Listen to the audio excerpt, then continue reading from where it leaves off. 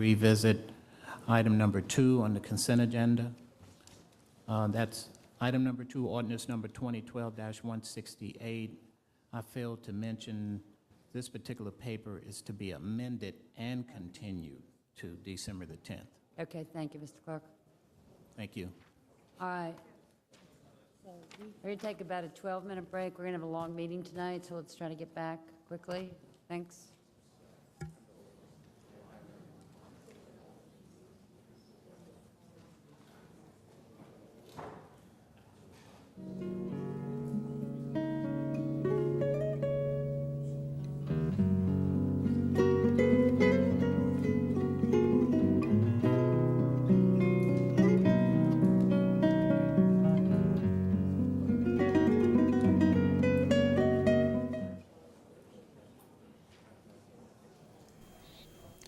And this is Gavel to Gavel, WCBW-TV's complete coverage of the Richmond City Council. And welcome once again. Good evening. I'm Dick Harmon. Welcome to our first meeting of the month of November. Before we go any farther along, I want to say thank you to the veterans. We are celebrating Veterans Day. Was yesterday, but it's on a Sunday. They're celebrating it today. So I want to say a thank you to all you veterans out there who have. There's a sign. I know on my way back from Ashland, I pass a sign every so often. It says, all gave some gave all, thank you, veterans. And that kind of sums the whole thing up. Being a veteran myself, but being lucky enough, I guess, or fortunate to have been in the peacetime Army.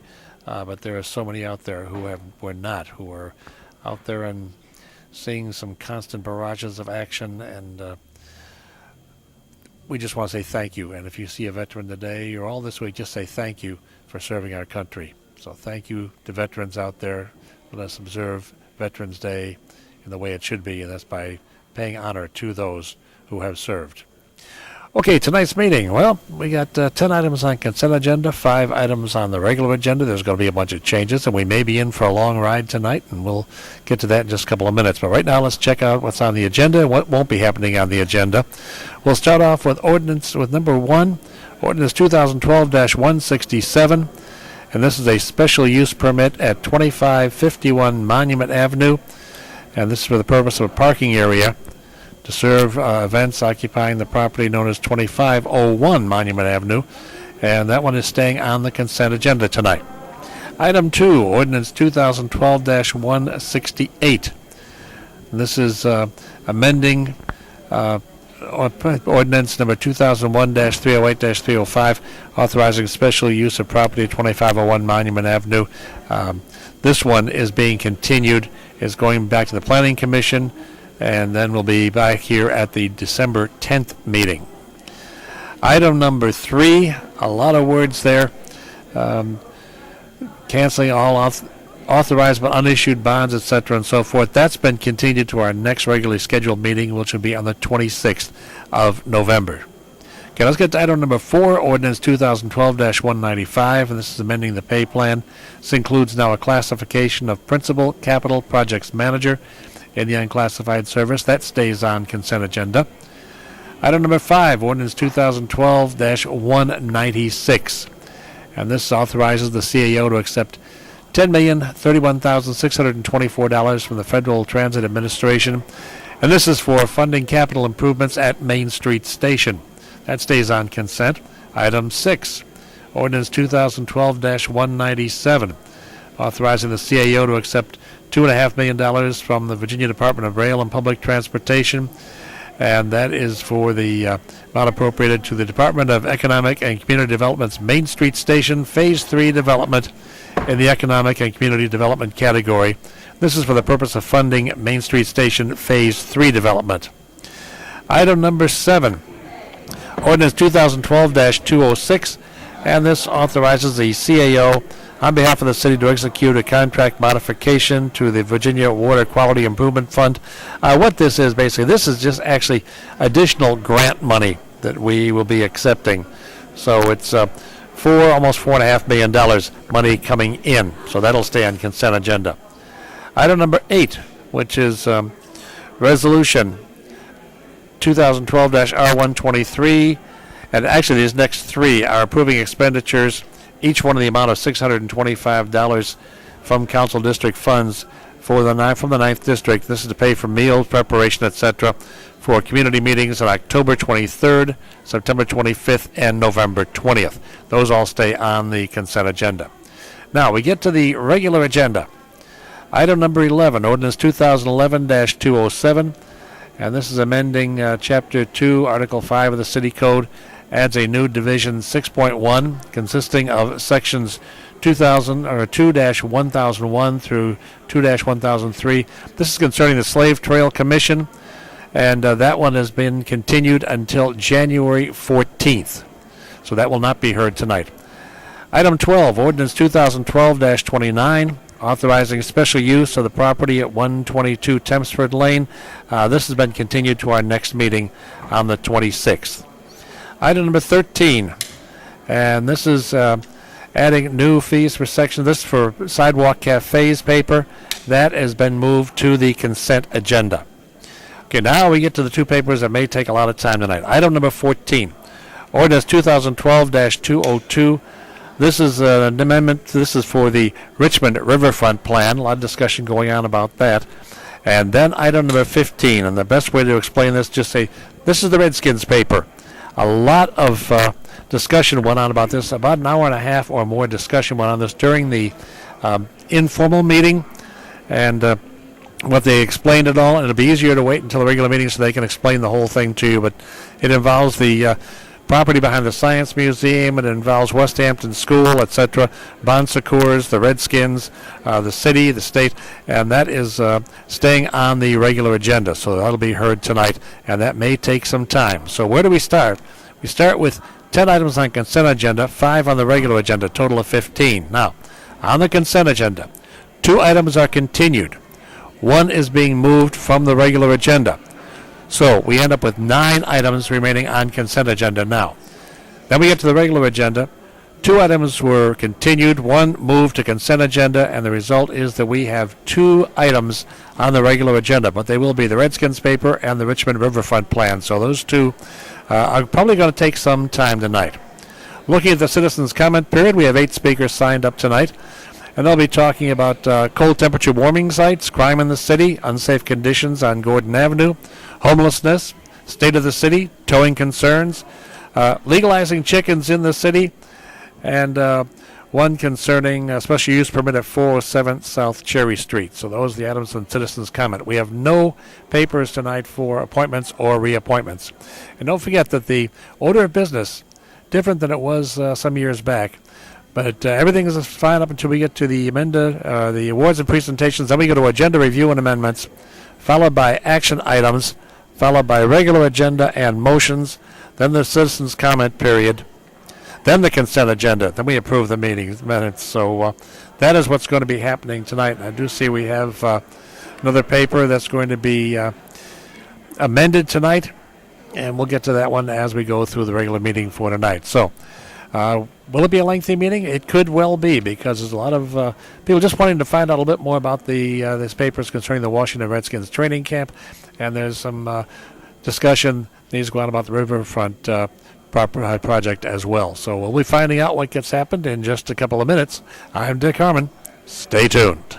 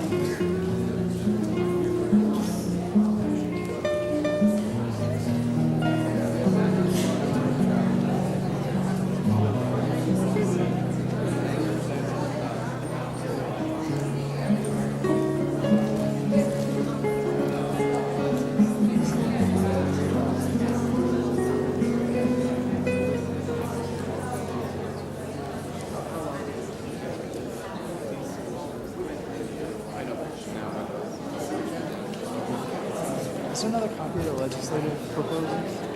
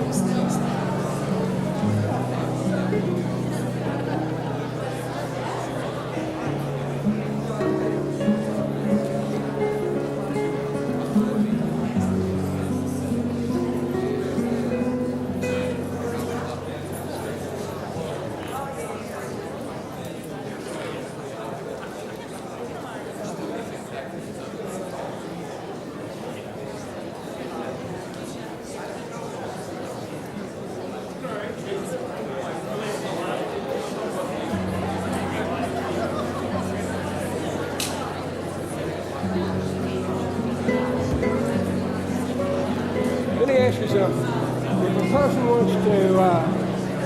a person wants to say something, they have to get on this somewhere.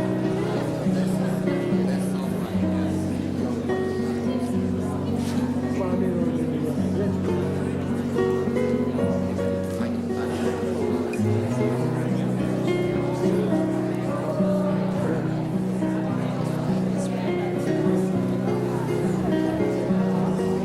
the Say what? I'm deaf as a door.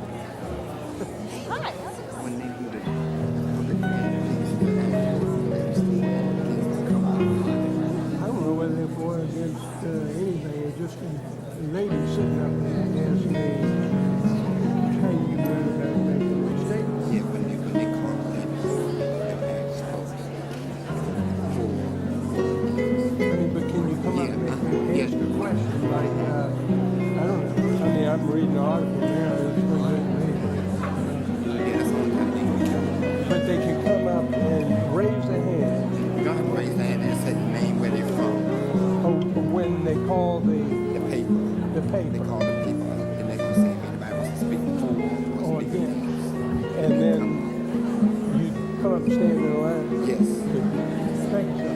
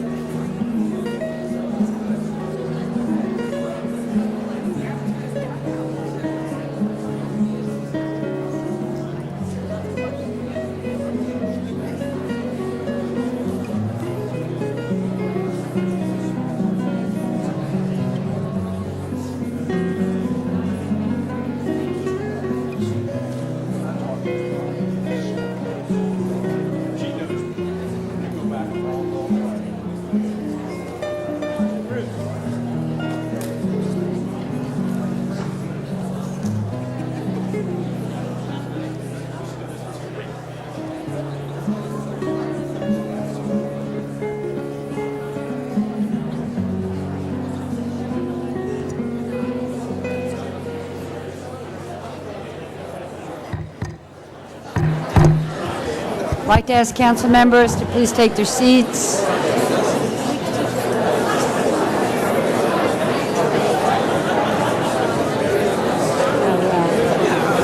Good.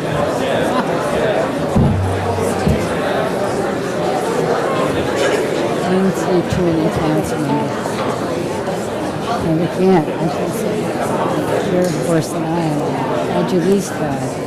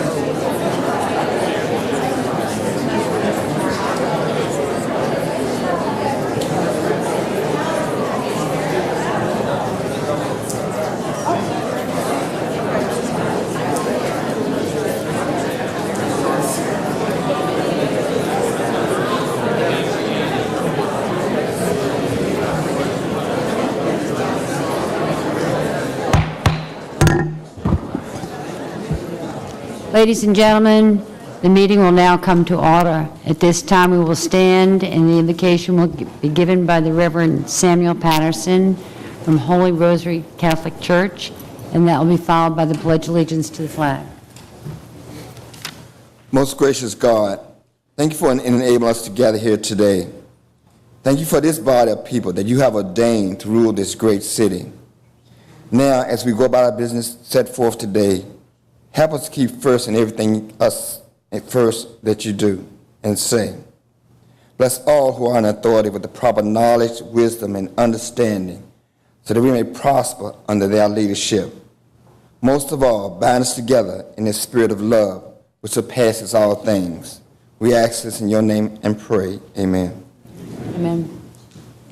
I pledge allegiance to the flag of the United States of America and to the republic for which it stands, one nation, under God, indivisible, with liberty and justice for all. Mr. Clerk, would you please give the Chamber Emergency Evacuation Plan announcement? Yes, Madam President. Good evening, ladies and gentlemen. Welcome to the formal City Council meeting. The Council evacuation plan is as follows. Upon activation of the emergency alarm signal, all persons should immediately exit the building. Please use the exits to the left or right front of the council chambers or the east or west stairways outside the rear doors of the chamber. Do not use elevators or escalators. After exiting the building, proceed to the assembly area located in the parking lot bordered by Clay, 8th and 9th Streets. Citizens and employees should assist visually and hearing impaired visitors with exiting the building. Thank you. Thank you, Mr. Clerk. Are all members of council in attendance this evening? Madam President, all members of council are present this evening except for Mr. Connors. Thank you. And I believe there are no appointments or reappointments? That is correct. And before we go to our awards and presentations, I'd just like for us to take a minute to recognize that yesterday was Veterans Day, and during this time and throughout the year, we celebrate and honor all our U.S. military service veterans.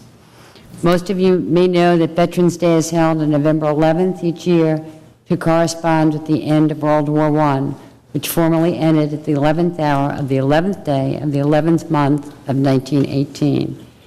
Our military personnel deserve our thanks and our prayers, both those who are serving today and those who served in the past. And I will tell you that one of the highlights of the past few weeks for me was being able to walk door to door with a World War II veteran. And I was very, very honored to be in his presence. And so I'd just like to ask if there are any veterans here tonight, if they could stand. No veterans here? I think...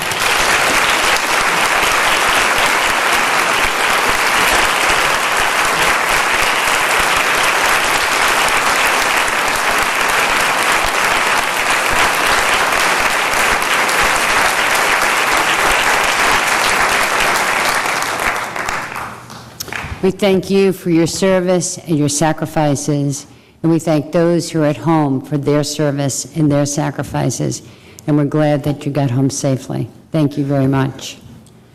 All right, at this time, we will go to awards and presentations. Mr. Clerk? Madam President, first award is a Joint Recognition Award presented by the Mayor and members of City Council to Ms. Linda Tissier, the CEO of YWCA of Richmond. Established in Richmond, Virginia on May the 16th, 1887, the YWCA of Richmond is a nonprofit organization with a proud history of providing services to people in need of the greater Richmond metropolitan area and beyond. Over the years, the YWCA of Richmond has earned a solid reputation as one of the most dedicated and respected organizations in our region, state, and nation, and has directly touched and positively impacted the lives of an estimated 0.5 million individuals through the delivery of caring and responsive programs and services. The YWCA of Richmond provides individuals who are victims of domestic and sexual violence over a 24-hour hotline and emergency shelter, and provides individuals and group counseling and a full-day preschool for children ages 3 to 5 years old. Dedicated to eliminating racism, empowering women, and promoting peace, justice, freedom, and dignity for all, the YWCA of Richmond has evolved over time in step with the changing needs of our community. Now, therefore, the Richmond City Council and Mayor Dwight C. Jones do hereby officially recognize, honor, and celebrate the YWCA of Richmond on the occasion of its 125th anniversary, and thanks its dedicated staff, volunteers, partners, founders, and supporters of their tireless, important, and ongoing work in helping to make our city an even better and safer place.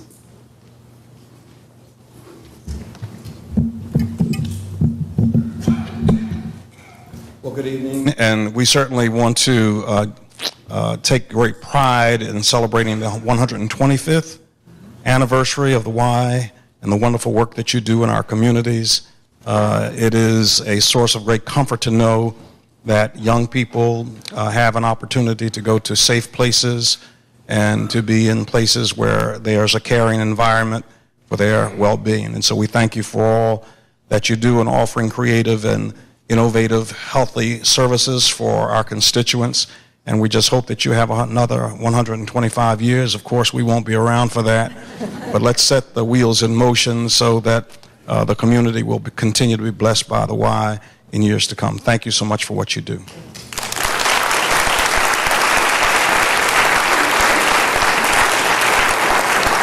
And I just want to echo the sentiments of the mayor and thank you for all that you do. And I think probably when you first came, you didn't come here 125 years ago, did you? Yeah. Okay. I just want to get it straight. No, I'm just kidding. When the YWCA first came here, it probably had a very different mission than it has today. And the flexibility of the organization to deal with each mission as it came through has been terrific, and we really thank you for that and for meeting the needs we have today and meeting the needs we had 125 years ago. And thank you very much. Thank you so much.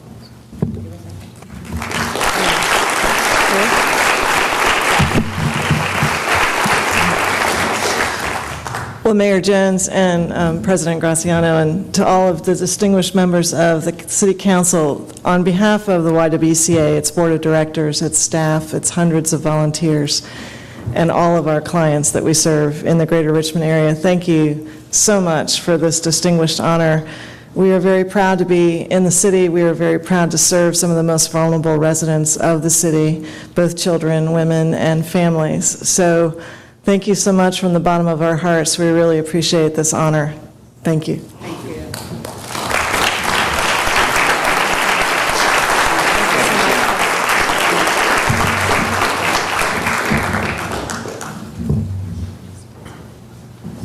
Okay, the next award is another joint recognition award presented by the mayor and members of City Council. This award goes to the Northside Family YMCA.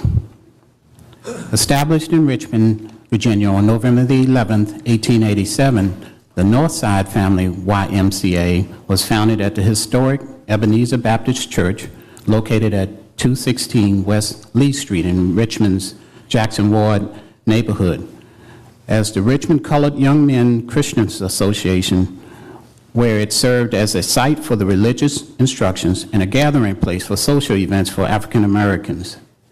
And in 1889, a structure was built for it on the corner of 3rd and Lee Street, and it later moved from there to 127 West Brooklyn Park Boulevard, and then to its present location at 4207 Old Brook Road. The nonprofit updated its name, and in 2012 was renamed and changed its name from the then North Richmond YMCA to the present Northside Family YMCA. Committed to community service, children and families, each year the Northside Family YMCA serves more than 3,700 individuals through programs and services that include a preschool and teen center, computer instruction, wellness training, and physical fitness. In delivery of its mission, the Northside Family YMCA partners and collaborates with area schools, nonprofits, government, and local businesses.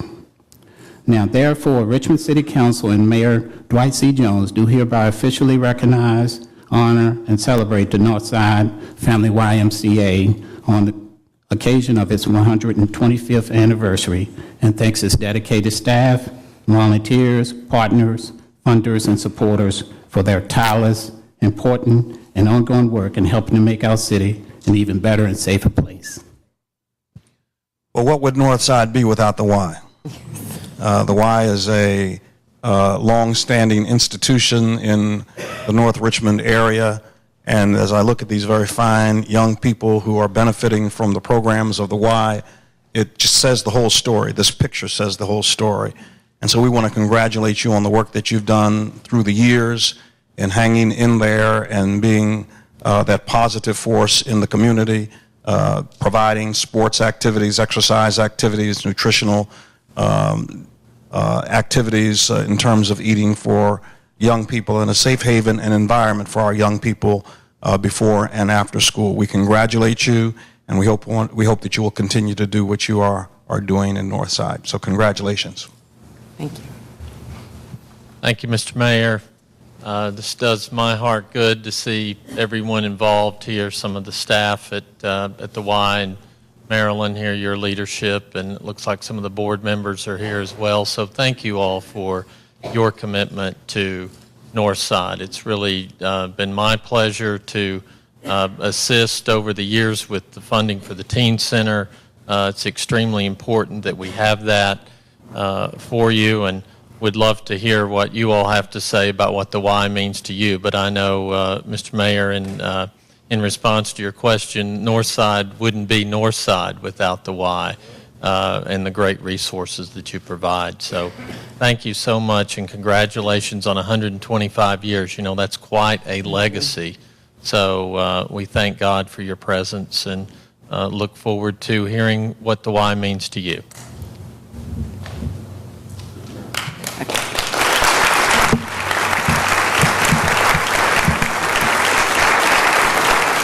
Well, we just want to say thank you for recognizing the Northside Y and what we've been doing for 125 years. And I'm very pleased that our teens and board members and staff were able to make it tonight.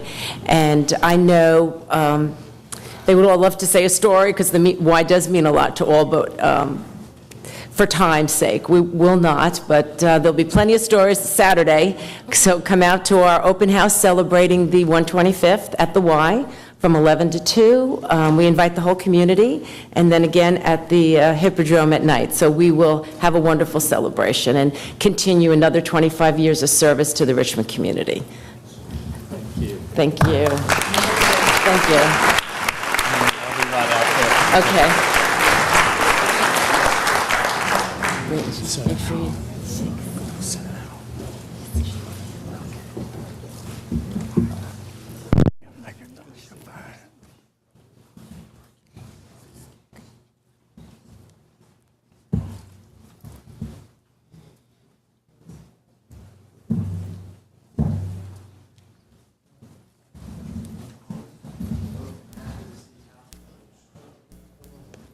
The next award is an official recognition award presented by the mayor and members of City Council. This award is presented to the American Youth Harp Ensemble. Established in 1999, the American Youth Harp Ensemble is a nonprofit musical instrument ensemble program at the Harps Foundation that includes more than 300 students ages 8 to 18 years old. Led by Artistic Director Linnell Edgar Corzia, the American Youth Harp Ensemble is dedicated to community service and mentorship through their harping in the hospitals and their ambassador programs. They also partner with local nonprofits such as the Boys and Girls Club and other mentorship programs in the community. Their mentoring work includes at-risk youth and physically, mentally, or socially disadvantaged peers. They also perform hundreds of solo and small ensemble concerts in the community each year to bring art and cultural opportunity to diverse communities who may have limited access to the arts. Considered to be one of our nation's leading youth harp group, as a testament to their dedication and hard work, the American Youth Harp Ensemble has been invited to perform at the Lincoln Center for the Performing Arts prestigious Alice Tully Hall in New York City on April the 27th, 2013. One of the foremost concert halls in the world, this invitation is recognized as an extremely high honor and accomplishment. Now, therefore, Richmond City Council and Mayor Dwight C. Jones do hereby officially recognize, honor, and celebrate the American Youth Harp Ensemble and bestow upon them the Richmond Joint Distinguished Artistic Accomplishment Award on behalf of Richmond proud residents.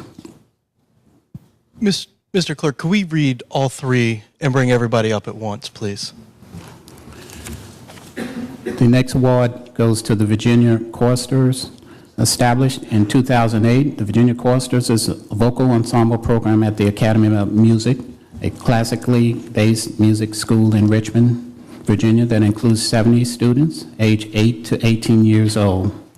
Again, led by artistic director Linnell Edgar Corzia, the Virginia Choristers Ensemble is dedicated to community service and mentorship programs. Throughout the year, the Virginia Choristers partners with local nonprofit organizations such as the Boys and Girls Club and other mentorship programs in the community on the behalf of at-risk youth and physically, mentally, and socially disadvantaged peers.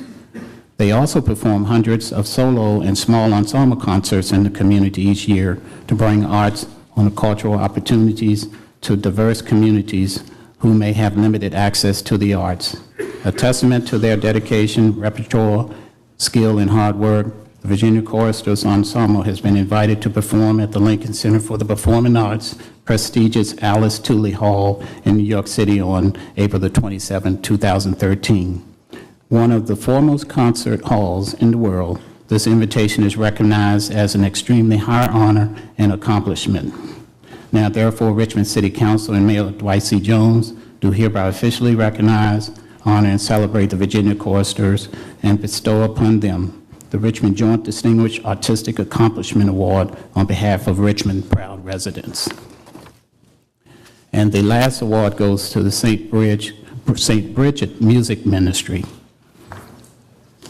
Established in 2010, the St. Bridget Music Ministries Parish Girl Choir and Parish Boy Choir are vocal ensemble ministries of the St. Bridget Catholic Church in Richmond, Virginia, that includes 49 students, 38 girls and 11 boys, respectively, aged 7 to 13 years old, performing jazzy children choir selections, chant in 19th century in anthems in Latin at the local and national level.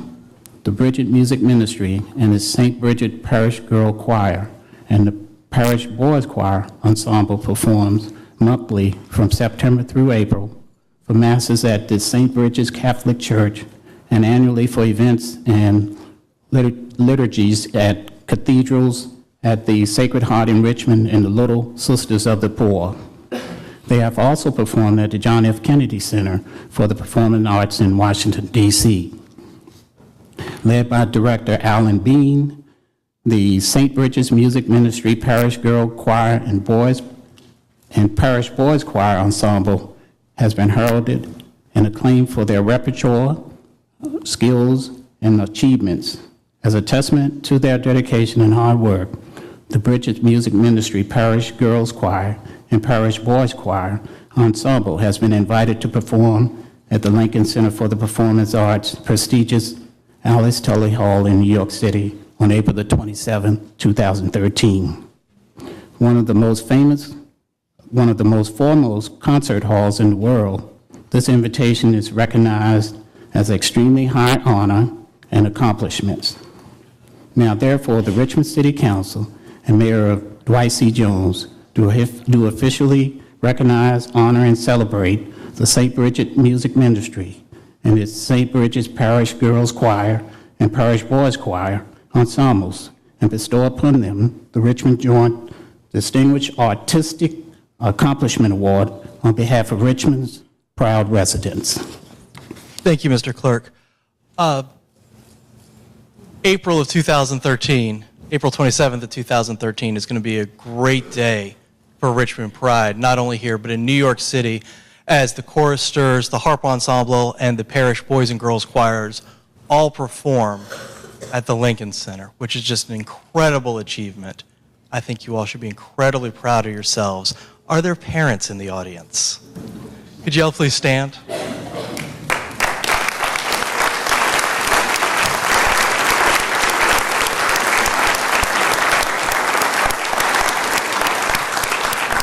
What we just heard and what these young people are going to do with the help of dedicated adults is continue the proud tradition of arts in the city of Richmond.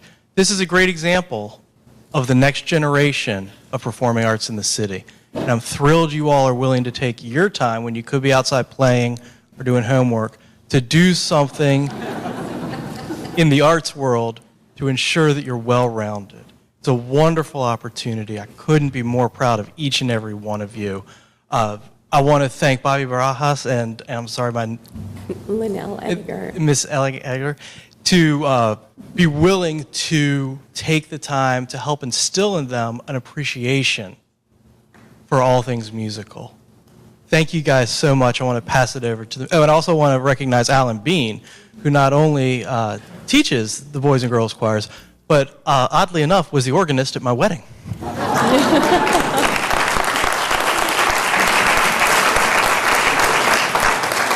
Well, I want to add my congratulations to Councilman Samuels and to thank you for your patience tonight. Your performance probably won't be any longer than it took to read all of those proclamations. But we want you to know that we're really excited about expanding our brand here in the city of Richmond. Our ballet went to London, and now people are talking about London.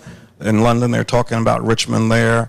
And when you go to New York and turn the place upside down, we know that they'll be talking about Richmond because of your performance there. You make us proud, so represent us well, and we wish you Godspeed and good luck in your performance. Thank you so much. Congratulations.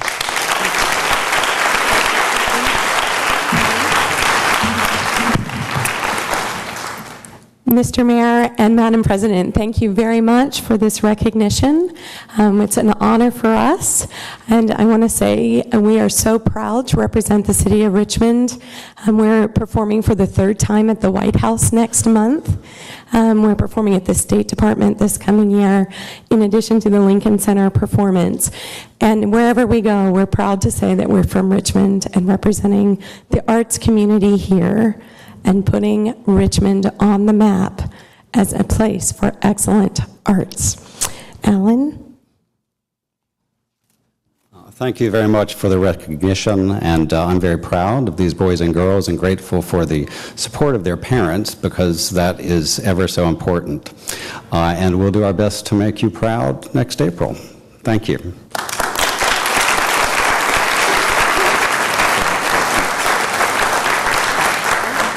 Thank you, sir. Thank you.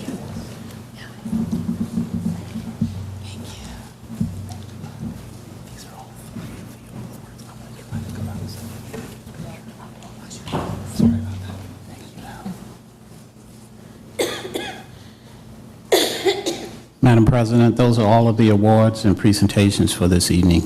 Thank you, Mr. Clerk. At this time, may we have a review of the list of amendments to tonight's agenda and an agenda review?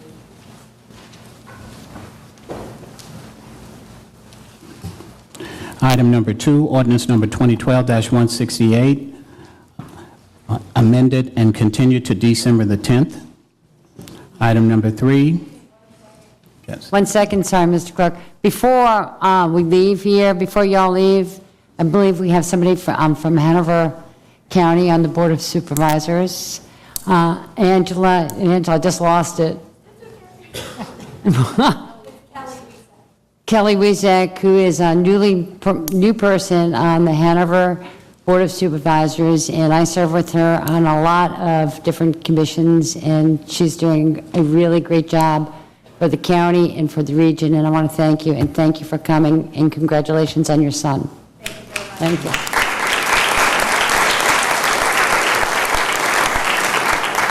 Sorry, Mr. Clerk.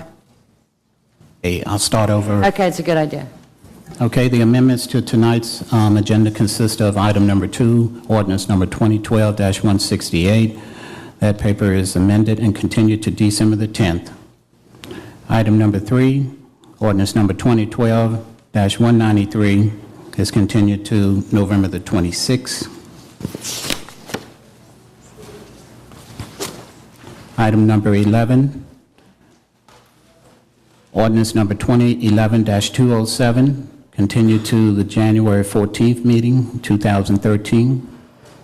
Item number 12, ordinance number 2012-120, ordinance number 2012-29, continued to November the 26th.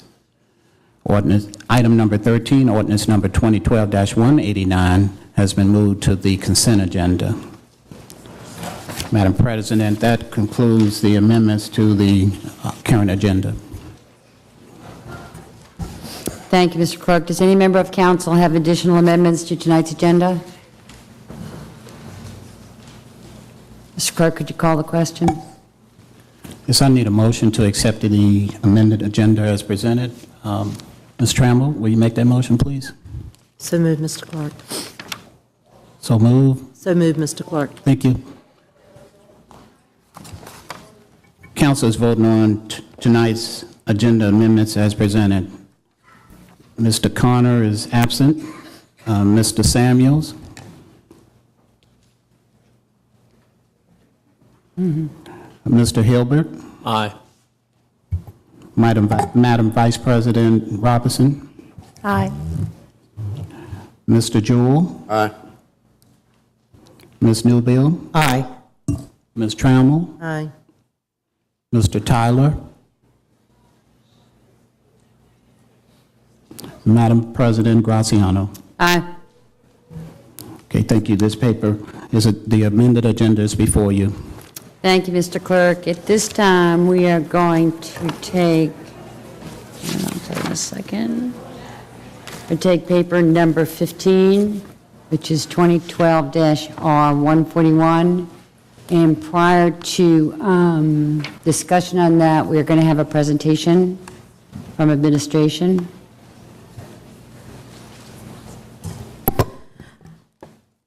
Item number 15 is resolution number 2012-R141 to express support for an economic development strategy and package with themes of health, fitness, medicine, and sports involving properties behind the Science Museum of Virginia, adjacent to the Richmond Community Hospital, and at the former West Hampton School property, and participants including the city and Washington Redskins and Bon Secours Regional Health System.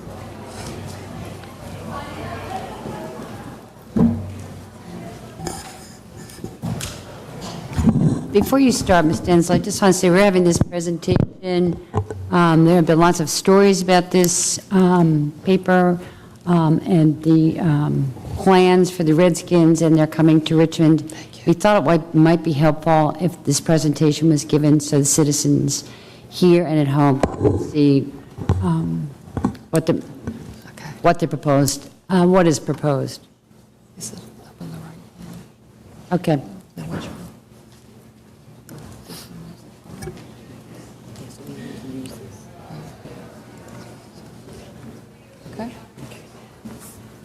Thank you, Madam President, members of council. I'm Suzette Denslow. I'm Chief of Staff to the Mayor. And what we'd like to do fairly succinctly tonight is to talk about the proposed Washington Redskins and Bon Secours Economic Development Package so that you all and the audience have a sense of what we're proposing. The first thing I'd talk about is we've been talking about the Washington Redskins coming to Richmond for the last year, and they are planning to, thank you, they are planning to be here for their 3-week summer training camp starting in 2013. And that's a very challenging and optimistic time frame, but we're committed to making it happen for 2013. It is, as I said, a 3-week training camp. But the number of people who will travel to see the Washington Redskins train is supposed to be amazing. We're hoping to have something like 10,000 people coming on a daily basis with a big fan appreciation day at the end of the 3 weeks. As you can see from this PowerPoint slide, in Maryland, D.C., and Virginia, there are 2.6 million fans. And for the Redskins, being located in Richmond as training camp develops the Richmond base, as well as Hampton Roads, the rest of Virginia, and parts of North Carolina. In terms of our partner in this project, Bon Secours, currently has 1,960 employees who live in the city of Richmond, and those annual wages amount to about $108 million a year. To talk a little bit about what Bon Secours already does in the city of Richmond, Charlotte Perkins is going to come to the podium to talk about their efforts so far. Charlotte is with their business development area. Good evening, and thank you for this opportunity. Bon Secours enjoys its partnership with the community and with the city of Richmond. Some of the things that we have done in the city are around our preventive health programs. It is one of our community outreach programs, and we believe in giving back to our communities. And that not only means taking care of the community's health, but also assuring that the city has the things it needs, such as the programs in the schools, also as well as the means to grow gardens in the city and the means to bring also the grocery stores and other businesses to the city. Our caravan is well known for outreach, where we go out to communities that cannot, in the city, that when people cannot get out, we have a caravan that goes out and provides medical services as well. One of the things that we're also most proud of, and we know that our city in particular, Richmond, has an issue with childhood obesity. And recently we were ranked as one of the most obese cities in the United States, and we do believe that our children are at risk and the future of our city is at risk. So childhood obesity with the Move In Mania program, we're aligned with 26 organizations throughout the community to actually promote wellness, to promote exercise, and to promote education on healthy eating. We recently donated $120,000 to the city schools to put Move In Mania in the schools, which helps not only with giving exercise, but also education around math programs. Diabetes is a huge second issue, and one of the reasons I think diabetes is becoming even more of an issue for our children in particular is because of the obesity factor. In the East End, we know there's a huge need for diabetes education. There's a need for wellness. There's a need for fitness centers and safe places for our children. And I think you'll hear today from Sister Anne Marie Mack how this proposal will help with that. In addition, free health screenings are critical and important. By time with the Redskins, they promote men's health, and they promote health screenings for men. And one of the things I've said to the men in some of the meetings we have been in is that you're not always the greatest at getting your health taken care of. Usually there's some woman that kind of makes you go and get your health done. But if we tie you to an NFL sports team, we do believe that health screenings will become something that you'll do more. We know the Washington Redskins did this in Washington, D.C., and they had over 2,500 men show up for prostate screenings. So it's something we're excited to bring to the community that we think is lacking. In addition, the SEED program, for you that don't know, the SEED program is an initiative in the East End where we're helping to try to bring grocery stores and entrepreneurs into the city. There was a grant, we gave a grant last year to start some businesses in the East End, and you'll hear hopefully Wednesday of this week where we make an announcement for additional grants to bring businesses into that community. In addition to that, one of the things that the Redskins is prominent in is helping with concussions in sports. We're very fortunate to have sports trainers that work in many of our schools in the city of Richmond and work with your athletic schools. One of the things that we do is we do a baseline concussion screening and physicals, and all of the money that we receive, we give back to the school so that in fact the schools can use that for sports equipment and other things. So we really feel that the Redskins project and with the city ties immensely to our mission, and it also allows us to provide even more outreach services to our community. Thank you.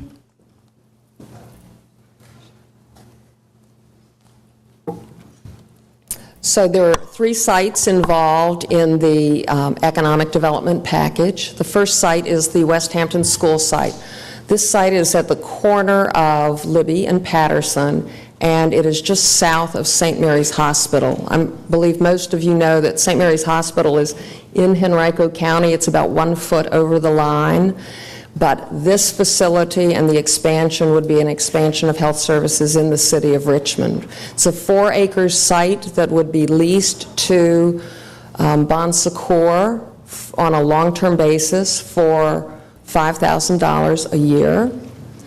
Bon Secours would also agree to maintain the playing fields that are on the west edge of the site, or the left-hand side of the site. They'd agreed to maintain those fields for about $35,000 a year. That's a cost that the city is now incurring. In addition, on the site, In addition, on the site, at the very back, northeast corner of the site is a tot lot. And the tot lot has been there a long time. Bon Secours has committed to upgrading the equipment and to relocate the tot lot to a location probably about 2 blocks away. In addition, I'd point out that Bon Secours is working to retain the school's structure, if not the entire structure, the facade, because they know that's been an issue of importance to the community. The school was built in 1916 and it's a beautiful face, and Bon Secours has said if there is a way they can retain it and as much of the building as possible, they're going to do that. In terms of the development at this site, they are looking at, and I realize everyone here can read, they're looking at about 75,000 square feet at a capital investment of about $24 million, and there would be 120 new jobs with an $11 million payroll at this site. The second site we've talked about is the Bon Secours Hospital that is currently in the city limits. This is in the east end just off of 9 Mile Road, and it's Richmond Community Hospital. The proposal there is to add 25,000 square feet of space to develop a fitness and wellness center, blood pressure center, possibly dialysis, and other physician offices. The capital investment would be about $8.5 million, 75 new jobs, and a payroll of $6.7 million a year. This is an area of the city that is historically and currently underserved. I know that Ms. Newbill and Ms. Robertson can talk about this more eloquently than I can, but it's a very big concern on the city's part to provide good health services to all parts of our city, and this is a seriously underserved part. The third site in the package is the Lee Street site, and it's the parcel of property behind the Science Museum of Virginia. The Commonwealth of Virginia owns the site and would lease it to our Economic Development Authority for about $30,000 a year. This is a 17-acre site, and we think it's a comparable lease payment to the amount at the West Hampton site. On the site would be 2 side-by-side practice fields, a drill field, a field house that would include locker rooms, training rooms, weight rooms, and office space. The office space, in part, would be leased by Bon Secours. They would commit to a 10-year period with about $6.3 million in commitments over the 10-year period.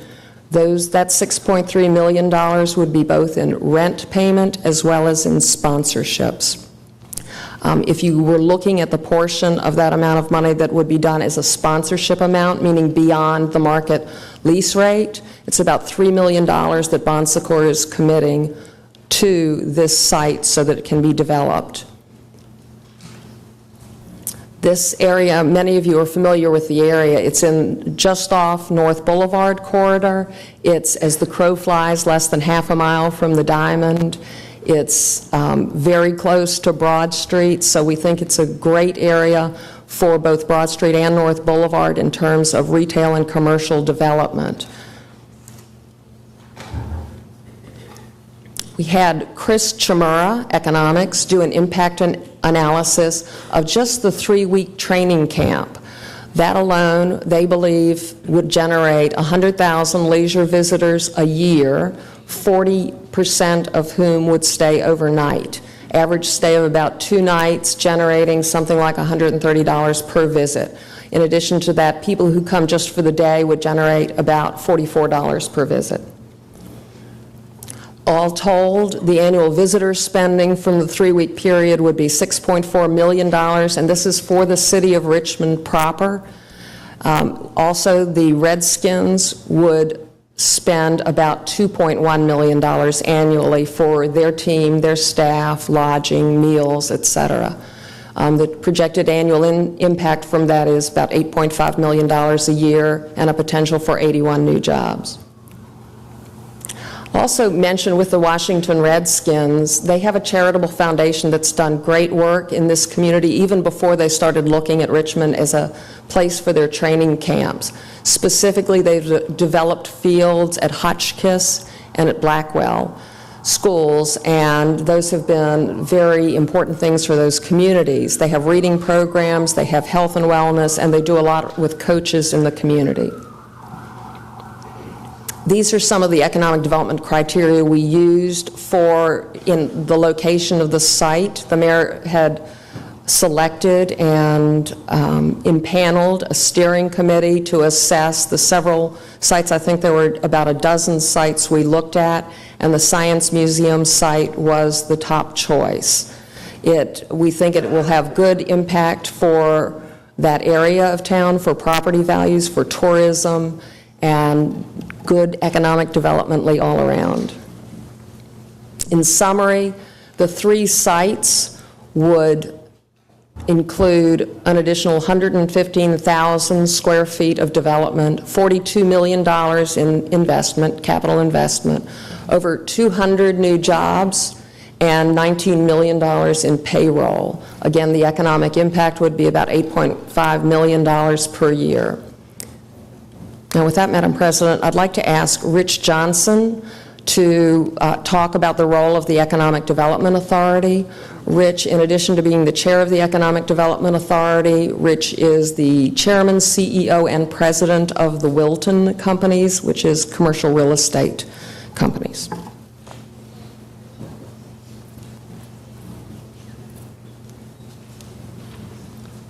Madam President, ladies and gentlemen, good evening. As Suzetta said, I'm chairman of the Economic Development Authority, and I'm here tonight on behalf of our board, thank you, to let you all know that our board has met on this, and our executive committee has met with recommendations to the board, and our board has endorsed this project unanimously, and we bring that endorsement to you for your information. Our group has in the analysis, has looked at this in a way that we would suggest would be the best way to look at it, respectfully so, that this is a global strategy. We have 3 different sites, 3 different pieces of it, and that the proper way to analyze it is not to perhaps try to pick one part of it and say, well, I like this about this site, but I don't like this about this one, but rather it's a global strategy that all needs to be considered as part of a package arrangement, which indeed it truly is. The benefits in our mind to the city are that it's a very solid business deal. And in addition to a very solid business deal, we also have the benefit of all the publicity and the benefits that are going to come from the affiliation with the Redskins. The Bon Secours piece of it is critical. Their involvement and their sponsorship is what makes the business deal solid. As we've looked at this investment that would be made by the city and by the Economic Development Authority, we know that we have a large obligation here to address based on the commitment that's being made. And we look upon this as a very, very safe investment. There have been comments from time to time made about not everything every public body does turns out like the projections and the economists say it works out to. But in this case, the numbers are on the table. The Bon Secours investment for the space they're taking, together with the second floor space that will be developed as part of the project that will be leased out by the Economic Development Authority, with the authority standing responsible for the costs and the operations of that, take this project to the point where it is virtually a guaranteed success. Will be roughly 78% of this project's cost covered through the authority and through Bon Secours. That would leave, and that's within the first 10 years. That would leave us still decades yet to pass by to only cover the last 30%, to actually about less than 25%, that is not guaranteed by the 2 pieces of the deal that are already on the table. So we would suggest to you that it is a very, very safe deal economically. The exposure to the city in the event of a downturn where the additional sponsorships, which we are quite comfortable will be forthcoming, are not guaranteed yet at this point in time. But if they aren't, the exposure to the city is very modest. And again, we have multiple decades left after the Bon Secours lease transaction expires and after the Redskins are done. So very, very safe deal. It comes to you with a recommendation of, again, our unanimous recommendation of our board of directors, and we would strongly recommend your favorable consideration. And if there's any other questions, be glad to answer them. Thanks so much. Madam President, the last speaker we have is Sister Anne Marie Mack from Bon Secours. She is the Senior Vice President for Sponsorship, and she's been very actively involved with both the West Hampton property and the St. Mary's site and at the East End. Thank you, Suzette. Good evening, and thank you again for the opportunity to speak with you on behalf of the Sisters of Bon Secours. I'm Sister Anne Marie Mack, Senior Vice President of Sponsorship for Bon Secours Richmond. As it relates to this project, as with other projects, the Sisters of Bon Secours view this from a mission perspective. This proposal supports our mission of providing comprehensive and quality healthcare services to the residents of the communities we serve, and especially those who are underserved. It will create good jobs with competitive wages and benefits, as well as build strong relationships with local vendors and suppliers to the residents of our community. And lastly, this partnership allows us to work with local government and the community to capitalize on the opportunities that will strengthen our economy and enhance the quality of life for our residents. We feel that this project and proposal not only meets each of these goals, but will build upon our current work with the City of Richmond. By way of background, Bon Secours sponsored a community planning charrette in 2009 at St. Mary's Hospital and in 2010 in the East End of Richmond. These conversations, these charrettes, launched discussions with residents and city officials around the future developments by Bon Secours at St. Mary's Hospital and Richmond Community Hospital. Our recent conversations with the city would move forward these developments and add a third component, the Bon Secours investment and active participation in the Redskin training camp facility. This combined package allows us to expand much-needed services in the East End as well as the West End of the city, and at the same time create jobs and tourism for the city of Richmond. Bon Secours is excited, honored, and proud to be part of this initiative and to be able to continue to bring more good help to the communities we serve. So, on behalf of Bon Secours, I thank you for your consideration and ask for your support of this initiative. Thank you. Thank you.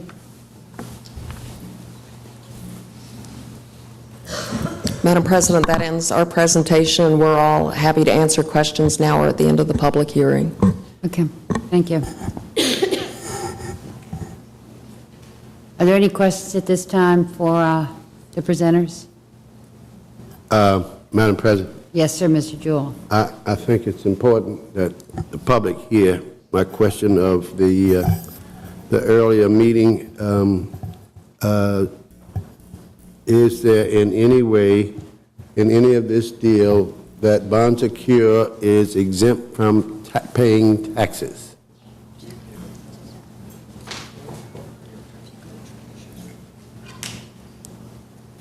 It is affiliated with the Catholic Church, and I think that question has not been cleared up. I think you can clear it up for us, Jim.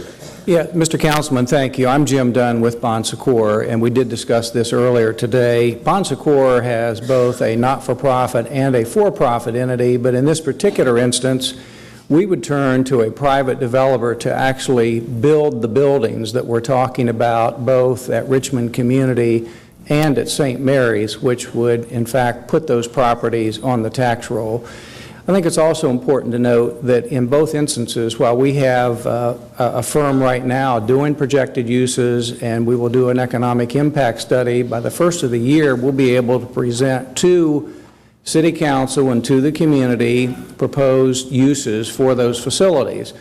Once that's done, then the very public part of this kicks in when the community and the city have the opportunity to look at those proposals, and we certainly understand that until we go through that process, we will not get either the zoning or a building permit to build anything. So we want people to know that this process, in fact, moving forward, is going to be very public, that we don't have a determined use that's been approved by anyone, that we have to propose that to the city and to the community, and that will happen over the next couple of months so that folks can, in fact, look at what's being proposed, look at architectural renderings, look at the job creation, and have the opportunity to ask any questions that they would have. But the property, in fact, would be on the city's tax rolls. Thank you. That's Thank you. important. Any other questions? Okay, at this time, we're going to hold a public hearing. In rules of council, each side will have 30 minutes. That would be 30 minutes for the opposition and 30 minutes for those who are in favor. I'd like to see a show of hands of how many people plan to speak in opposition. Let's start there.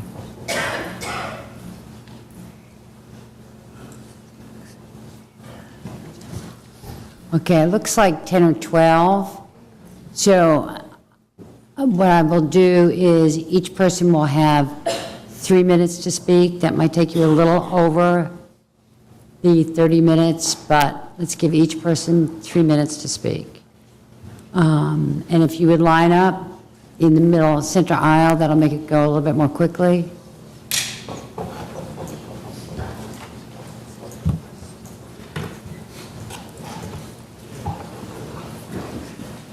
I'm going to count one more time, because if we have like 15, I'm going to drop it back to 2 minutes a person. 1, 2, 3, 4, 5, 6, 7, 8, 9 trees. Okay, that's it. Who's going to speak in opposition? Okay, all right. My name is Chris Dorsey. I'm speaking in opposition to this giveaway of land to the two of the most wealthy entities on the planet. The city of Richmond is a city where many live in poverty, and our tax dollars are being given away to the Catholic Church and the Washington Redskins. And I can say I have much experience with these two entities. I am a former Redskins season ticket holder who wants my money back. And I know that going to the Redskins games is one of the biggest shakedowns anyone will ever experience. And they just shook down the taxpayers of the city of Richmond, and assisting them is their co-conspirator, the Catholic Church, who will not pay taxes. And I don't know who thought it was a good idea to lease out that prime real estate for $5,000 a year. I mean, you can't even rent a house in that neighborhood for $5,000 a year. It's ridiculous. It's a sham, as we all know. I mean, this is just like the jail deal. This is based on kickbacks, as people who read the Richmond Times-Dispatch and the lawsuit against Alan Jackson will attest. We told you about that before. We have known about this for 3 years, that Bon Secours was going to get this property, and it was a giveaway, and the fix was in. And the city of Richmond was, you know, with Bon Secours every step of the way. And as usual, this is based on construction kickbacks. The people don't have any say in what their government does. The neighbors don't want this. The neighbors knew about this. The idea that this is new to any of the neighbors is just patently false. We knew about this. This was the reason why we were having meetings with Council Member Tyler. And you know, I don't think Mr. Beliles has said anything about this issue, but I'm wondering why it is that that we can know who won the presidential race before the polls even closed, but we don't have any idea who won the race for 1st District City Council in Richmond, Virginia, with 12,000 voters. I mean, this is all a sham. I mean, stop giving our money away. And seriously, I mean, when the people get in control, I mean, people like, I don't know, those who run Bon Secours and Dan Snyder, we're going to get our money back from you. Thank you. Thank you, sir. Madam President and council members, my name is Nadia Gutowski. I represent the neighborhood directly across from the West Hampton School. We're bordered by Libby, Patterson, thank you, Granite, and Monument Avenues. We do actually include a portion of the county. We are, as a neighborhood, here not to speak to the Redskins or to the opportunities that exist for the city, which sound like they are many in regards to the Redskins, or to Bon Secours, or Bon Secours' wonderful programs that they will offer to residents within the city. As a neighborhood, as taxpayers, as residents, as parents, as community members, as members of the community who would like to and try to be engaged in public discourse, we are formally and respectfully asking that you take the West Hampton School out of the Redskins deal. We understand, we have repeatedly within the past 3 years, since Richmond Community High School has vacated the property, asked about the fate of the West Hampton School. And we have been concerned about the possibilities and very engaged and interested in having a public bid and public proposal process that would allow for the community to have at least nominal input into what would go on that site. In addition, the playground is one of the busiest in the city. It is a crucial benefit to members of the community living in that neighborhood. We had a meeting last Thursday with the mayor and Councilmember Tyler and Suzette Dinslow, Mark Ollinger, and other members of the mayor's office. We're again, I do not want to go on too long, but want to respectfully submit that potentially another site in the city could be offered to Bon Secours, which would fulfill the obligations and allow for this benefit to accrue to the members of this city, but to please allow for a public process to evaluate the best possible adaptive reuse of the existing structure of the West Hampton School to the benefit of the community of the district. And once again, we ask this out as members of the public, as residents, as parents, and as concerned citizens. Thank you very much. Thank you. Please, excuse me. I'm going to ask, the rules of council are no applause, so I'm going to ask you to respect those, please. Thank you. Said I had a day. Said I had a day. Anyway, I like the Cowboys. And I'm listening to what the presentation had to say. Excuse me, Ms. Harvey, you need to identify yourself first. Hi, my name is L. Shirley Harvey. I heard the presentation, and I'd like to understand more about what they said. I'm surprised that there was only one question. I have several questions sitting over there, and one of them was, they said there were 1,960 employees, I think, that worked at Bon Secours or from the city of Richmond. I like to make sure of that. But the other thing, whenever we bring something here to the city of Richmond, we should be making sure that the people of Richmond get the jobs. Not only that they get the jobs, but that they get the training for the jobs. If you're going to do this anyway, which is what you usually do, you need to make sure that that's happens. We have had for more than 35 years a poverty rate of over 25%. If we're going to have businesses here in the city of Richmond, our people should be a part of it, and especially if we're planning on giving away anything. I'd like to make sure that you know that we should do right by the people in the city. I cannot understand how the Catholic Church and the Redskins got together. That does not make sense to me. Thank you. Good afternoon. My name is Melvin Jones, and I'm in opposition of this project because of the fact that the governor has just made a statement. I think it was Saturday or Sunday, to put a freeze on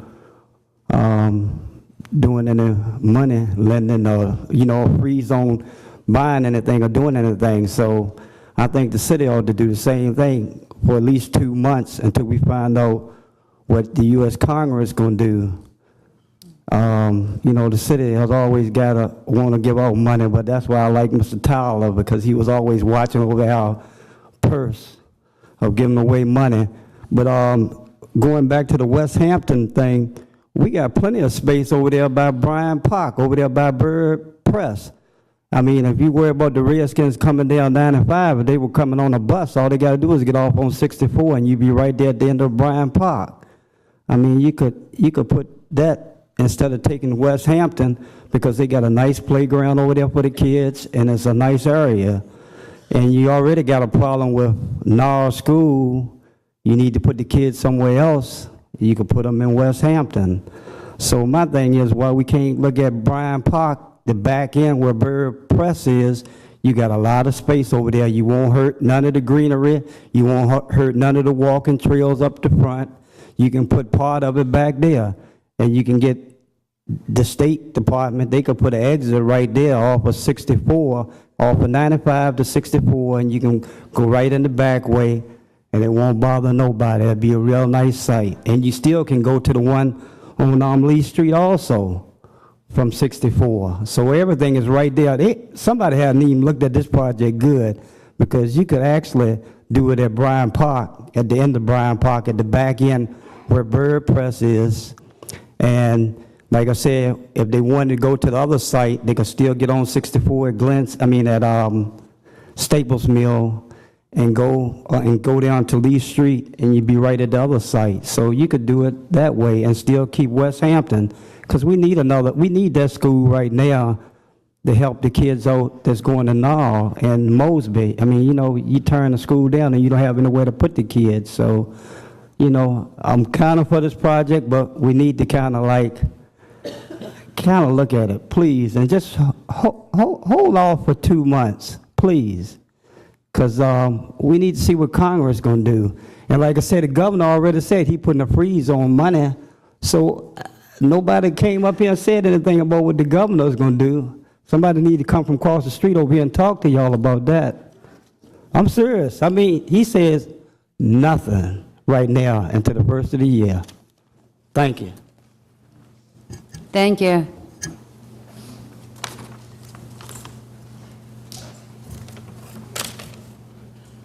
My name is Charles Evans Hughes, Sr. from Southside. Good evening. Good evening, sir. How are you? I am fine. Richmond has some land. Who or what is Richmond? Richmond is people. Richmond is people divided into 9 parts. Each part has a chosen person to represent it.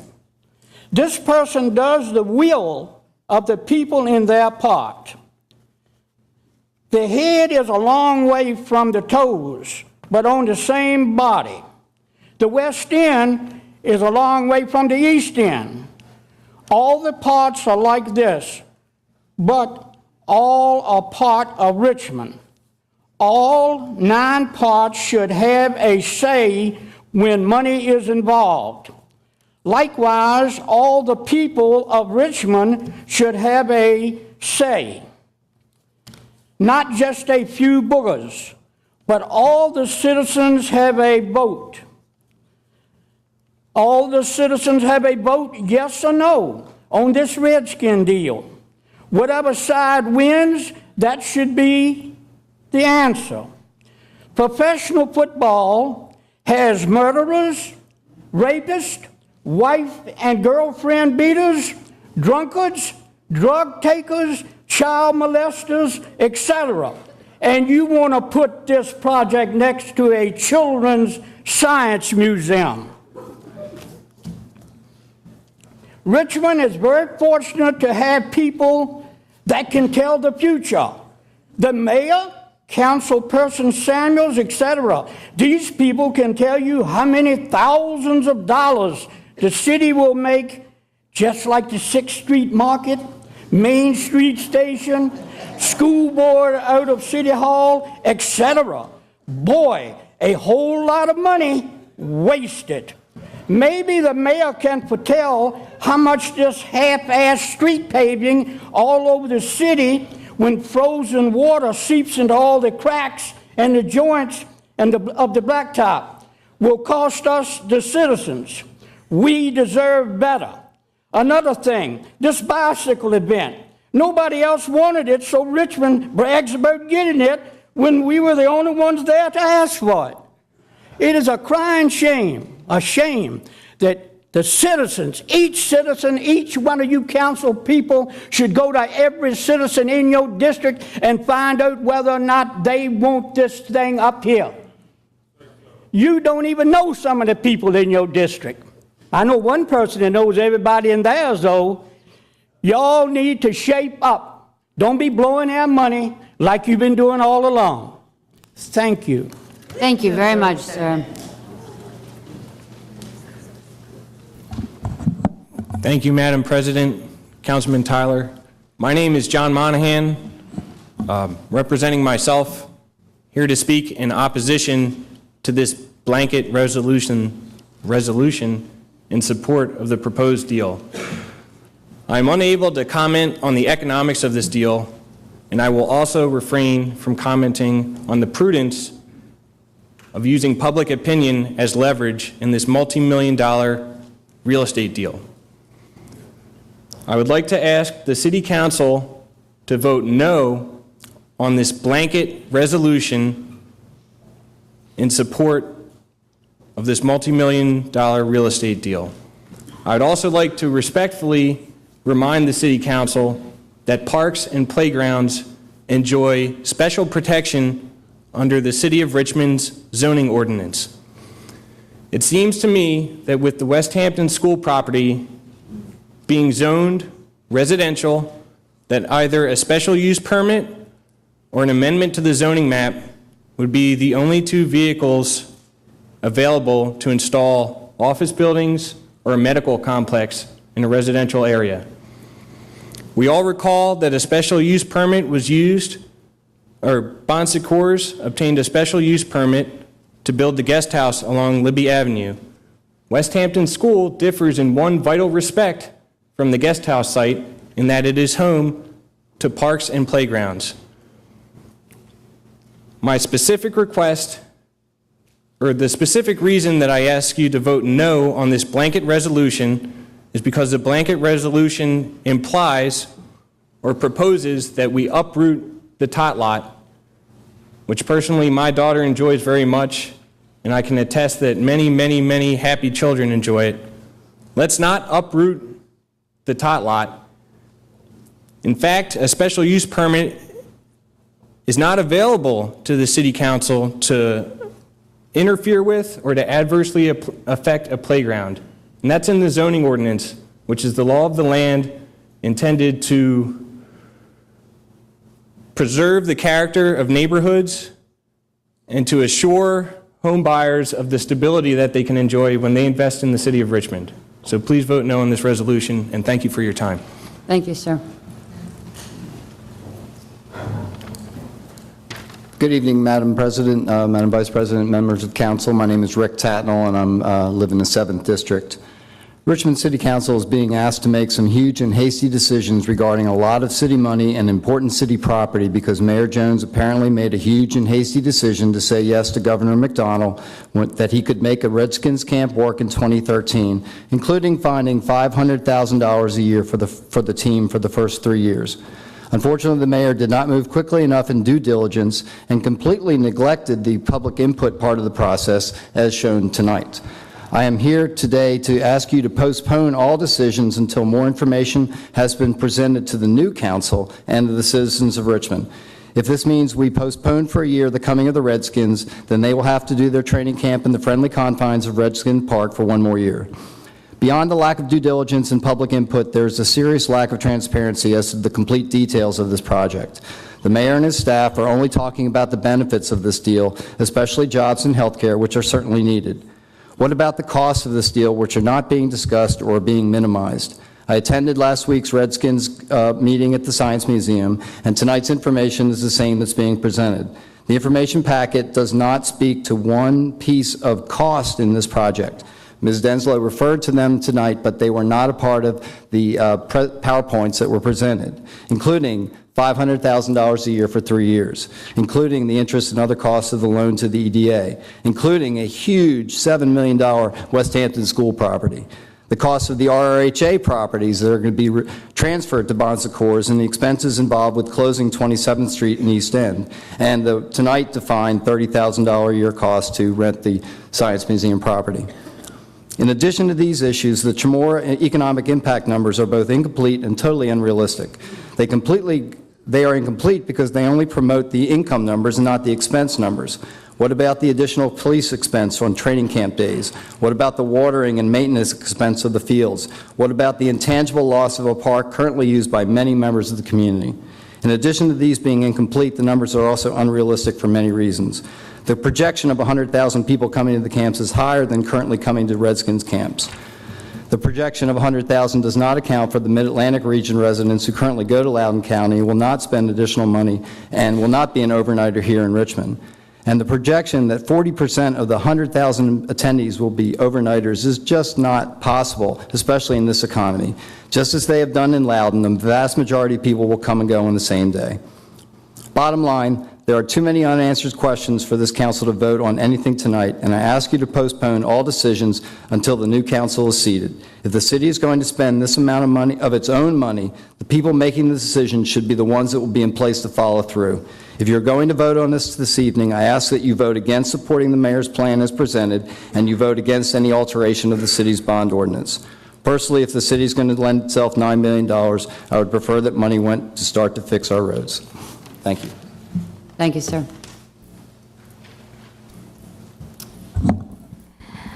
Madam Chairman, distinguished members of council, my name is Mary Jane Hogue, and I'm the Executive Director of Historic Richmond Foundation, and I'm here to speak on behalf of Historic Richmond to advocate for the protection of the architectural treasures of our city. I hope I'm hearing correctly that one of those historic structures is not at risk with the real estate deal for the Redskin training camp. West Hampton School was built in 1917, 95 years old, by a renowned architect, Charles Robinson. Mr. Robinson is known for many buildings in Richmond, including Fox Elementary, Ginter Park Elementary, Thomas Jefferson High School, Miller and Rhodes, and even partnered with Marcellus Wright for the new Altria Theater. Charles Robinson was also responsible for the original JMU campus, buildings on the campus of Washington and Lee, William and Mary, University of Mary Washington, Virginia State University, just to mention a few. West Hampton School is both a neighborhood and an historic landmark. We strongly request that before any real estate deal is solidified, that the city only transfers West Hampton School with conditions that an adaptive reuse of the building be a part of the deal with appropriate infill additions behind and around it. West Hampton has been a landmark in Richmond's West End for decades. To demolish it will not only lose an architectural treasure, but a significant streetscape change in Richmond. It will also erode the real estate tax base of the surrounding neighborhood, along with the architectural integrity of the block. We hope that homeowners and taxpayers can be part of the conversation. The Redskins are a wonderful addition to the Richmond landscape, but their new training camp should not jeopardize a landmark nor the characteristics of a neighborhood without full consideration of options other than bulldozing. Through the years, some have thought HRF is senseless to advocate for old buildings such as Old City Hall, the National Theater, Linden Row, the 200 block of West Franklin Street, Churchill's neighborhoods, yet people marvel today that those buildings were ever even considered for demolition. As a director of a nonprofit, it is my responsibility to use donors' dollars responsibly. Taxpayer dollars should be used as diligently as nonprofit resources. Thank you for granting time to the community to solidify and establish the facts to best consider the uses for this treasured green space and neighborhood and historic landmarks. We are really thrilled to hear that there really is consideration not tearing down this building. Thank you. Good evening, Madam President, members of council. My name is Stuart Carter. I'm here tonight to represent the Westview Civic Association and our comments on the process to date for determining the future use of the West Hampton School. Our boundaries include Maple Avenue from Grove to Patterson, the west side of Libby, and offshoots of both of those streets. So you can see we're very interested in what happens with this very large parcel in our neighborhood. As noted by others, we're concerned with the process to date. This lacked openness and transparency, and most importantly, input from our civic association, other civic associations who've noted they've also been cut out of the process. As was noted by St. Mary's, we did all attend the charrette in 2009, and I would note the headline at the Richmond Times-Dispatch, St. Mary's will include neighbors in planning process. So far, that hasn't happened from the St. Mary side or the city side, and that's distressing to us. We'd like to ask and respectfully ask that you include us in future discussions in a meaningful way, not with a preordained outcome, but we would like to be able to get information. For example, I know you've done an economic impact study. Where's the neighborhood impact study?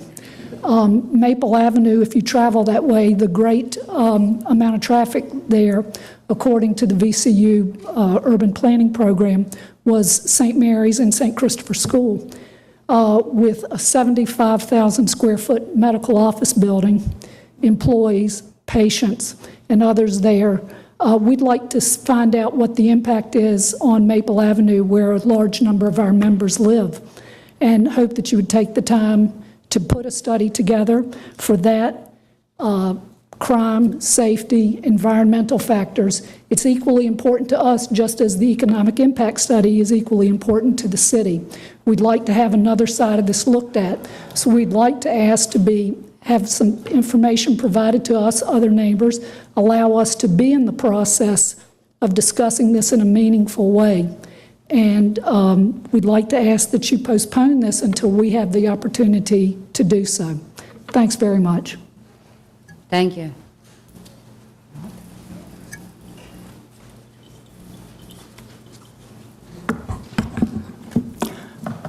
Good evening, members of council, Madam President. My name is Marion Agnew. I live in the Fan, and I speak on behalf of those who use the Lee Street Park. In case you haven't visited it lately, it looks like a golf course. It is not a derelict piece of property. It's a place where we and our dogs walk every day, and there are going to be more people like us as people get older. So I would suggest to you that it is in the interest of the city of Richmond to keep these areas where people can walk comfortably and recreate and be in nature. As a person who I met the other day said, this is our little piece of country in the city. And it truly is. We all love it. And it is the closest park to the lower end of the Fan where people can walk. So I would first of all say, please pay attention to that. My other comment is that after having practiced law and saving parks and recreation areas in Northern Virginia for 30 years, this is one of the slickest operations I have ever seen to move public property into private economic development at no cost, literally, to those who are receiving the benefit. The Redskins are a wonderful team. I raised 4 boys, and I am a devoted Redskins fan. But they are an industry. A National Football League team is an industrial use. Now, the trick is how to get the Redskins here as an industry. And you've got a tremendous capability in the Chamberlain Industrial Park, which is very close to our wonderful Virginia Union University, where they play football. And they don't have very much space to do that. They have simply 2 little fields. When your planning group approached Virginia Union, they wanted to use their fields for the Redskins, and of course, Virginia Union probably said, you got to be kidding, we don't have any space here for you guys. But what if a huge industrial facility, sports facility was built right there beside Virginia Union University, could accommodate 4 more ball fields, and what an inspiration it would be to those kids who are attending Virginia Union and giving them the kind of inspiration that they need. So this is a Hail Mary pass to you guys. Cool it. Take another look at this and think of a partnership between the Redskins and Virginia University, not Bon Secours. Thank you. Thank you.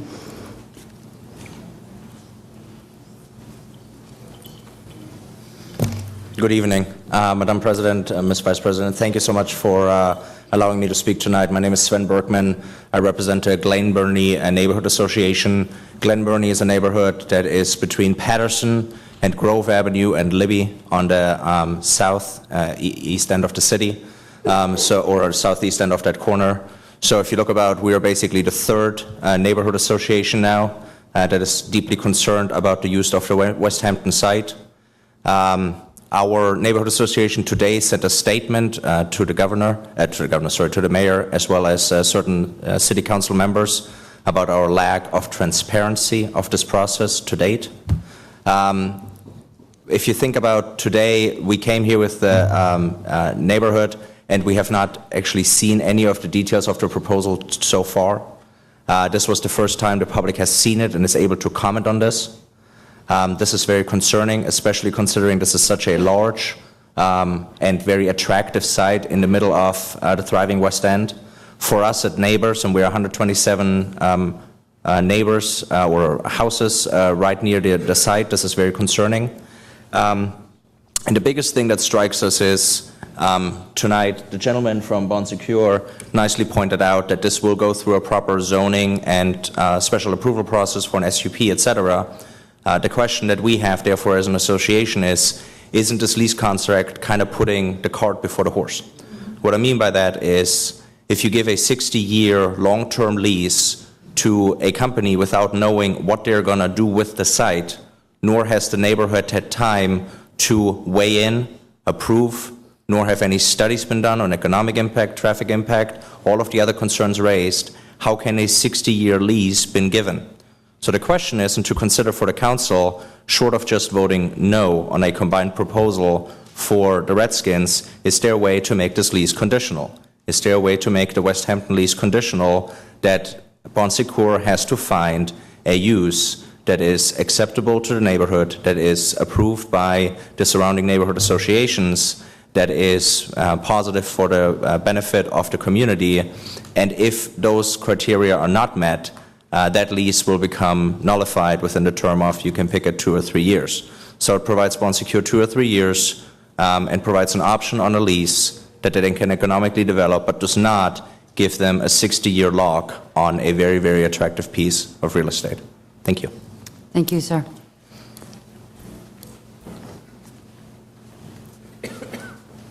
Madam Chairman, members of the council, my name is Willard Strickland. I have just a few concerns. The first one is transparency. The second one are the I guess what I would call backroom deals that seem to have been made. Also the fact that we are dealing with an industrial power, if you want to call the Redskins, which I enjoy the Redskins, a $1.6 billion corporation.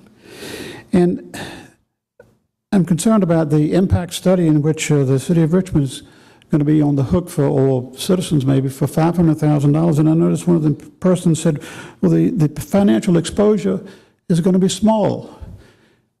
I mean, I guess the financial exposure in Wall Street was small too.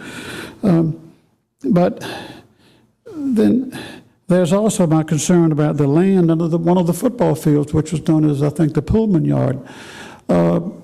Once you start digging, would there be some possibility of environmental studies, and all of a sudden you find out you've got a real serious problem in that area because it was part of a railroad, which has that really been seriously looked into? My other concern was that Loudoun County said that they get between $500,000 and $600,000 from the tourist revenue in the training camp. Now, Loudoun County draws from, I'm guessing, generally about a metropolitan base of 3 million people. The city of Richmond, and the whole metropolitan area, is about 1 million or thereabouts. And I just wonder how our mayor claims that the economic studies will reap a windfall of, I think it's probably 6.5 million, because I think the Redskins are going to contribute 2 million, 6.5 million a year, which is going to help Richmond. Personally, I think that this person that did this economic study probably was also working in Wall Street. Thank you. Thank you, sir. Councilman, Councilwoman, should I wait for Councilman Tyler to return? Or should I go ahead and start? I think, but I am going to say something. I asked people who is going to speak. I asked for hands to be raised. I counted them. I allotted everybody 3 minutes to fit within our 30-minute, because that's how many people we had. But 4 or 5 people have joined the line, you being one. So I'm going to ask you to please make your remarks very brief. Okay, I will keep it very brief. Way over our 30-minute. I will keep and it I brief. want everybody to have a chance. But I did ask in the beginning, who's speaking? Okay. Yeah. My name is Lisa Taranto, and I'm here speaking on behalf of the Alliance for Progressive Values. And I want to take a little bit of a bigger picture idea about the Redskins and Bon Secours project. While we're not opposed to the Redskins being here, nor are we opposed to hospitals, what I would like for you all to consider is that are expansions of hospitals really a symbol of a healthy community, or are they a symbol of an unhealthy community? In our opinion, more hospitals means that we have a less healthy community, and we would like for you to consider putting an investment into building healthier communities. Now, I think we all know that the diabetes industry is about $300 billion a year, cancer is about $128 billion a year. All these numbers are great for the gross domestic product. We are measuring the health of our communities on how unhealthy we are. So in investing in this project, we would like you to consider making an equivalent investment into building healthy communities. Both the Redskins and Bon Secours are well-endowed corporations, $1.6 billion with the Redskins. I'm not sure what Bon Secours net worth is, but we're sure it's pretty high. So in considering what we are doing in building health and wealth in our communities, I asked you all to consider in a bigger picture, what do you consider to be health and wealth for all of us, not just for corporations? Thank you. Thank you. Good evening. My name's Elliot Harrigan. I'm a resident of the 1st District. Thank you for the opportunity to speak. I will be brief. I'm here to oppose this resolution. I have concerns about the proposed transaction with the Redskins, but I'm specifically addressing the proposal to lease the West Hampton School to Bon Secours on 3 grounds. First, the financial terms of the proposal, I think, are terrible for the city. As you may know, the city assessment is $7.5 million for this property. If you assume that land would sell for $5 million, which I think is quite reasonable in today's market, and you invested that at 8%, that would generate $400,000 a year for the city. As it is, the initial term of the ground lease is for 60 years. If you used a similar 8% discount rate, that would generate, over the 60 years, the present value of those 60 years worth of ground rent is $65,000. I repeat, $65,000. Secondly, and equally importantly, this sets a terrible precedent. This is one of the first times I can recall that we're having economic development considerations trump community planning.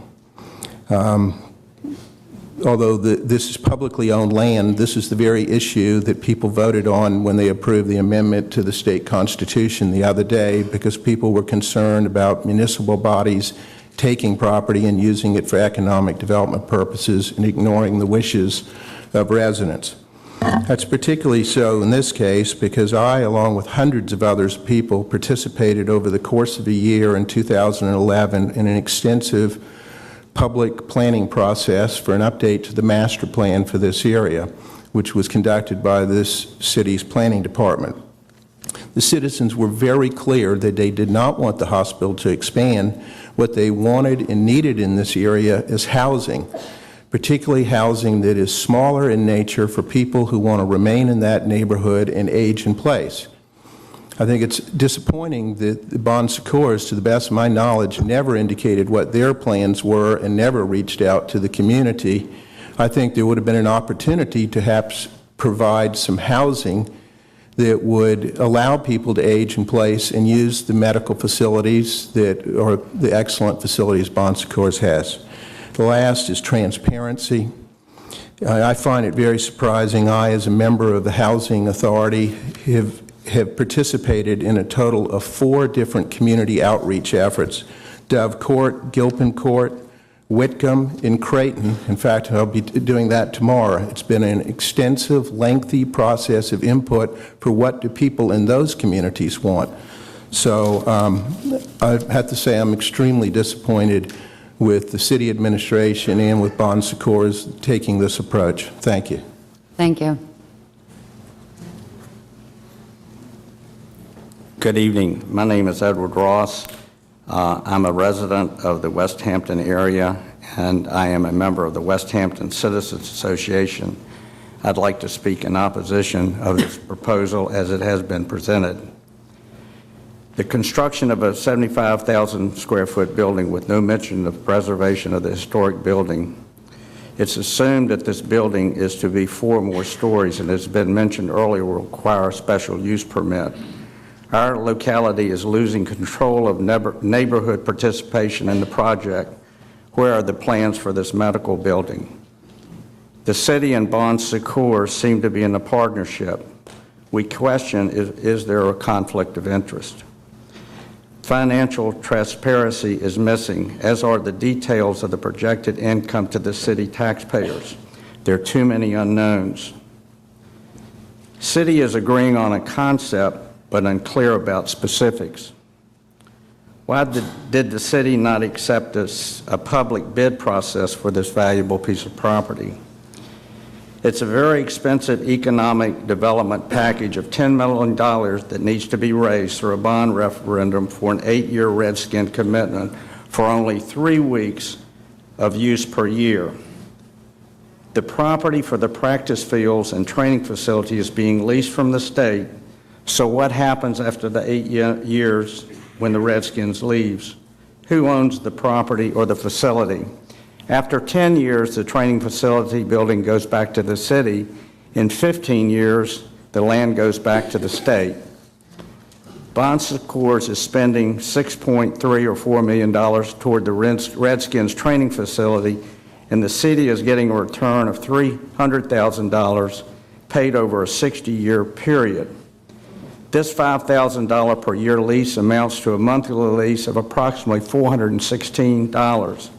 Most city taxpayers spend more than 3 times this amount in city real estate taxes. What happens at the end of the 60-year lease?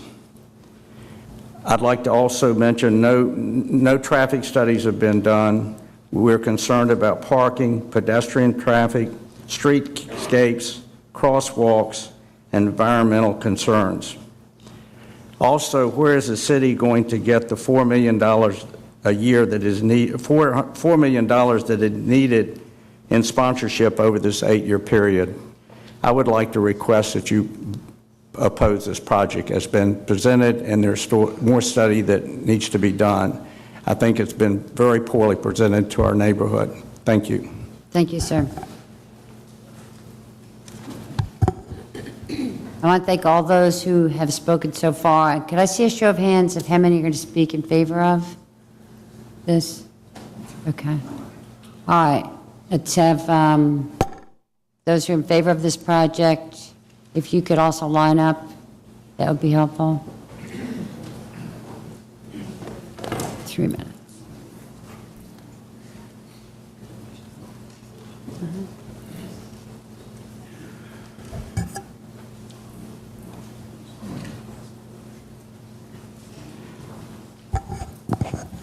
Okay, ma'am. Thank you. Hi, good evening. My name is Monica Glave, and I live near Charles Samuels, and I live very close to the park. I am neither for or against, but this is what I would like to say. I had the opportunity to attend the meeting at the Science Museum with many who are present here. This is how the field impacts me and my community. I'm there almost every day on my bike with my dog. Yes, there is another park not too far from me, but I don't have the liberty to use my bike and to take my dog. And I also taught my daughter how to drive around this field, so God help you all, she's a good driver now. And then it's also a green space for many of my neighbors. There's also, some of you may or may not know, a cyclocross practice. Cyclocross is what many cyclists do after the bike season ends, the road season ends. And so we use the field and we practice. It's on Tuesday evenings at 6.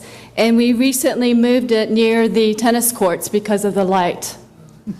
It is well maintained and well patrolled. My family and my neighbors, we've all really enjoyed this beautiful green space. When I attended the meeting last week, Jane Farrar from EDA said the process was as such.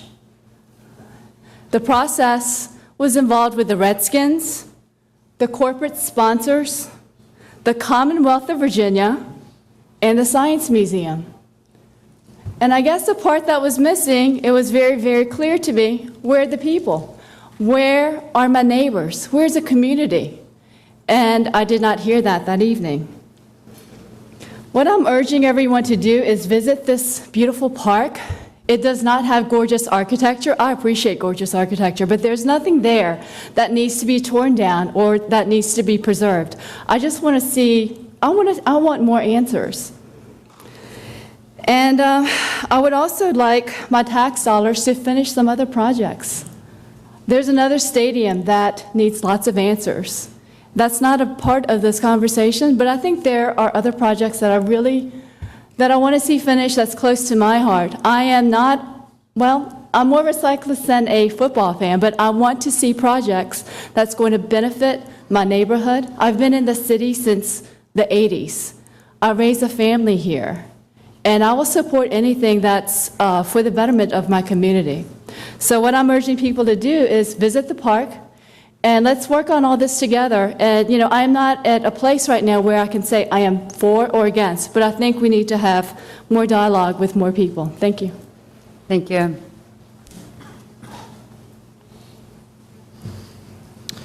Hello, my name is Brian Harding, and I'm the chair of the Richmond Business Council of the Greater Richmond Chamber. And I'm here tonight to support this resolution on behalf of the Richmond Business Council.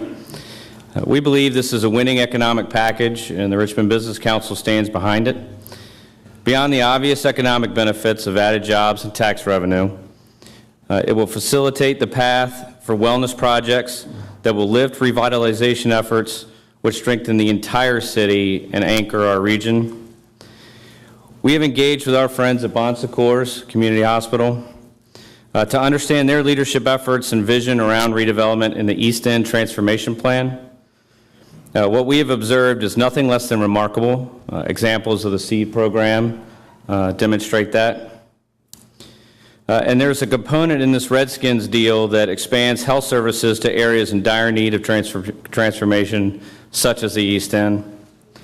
This collaboration between the Redskins, the city, and Bon Secours is a partnership of shared values in community and success.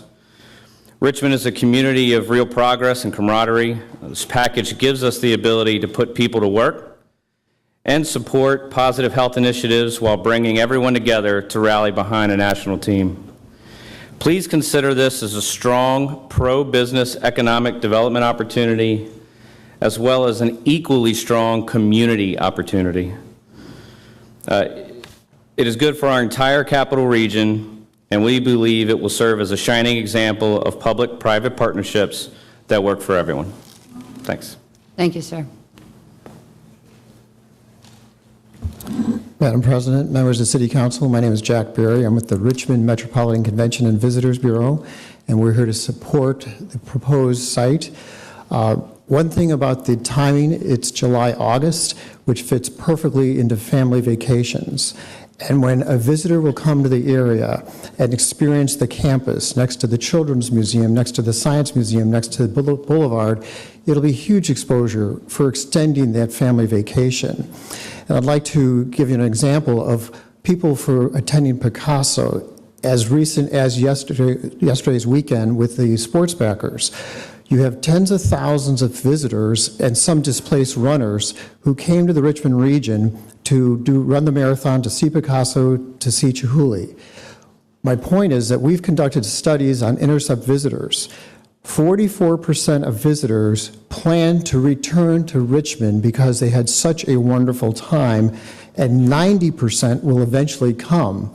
The secret of our success are repeat visitors. And this, if it's 10,000, 100,000, 200,000 visitors, bringing them will just be an investment on the infrastructure for tourism.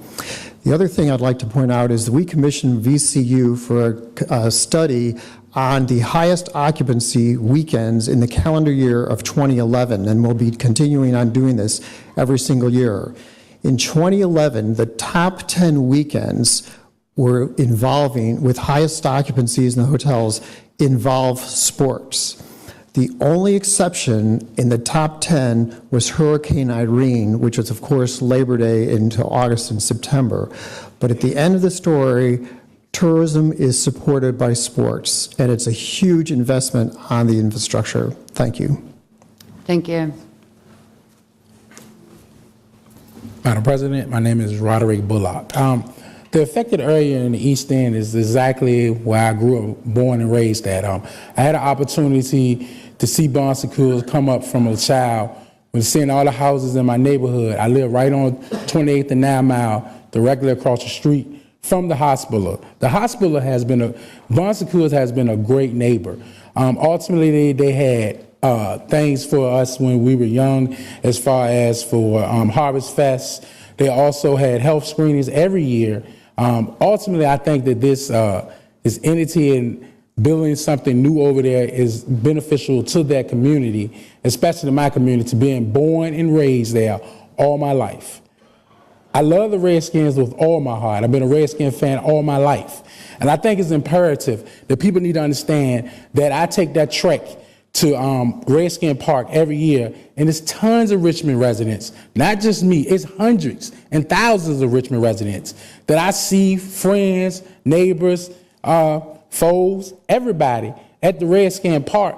And I mean, if you can look at my Facebook friends, we got pictures of Redskin Park along with the governor being there this year and going to see RG3. So ultimately, I think it's very important that we do bring this here, and the economic impact that we'll bring here to Richmond is essential to everything that we need. You don't understand how much money the economic impact will generate, and they don't understand the tourism will jump out the roof. I mean, ultimately, once they realize the things that we have in Richmond, there's a lot of things, and I got friends calling me trying to find places to stay, knowing things that's coming from New Jersey, far as DC, all the way from North Carolina to Florida.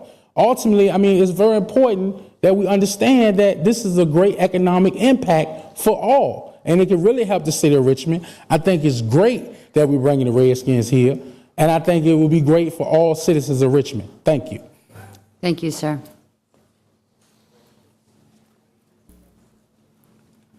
Madam President and Council, thank you so much for allowing me to speak. My name is Ray Kaufman. I and my wife own a home across the street from St. Mary's Hospital, and we are very much in favor of this proposal, mainly because the West Hampton School, as I see it, having lived there for 3 years, has been an empty school building. It is very possible it would remain that way if nothing were to happen with it. I do understand that some people are calling for a bid process. I read in Richmond Biz Sense yesterday morning that one of those proposals was for that a lot to be turned into a Walgreens a Walgreens drugstore, which personally I think does nothing for the neighborhood. I have been able to watch Bon Secours in action with regard to other projects that they've done, one such being the guest house, which has been mentioned earlier. I've never seen an organization bend over backwards to accommodate the requests from a community as much as Bon Secours has with that particular project. There were major changes made to that project, moving it back from the street, moving the building back itself, changing the facade on the front of the building. Every time, it seemed like in every community meeting that I attended, Bon Secours was willing to accommodate the people making requests, and to me that's unheard of. I just am not accustomed to seeing that, having lived in Southern California for almost 30 years. That's just remarkable to me. As far as opening up that lot to the West Hampton School lot to something else, there's absolutely no guarantee that that building would remain. In fact, I think that it probably would be bulldozed. As it is, we heard earlier this evening that they're going to try as much as they possibly can to at minimum keep the facade, if not more, of that building. I think that's extremely important to the neighborhood. Thank you for listening. Thank you, sir. Good evening, Madam President, members of City Council. I'm John Lugbill with the Sports Backers, and we're very supportive of this initiative for two main reasons. One, the sports tourism opportunity here is significant, and we certainly think the Redskins are a draw, and there's a whole publicity awareness component that comes with having a training camp for an NFL team here. So that publicity and awareness will be focused on Richmond for 3 weeks.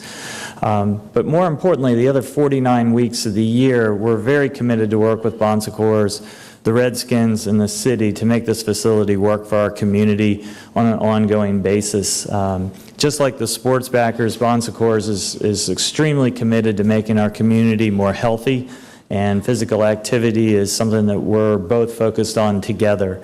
One thing that both Bon Secours and city economic development people would know is I often raise hard questions in meetings about how things get done, and really push and press for real change. And I know that Bon Secours is committed to making a real difference, and we see that in the East End on a regular basis. They've been partners with a number of different initiatives there that are making a real difference, and we see this as an opportunity to expand that and look forward to working with both Bon Secours and the Redskins to make our community even more vibrant throughout the year. So thank you. Thank you. Good evening, Madam President and Honorable Council. My name is Joe Rudisil. I'm a resident of the West Hampton neighborhood. And for the record, I'm from small town North Carolina. I came to Richmond 7 years ago because of a national reputable university. And I stayed in Richmond because of the promise that Richmond has. I always hear about the up-and-coming neighborhoods. I don't know how many years in a row I've heard that Church Hill is up-and-coming or certain parts of the area is up-and-coming. But I think people stay and people hold on to those promises and the bigger vision of Richmond as a whole. And for the record, I'm a Carolina Panthers fan. I love my Panthers, but they're terrible. But you see the same devotion to the Redskins. Yes, it's sports, but at the same time, it's also about building healthier communities through sports. And I think that's what we have to see. We have to start seeing the forest through the trees in this scenario. We keep being held back by various barriers along the way. So it's a challenge to the City Council to kind of see the bigger picture and the betterment in the entire community. Our impact not only has an impact on Richmond as a whole, but the greater Commonwealth of Virginia. So today, I guess, what is the risk to the city's image and reputation if we don't proceed? And what if the Redskins don't come? It's not just going to be an article in the RTD or NBC 12. It's going to be an article in the Washington Post and even ESPN.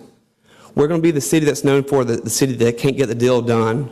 Our beloved Braves left. We were unable to land the NASCAR Hall of Fame under the last administration. And now, if we can't land the Redskins, how does that make us look like in the national spotlight? We have a city with so much promise and so much history. We could have been what Charlotte, North Carolina is today. 2 major professional franchises, the home of many national banking institution headquarters. But still, we're kind of dragging our feet when big decisions have to be made. We have a 27-year-old minor league baseball stadium. Let's give the community something more than a 27-year-old minor league baseball stadium. Let's give them hope. Let's give them a vision. Let's help our community build a healthier community, because it's what the people in this community deserves. So let's think about what positive impact the Redskins can not only offer Greater Richmond, but like I said before, the Commonwealth of Virginia. We have a great opportunity at hand, and let's not let this one slip through our fingers as well. Thank you for your time this evening. Thank you, sir. Good evening. My name is Katie Holder. I'm a resident of Henrico County, and I live close to the West Hampton School in St. Mary's. I'm absolutely thrilled about the opportunity for the Redskins to come to our city. We've heard tonight about the very significant and positive economic impact that it'll have on the city. I think the fact that we have leadership from the Richmond Convention and Visitors Bureau, sports backers, and the Richmond Chamber speaks volumes to that. That opportunity would not be available to the city without the support of Bon Secours and their successful collaboration working with the city of Richmond. And due to that very successful collaboration, they also have the ability to refurbish and revitalize the beautiful but empty West Hampton School. I think that Bon Secours has done a phenomenal job in communicating with the residents of that area, including myself. And I ask that you support this resolution tonight. Thank you. Thank you.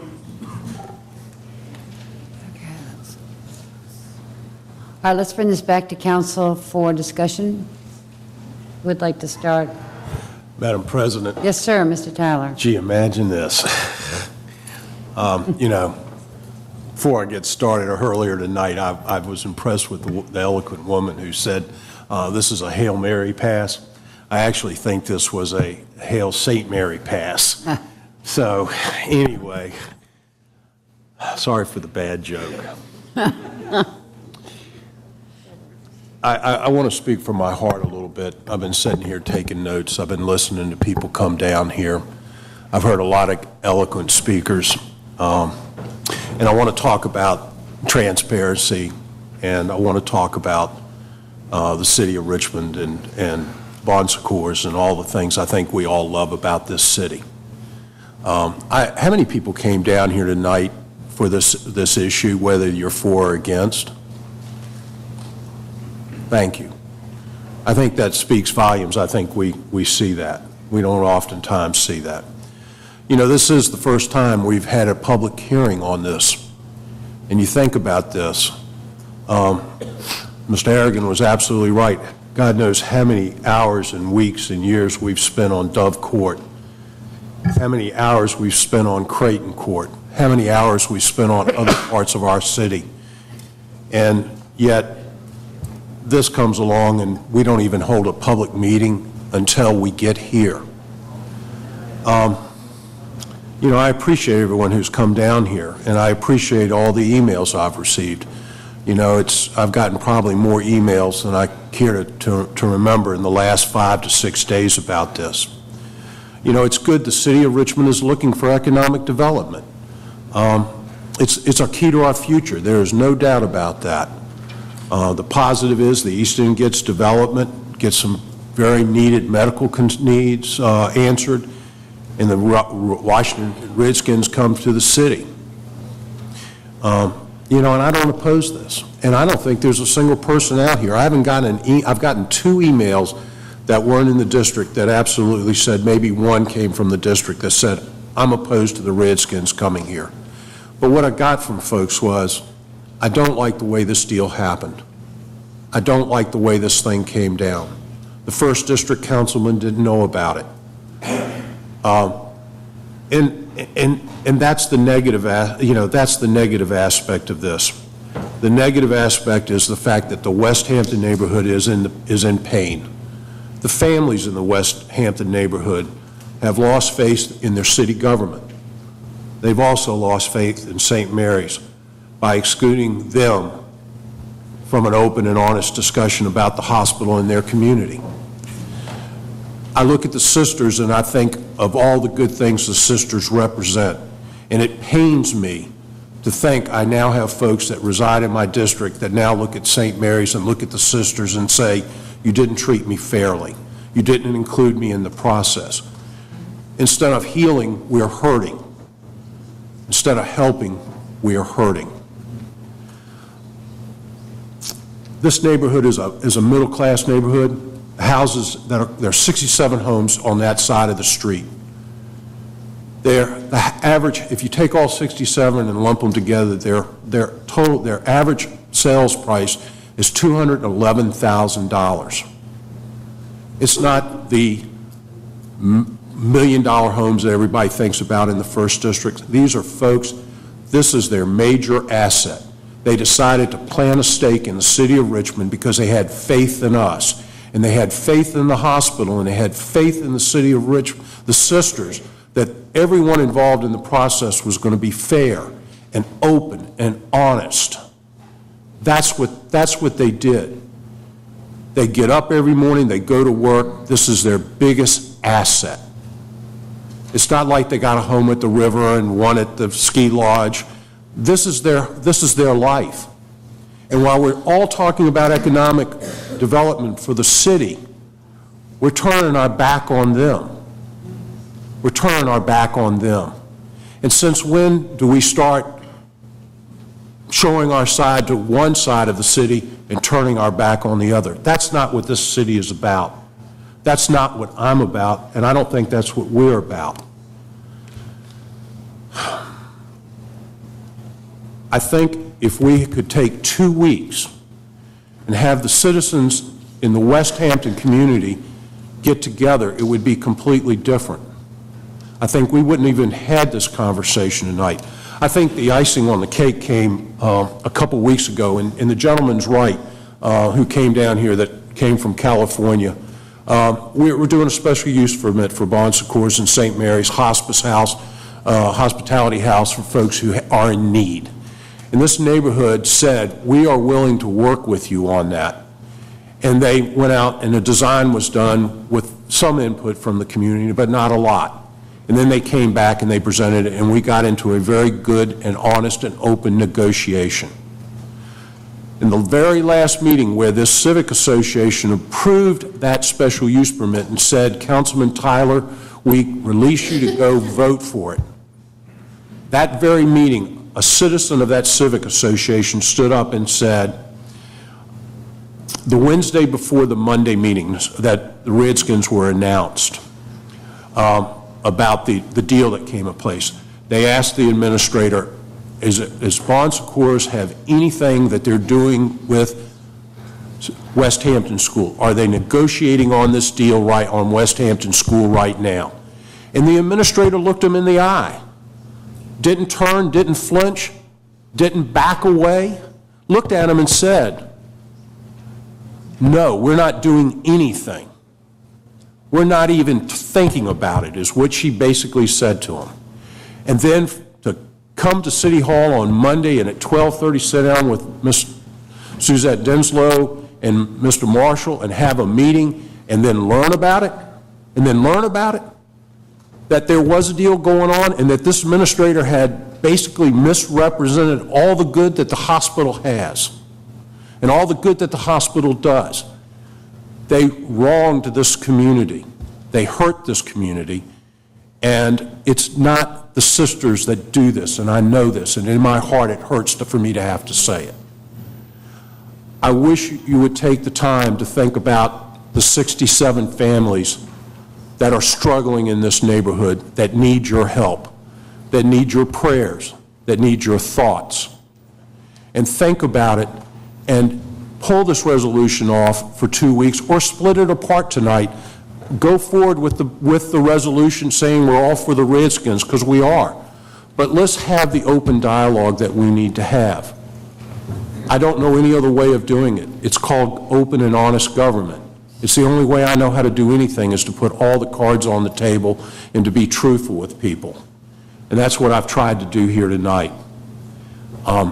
I would hope that the sisters in Bon Secours would think about this, allow for our community to come together and have a good dialogue. I will do anything to facilitate it. I will meet at any time, this Saturday, this Sunday, pick a time where we can bring the community in and have a dialogue.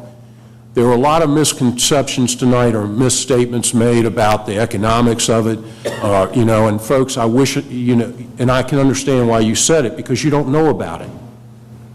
You don't know about it. You haven't had time to learn about it.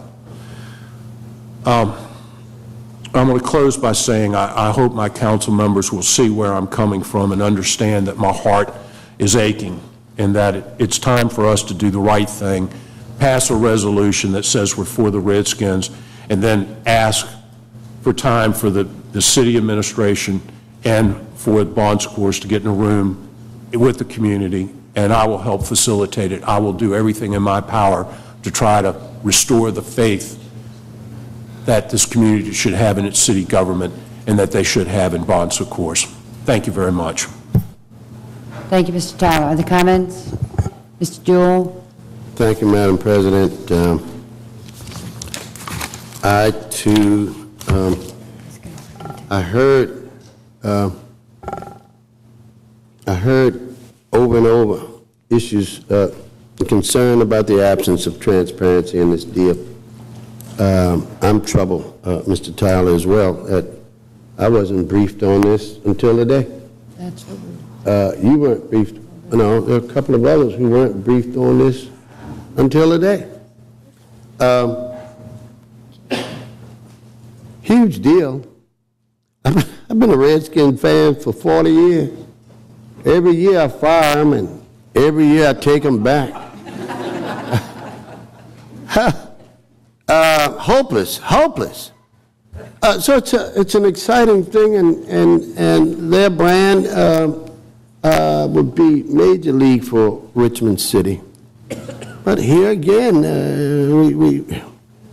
and I do understand that development deals require some degree of secrecy. No, I get that.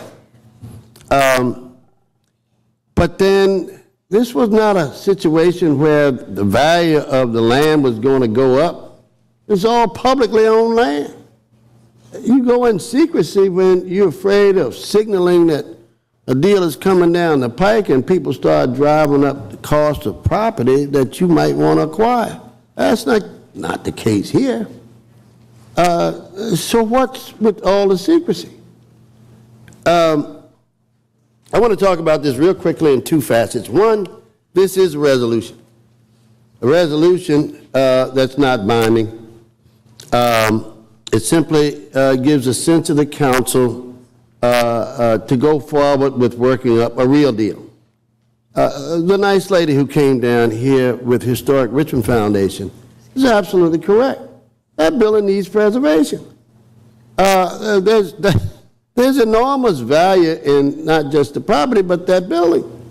And so if adaptive reuse can be acquired or achieved through this deal, then we ought to make every effort to do that, and it ought to be locked in the second facet of what I want to talk about, which is the deal itself. I haven't seen the deal. I've heard the proposal, much of which is speculation. I've got real concerns about $8.5 million of economic impact. I've got staff pull together a study today that captured about 12, 13 NFL teams. None of them close to $8.5 million in economic impact. What the world are we talking about? I don't think more than 3 of them had anything close to 100,000 visitors. And even there, they're not talking anywhere near $8.5 million economic impact. So if that is the measuring stick as to whether this is a good deal or not for Richmond taxpayers, then we ought to at least have a look into the calculus that arrives at this number.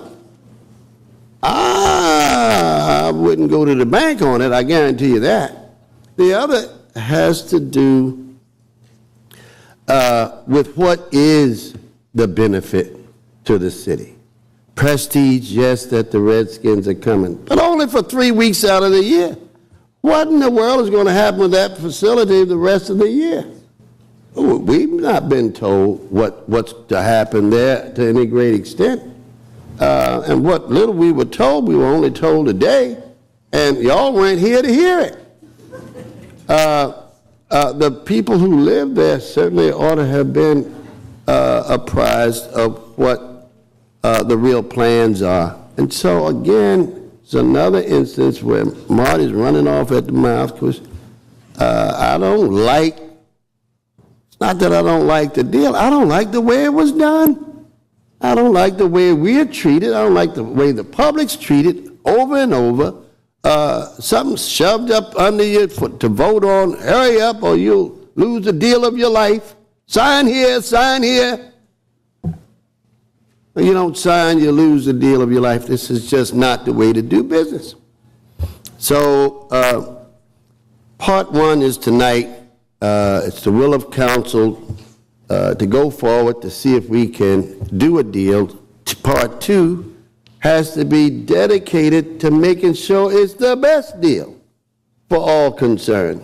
And these folks have raised some serious concerns about how we're going forward on this thing and who's going to benefit. Redskins is the 3rd most profitable NFL franchise in the country. And I don't see them putting up one red nickel. They're asking somebody else to do it. So, again, I'm going to vote for this resolution to go forward. But I think the real work is in the actual ordinance that has to come past this council and the opportunities between then and now that people have an opportunity to input. We need your input on this one. It's obvious because there's too much left out. And I suspect, like so many other special use permit fights, zoning fights that we've had, real value has come out of the give and take in those open meetings where the citizens have an opportunity to weigh in.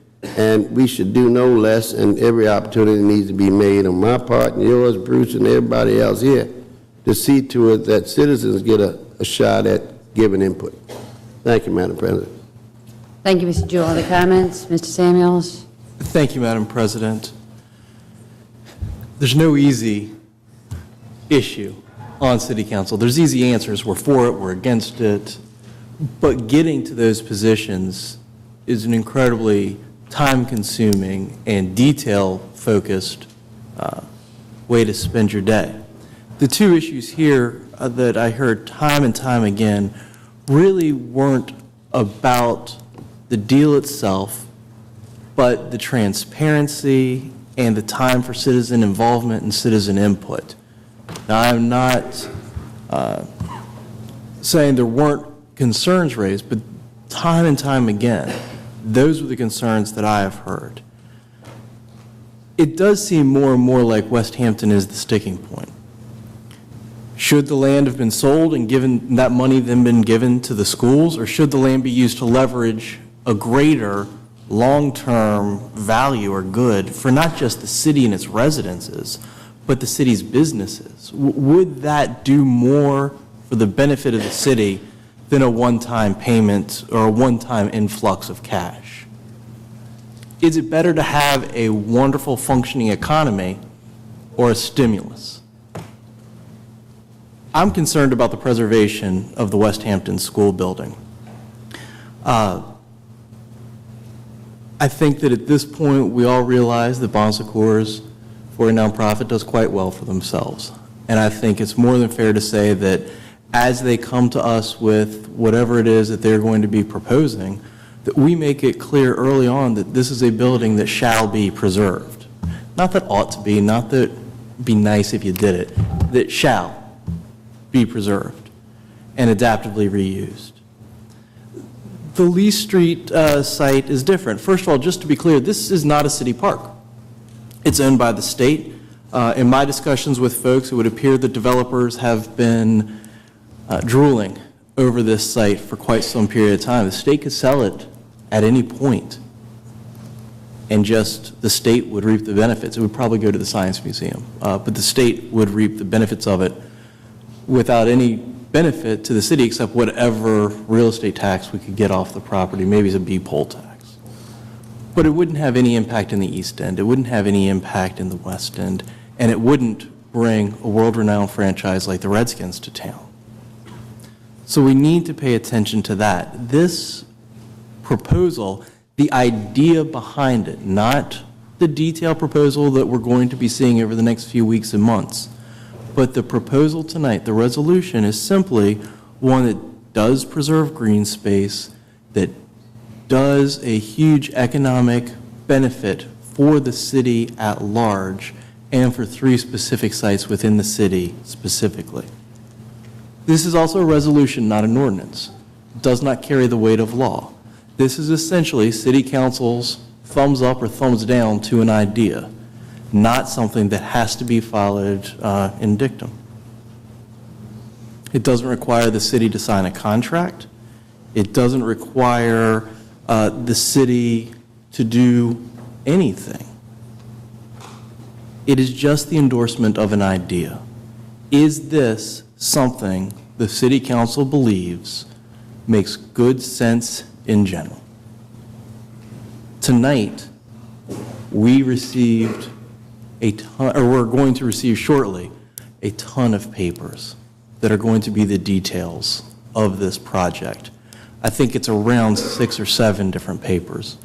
And over the next few weeks and months, we'll be digging into the details and making sure that what sounds like a good idea in principle is or is not. But that's the way we're going to have to do this, not by saying, yes, we'll do it tonight and then hope everything works out. We've got some long, hard hours in front of us as a city, the residents, the businesses, the council members, and the administration still, to see whether or not this truly is the good deal that it looks like it could be. Tonight's just, do we like the basic plan? Now we can investigate the details.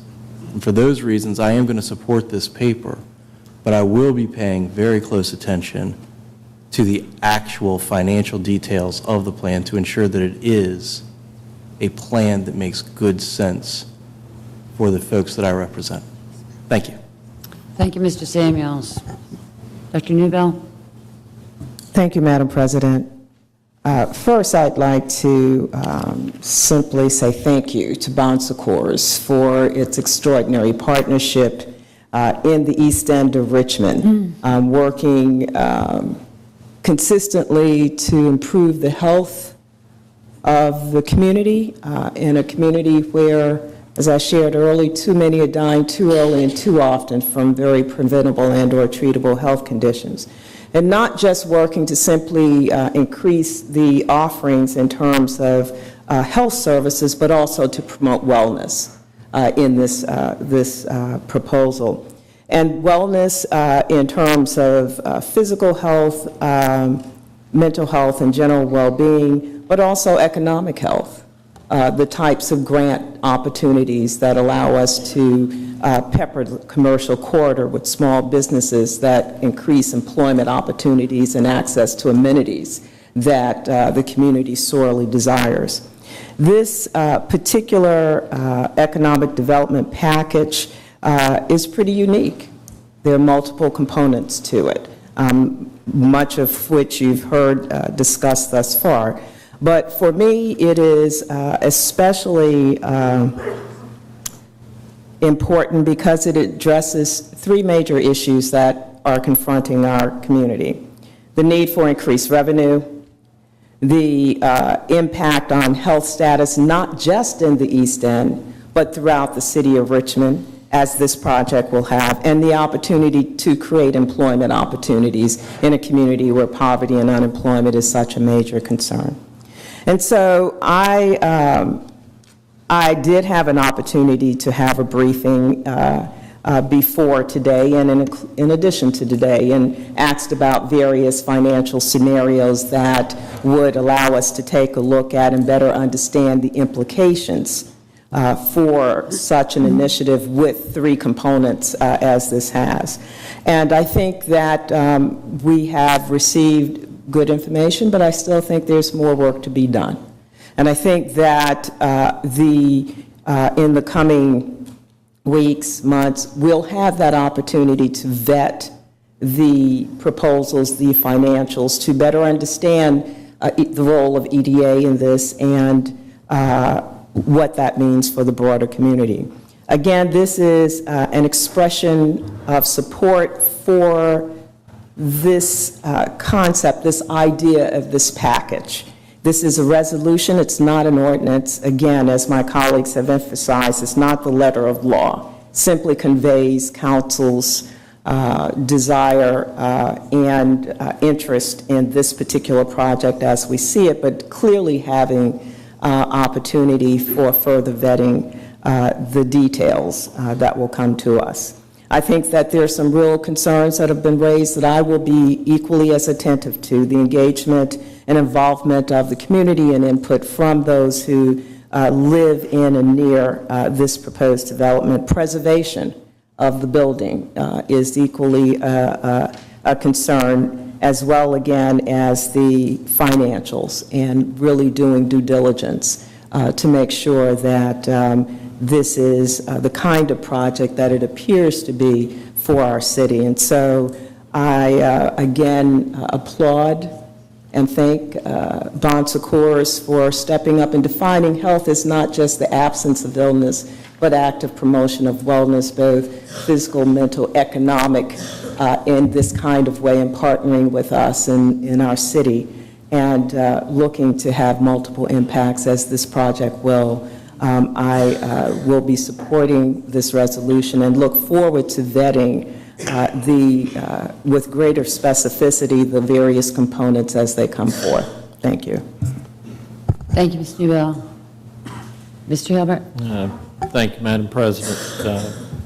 Excuse me, this is a difficult decision, but essentially it has come down to me that this body made a commitment to Richmond Public Schools that the purchase of surplus properties that Richmond Public Schools had surplus back to the city of Richmond, that the proceeds from those sales would go back to Richmond Public Schools and the maintenance and expansion and enhancement of their facilities.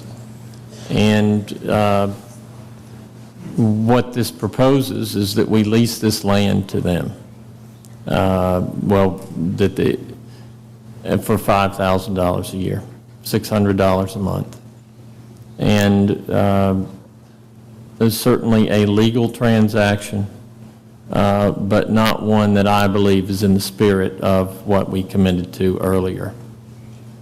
We can certainly give assurances to the extent that we can, or we can try to let people know that we want to give them money in the future, Richmond Public Schools, in order to maintain their facilities. Not all of the problems of Richmond Public Schools can be improved by money, but certainly I think we can all agree that their facilities can be and have to be improved by money, and they are inadequate. And when you saw these young people here earlier this evening with the YMCA, I can't look them in the eye and say I did what was right for them by supporting this as it's currently presented. It seems to me that $5,000 a year is an inordinate price for the city to pay for what we're asking to do. I believe that there could be a lot of benefits here, but it seems to me that a bird in hand is worth 4 or 5 in the bush, and we can certainly promise and endeavor to do what we can for Richmond Public Schools going forward, but the fact is that we cannot legally require future councils to appropriate this money. This property has been out there, it's been discussed. I don't think it's any surprise to anyone that Bon Secours would like to have it and have expressed an interest in it. If you visit the hospital, their master plan seems to indicate this building is within it.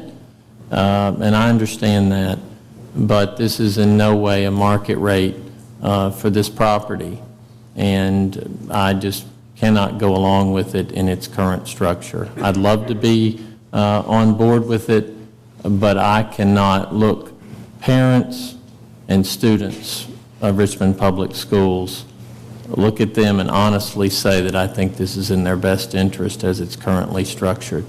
I hope we can get a deal together, but in its current form, I cannot support this. Thank you, Madam President. Thank you, Mr. Hilbert. Ms. Robertson?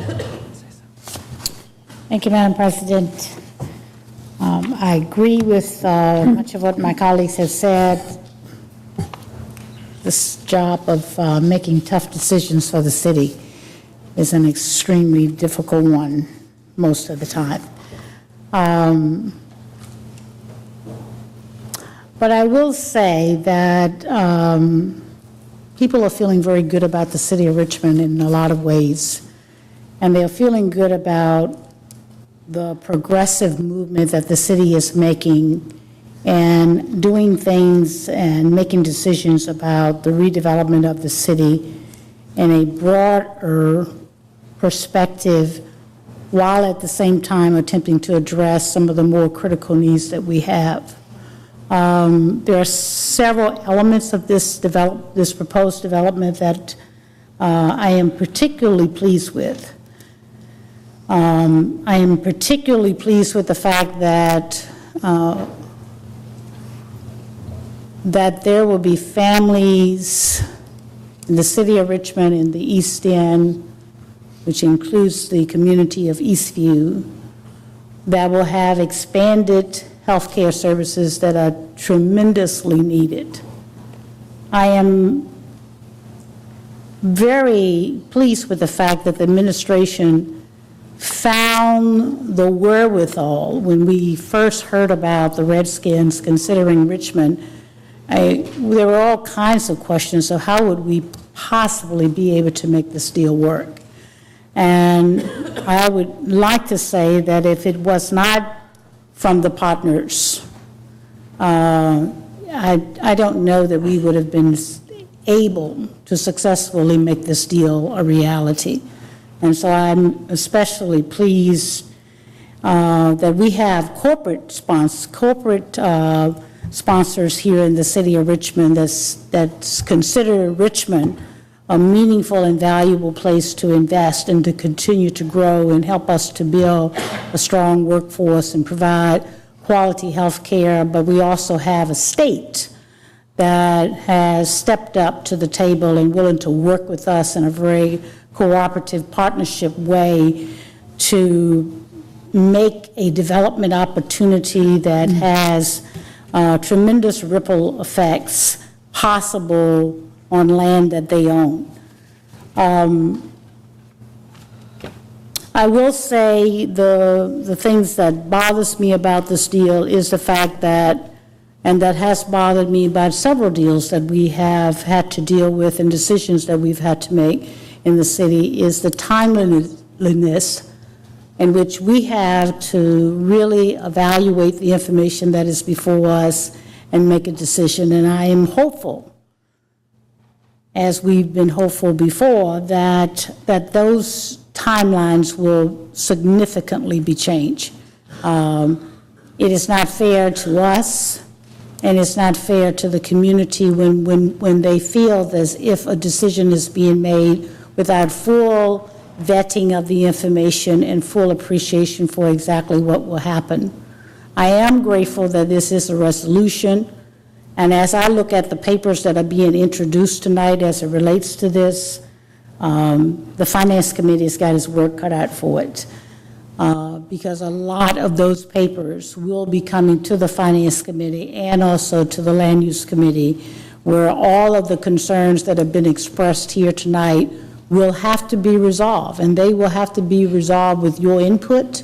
They will have to be resolved with the number of meetings and the number of public meetings that is necessary, that your voices are heard, and that your input and recommendation is taken in consideration as it relates to the final decisions that is being made as regards to this. So, and it may mean that this council is going to have some extra meetings, not only the representatives of the prospective districts by which that are impacted, but this council as a whole. And I'll be the first to say I make that commitment to you as a city council, that you will have an opportunity to be a part of this deal. Unfortunately, we are working within a time constraint that the Redskins need to be here and on the ground, and there has been a lot of hard, aggressive work that's been done to try to put this package together and put this deal together.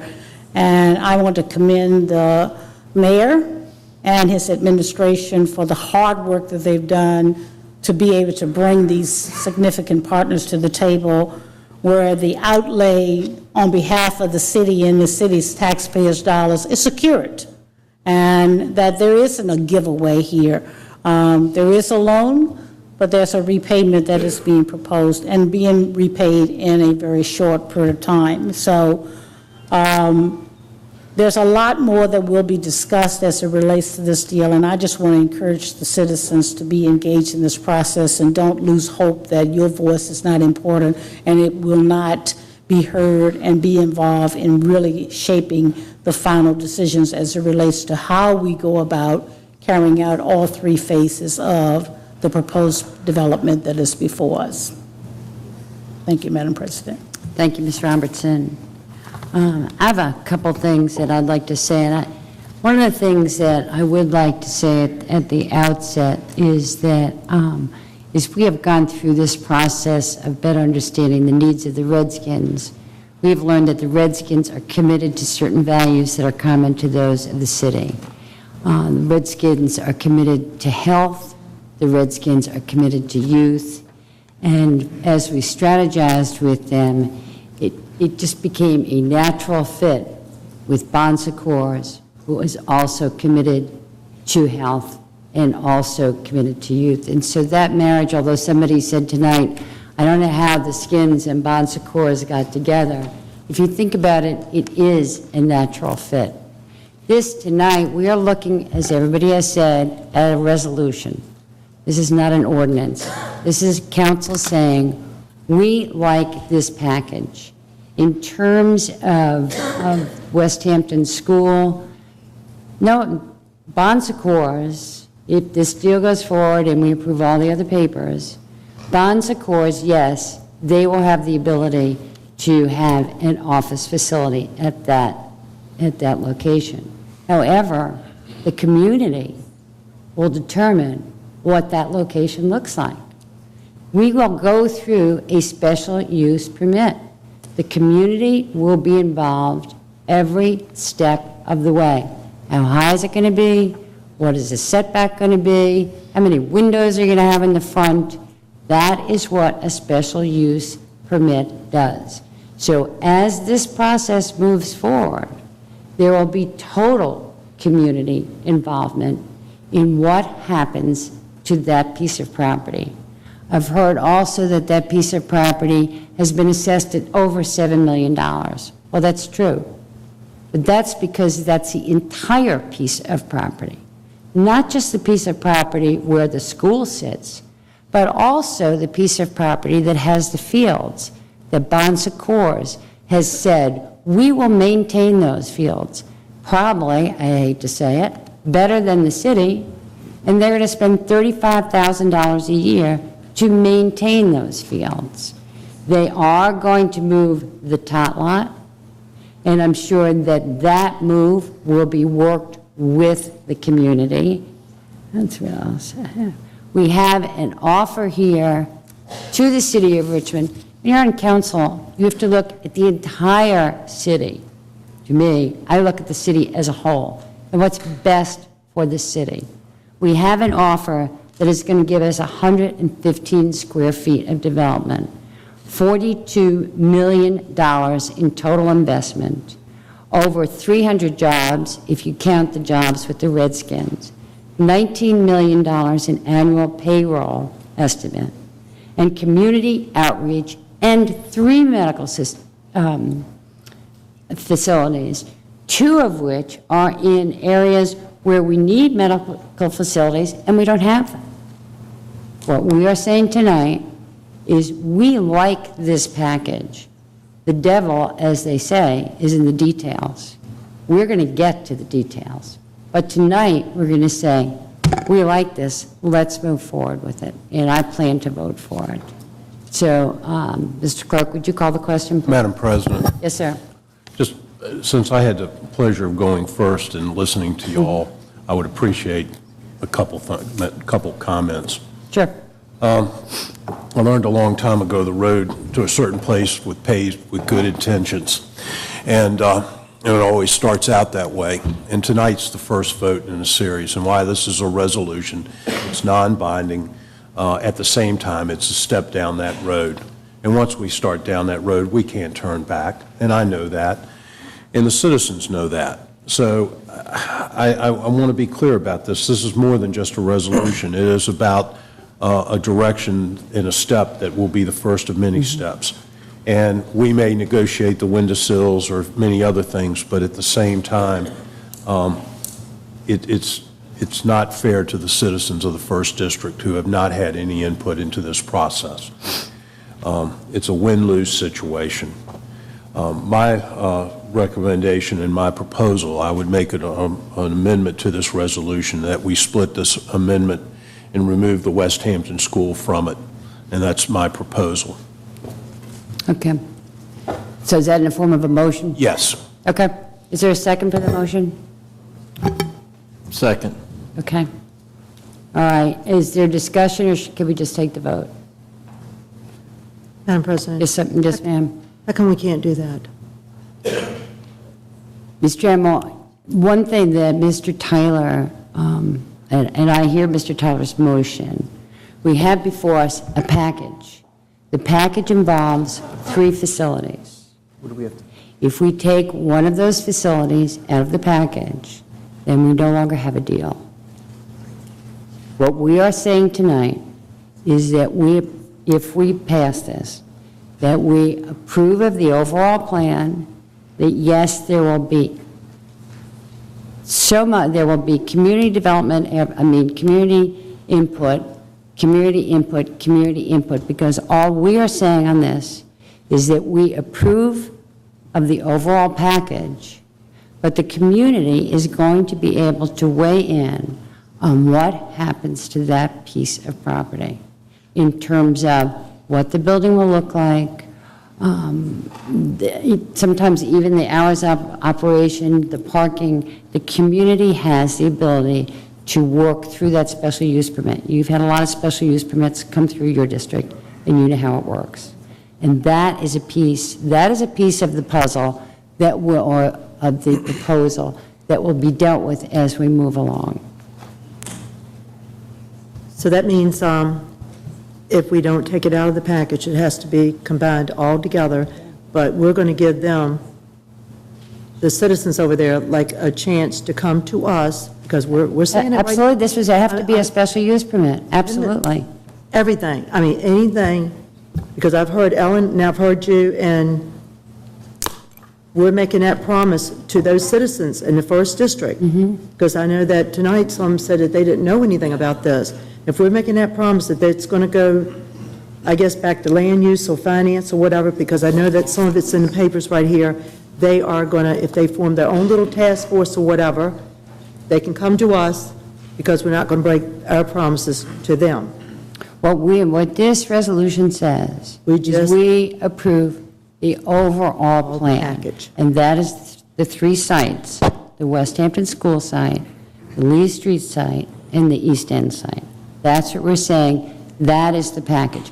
What happens on each of those properties, this particular one for West Hampton has to go through a special use permit, because that use is not approved in the zoning. So everything that happens on that property is going to have to be regulated by that special use permit. And those citizens will have Absolutely. every opportunity. Yes, you will. Yes, you will. Yes, you will. All right, we're not going to have any back and forth. Thank you. All right, so we have a motion, and a second. Madam President, maybe I can step in and just say, what this basically means to me is that we have 3 components. One, the West Hampton School, and if we approve this resolution as it was not amended, but as stated initially, we are saying to the community, we're going to allow Bon Secours to put, in a non-binding way, we are allowing them to build a 75,000 square foot building on a site which currently is not zoned for that. The second piece is we're going to put a development down at behind the Science Museum, which is for the Redspins complex. And then the third piece, which I think the only thing the city really has a component in, is over by the community hospital, Richmond Community, is a closing of a street. The rest of the property is private land that Bon Secours owns, or it will negotiate for. So those, and so what we're saying there is we're going to allow for a 25,000 square foot building. I mean, we're basically setting the framework up for the future. And so all we're going to be, what we're telling the citizens is, this is the deal as is. Yeah, we'll negotiate a few things with you, but this is the deal, take it or leave it. This is what we're doing. And this is the first time they've heard about it. So I would respectfully request my colleagues vote for the amendment and not the original paper. Thank you, Mr. Tyler. Other discussion? All right, call the vote. Mr. Clerk? Council is voting on Councilman Tyler's amendment to item number 15, resolution number 2012-R141. Mr. Samuels? No. Mr. Hilbert? Aye. Vice President Robertson? No. Mr. Jewell? No. Ms. Newbill? No. Ms. Trammell? No. Mr. Tyler? Aye. President Graziano? No. That motion has not passed. Okay. So we have the, call the question, Mr. Clerk. Council is voting on item number 15, resolution number 2012-R141. Mr. Samuels? Aye. Mr. Hilbert? No. Vice President Robertson? Aye. Mr. Jewell? Aye. Ms. Newbill? Aye. Ms. Trammell? Aye. Mr. Tyler? No. President Graziano? Aye. That paper has been adopted. Thank you, Madam Clerk. Let's move to the next paper. Item number 14. Correct, thank you.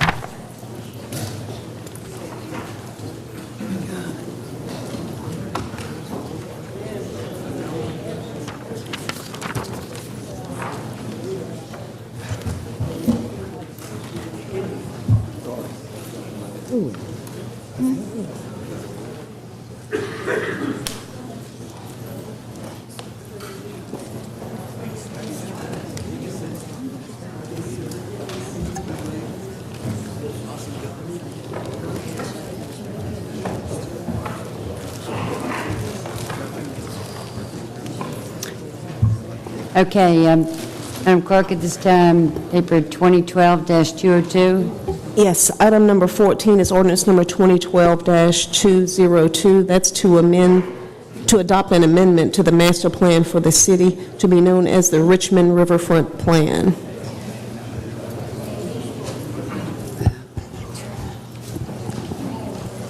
All right, thank you. Is there any, we did have a presentation on this. Does anyone need more information before we get a public hearing on this? This is the Riverfront Plan. Okay, is there anyone in the audience that wishes to speak in opposition to this?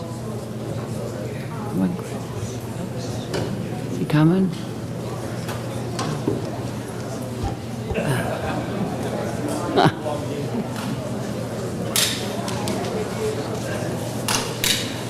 Just two of us. Madam Chair, members of the council, my name is Andy Conlon from Williams-Mullen, and obviously just a small line here, not so much against the plan, but against a particular component of the plan. We're certainly not against riverfront development. We understand the importance to the city. We support that. And what I'm going to talk a little bit about is private development. When I say private development, I'm talking about on Mayo's Island, representing Mayo LLC. And when I talk about private development, I'm talking about not only by right, but potentially for rezoning or through an SUP, but in every instance, including green space, including access to and from the river, and including even dedication of parkland to the city, so the city doesn't have to pay for it to buy Mayo's Island. So here we are in a somewhat similar situation with just a few weeks, having just passed the Planning Commission with the delay that's now come before the City Council, just a few weeks to understand with an election in the middle of it. A pretty voluminous document, the city plan that comes before you. The option number one you can have is to defeat it, is to turn it down, and the only thing that happens is it then goes back to the Planning Commission for reconsideration and discussion. That's the only thing that happens when you turn it down. It doesn't kill it, doesn't end the world, it doesn't stop everything from happening, it just sends it back to the Planning Commission. Option two is to simply continue it for 2 weeks for the questions that we have. And we have 3 questions. One is, with all due respect to the presentation that was provided before, the downtown plan and the riverfront plan are different. The riverfront plan does not have what the downtown plan calls for, which is an alternative for private development. It specifically says there will be an acquisition. The downtown plan says there should be, there could be, but there can also be private development. They're not identical at all, and as a statement was made earlier, any development other than a park would not be consistent with the master plan. Second, you heard about 1413. With all due respect to the planning staff, I do not agree that the downtown plan triggers 1413. There is no right of first refusal. Under this plan, when this plan passes, every time we come forward with a building permit, every time, the city gets another bite at the apple. Every time the city gets to decide with 105 days over 3 months to say, do we get to come up with the money to buy this property? And then finally, there are statements in this plan that are just plain wrong. It says the flood wall will amplify flooding. It will not. The Army Corps of Engineers, we provided letters to the planning staff, we provided letters to you all. Timmons Engineering has said otherwise. It also says that secondary access is required for commercial buildings, and it does not. For residential, yes, but for by right development, it does not require a secondary access. So I would simply ask, I would like you to turn this down and let's talk about these issues instead of having to rush and figure this out. If you can't do that, I would ask you to take 2 weeks. All we're asking is 2 weeks to sit down and have a discussion about this and figure out the answers to these questions. And finally, if you can't do that, I would simply ask you to, in your motion, make it clear that private development is not prevented by this master plan, that with a statement that 1413 is not triggered by this document, and then correct the misstatements. I think that's a fair statement to say, if there are misstatements made, they should be corrected. Had 3 minutes, I fit it right underneath there. With that, I'll be happy to answer any questions. I would have liked 15, but I decided to take 13. Thank you. Thank you. Good evening, Councilman and Councilwoman. Thank you for this opportunity. My name is Alan Shai. Again, I represent Mayo's Island. In the plan, in the Mayo's Island plan, and you guys have seen it, he's pointed out the incorrect information in there, and that alone should have you guys, as you've put it, the devil's in the details. So if that little bit of detail is wrong, I don't know what else is wrong in there. But that alone should tell you guys to deny it at this point, or at least send it to the point where you can amend this plan. The other thing in the plan, it does mention what they want to see is the island have a district of open space, walking, biking trails, watercraft launches, green space, event lawn, and so on and so forth. With our proposed development that we had proposed in the past and has been proposed several different other types of development, there has always been green space, public open space that would be part of this project along the banks and along the eastern side and the western side. All this could be achieved at the same time a development being there, increasing the economic base for the city, and also at creating an ownership. The people that work, play, live out there will be ownership of that park that surrounds them. It's a wonderful thing. That's a win-win. I believe in win-wins. I think that's important. The other thing that I think that's important that you need to realize is that in one of the notes it says, note, hard costs in 2012 dollars excludes land acquisition, significant demolition, stabilization, contamination, remediation, escalation of costs, and soft costs. According to the program itself, the first proposed area is about $35 million. They say about another 15% needs to be added for soft costs, another 10% for contingency, and another 10% on top of that. That $35 million would take it to $50 million just in phase one itself. And you guys have the new Coliseum you got to deal with, the new baseball stadium you got to deal with, the renovation of the Landmark Theater, the bike race you got coming, the Redskins training camp. You know, we can keep going on and on and on, you know, about this. So that in itself is a problem that you guys got to face. Now, allowing us to have that option that was in the master plan again, then we can go out and search and get a developer. The developer that was looking at it in 2007, 2008, and was about to pull the trigger, has communicated to me and says, hey, and you've got a copy of his email, hey, I'm willing to revisit this thing in 2013. I think it's a viable project, and I think it'll be great for the city of Richmond. So there are a lot of things out there that makes this, you know, that what we're requesting not something out of the ordinary. So that's one of the things I want to make sure you guys are aware of. I don't have much more to say. Thank you. Thank you, sir.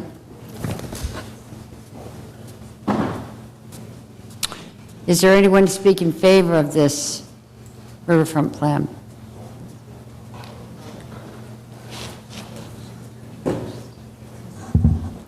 President Graziano, distinguished council members, my name is Eugenia Anderson Ellis, and I represent a group of active citizens who followed this plan for a long time, for years, in fact.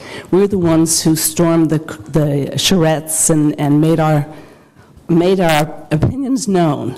And we like to thank, I mean, the thing that's so thrilling tonight for me is that I'm coming here to thank you. I'd like to thank the mayor for understanding that although the downtown master plan was wonderful and we loved it, that the river was important enough that it really deserved its own consideration. It deserved a plan that was just for it, and going ahead with that.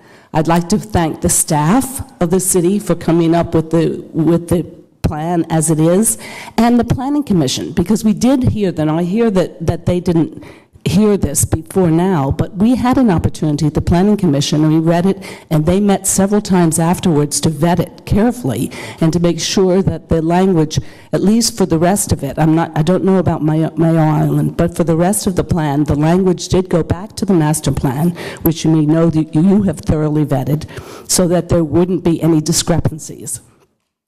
We think that it is a really wonderful centerpiece for Richmond, that it's something we move us forward, and we would love to have you approve the entire riverfront plan. We think it's a wonderful step for Richmond, and we thank you for consideration.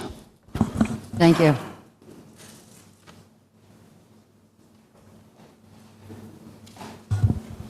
Good evening.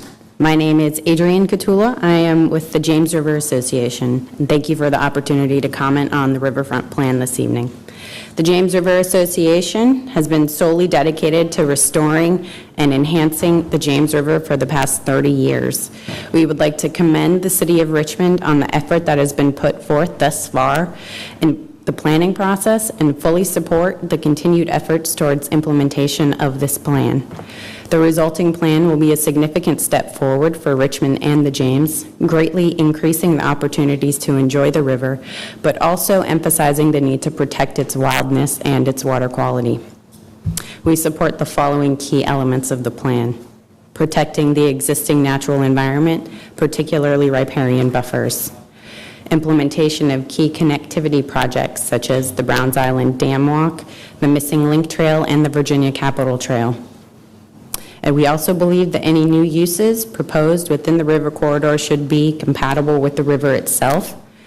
A perfect example of this is the new Riverside Outfitters Outpost on Browns Island. Finally, any new uses should also pay particular attention to stormwater management and low-impact design. Again, thank you for recognizing the importance of the James River in the Richmond landscape, and we look forward to working with you in the future. Thank you.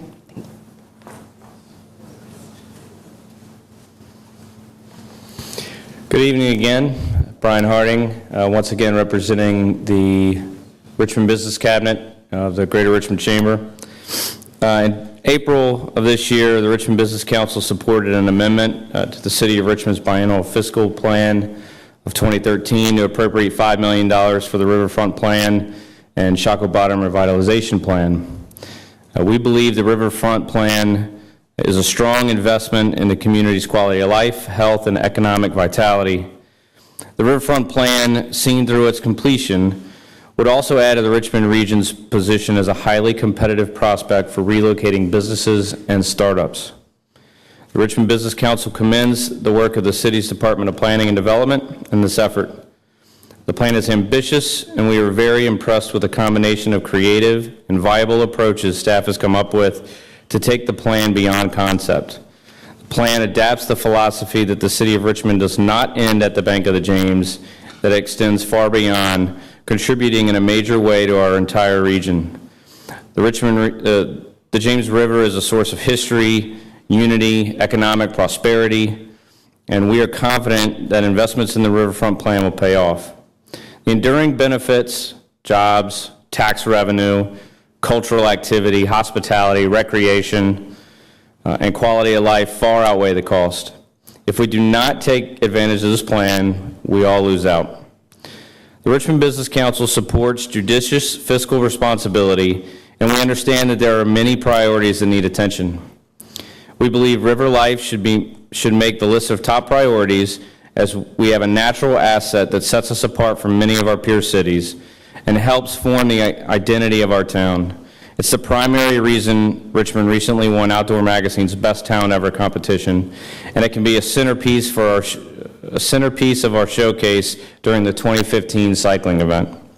The Richmond Business Council accordingly urges City Council to adopt the Riverfront Plan as an amendment to the city's master plan for implementation. Richmond region residents are proudly reclaiming the city along with the river as their home. Let's give this asset the spotlight that it deserves. Thank you. Thank you.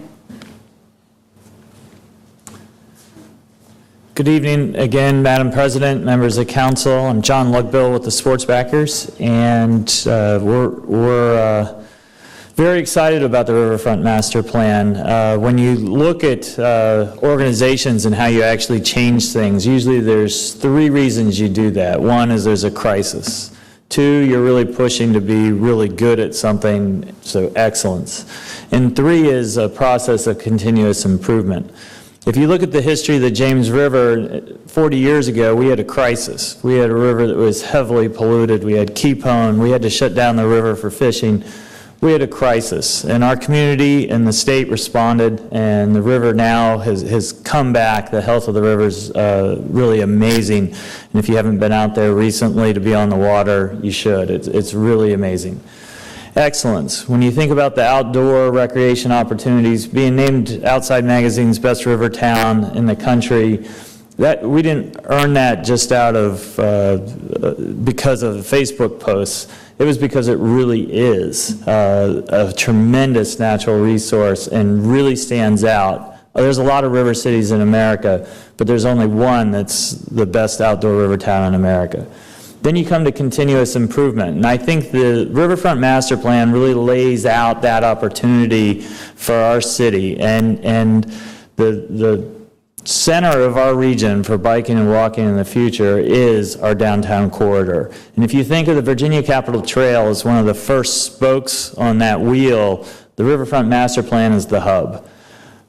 In the future, as we have more and more cycling, more and more people that are out, getting out to see the river and be part of this outdoor recreation, the Riverfront Master Plan provides that hub for that wheel. So again, the sports backers are strongly in favor of the Riverfront Master Plan, and we look forward to working with you to help get this implemented and built out and heavily used in the future. So thank you.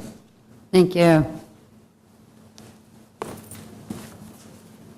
Good afternoon, Madam President, members of council. I'm Jim Watkins. I'm the Deputy Executive Director of Venture Richmond. And I have for you copies of this presentation for you to peruse at your leisure. We commend the city for undertaking this massive endeavor of this riverfront plan. We as Venture Richmond, we serve as your partner to manage the canal walk, the riverfront covenants that were put into place in the 1994 agreement, and you've entrusted us to do this. We appreciate what you're doing with the riverfront plan. We want to see it succeed. So we've listed some priorities that we would recommend to you, and that's what you'll be receiving. As such, we think the first priority should be, because there are so many things to be taken into consideration in the riverfront plan, the first priority would be to complete the canal walk from 10th Street to the turning basin. You know, we have a side on the north bank of the canal that it just stops. The walk just dies. We'd like to see that completed. Priority number 2 would be the Browns Island Dam walk. To complete that walk, it would give a great opportunity for pedestrians and cyclists to go from one side of the river to the other. Priority number 3 is Tredegar Green, where the new road is underway at this point. And we're looking forward to the amphitheater being a part of this, where we can continue to have, and you'll see photos of the various scenes during the folk festival that just occurred last month. And the last shot is the mob on the site that we're losing for the folk festival, and we want to continue on with the folk festival. Priority 4 would be the Chaco Slip connection to the canal walk, what we call the 13th Street Tunnel, that would connect the canal and Chaco Slip. That's something that's been missing for a number of years, and we'd like to see it in place. And lastly, priority 5 would be to acquire Mayo Island, if in fact it becomes available or is for sale. We have a few concerns, and I have 40 seconds to tell you that. The terrace leads to, where we look at terracing down to the river, the terrace would lead directly into Class 3 rapids. We don't think that's a good idea. You charge us with running the place. This is our recommendation. Second, you don't need a beach there, because 200 yards up on the other side of the island, you have the beach club where people hang out now. Lastly, you'd have all kinds of issues and time constraints in getting through with the railroad to have this, because of canopies that have to go under the trestle. So we think that the terrace on that side is a problem, and the terrace on the canal side, terracing down, you would have hardscape and in fact eliminate a lot of beautiful green space that exists now for people to walk and enjoy. Thank you. Thank you. Thank you for your input and comments. Once again, Madam Chairman and members of council, my name is Mary Jane Hogue with Historic Richmond, and believe it or not, I believe in economic development, and I'm here just to applaud you and thank you for the precious time, the positive process, the dollars you spent to plan, and what is becoming more and more the most important asset in our city, our river.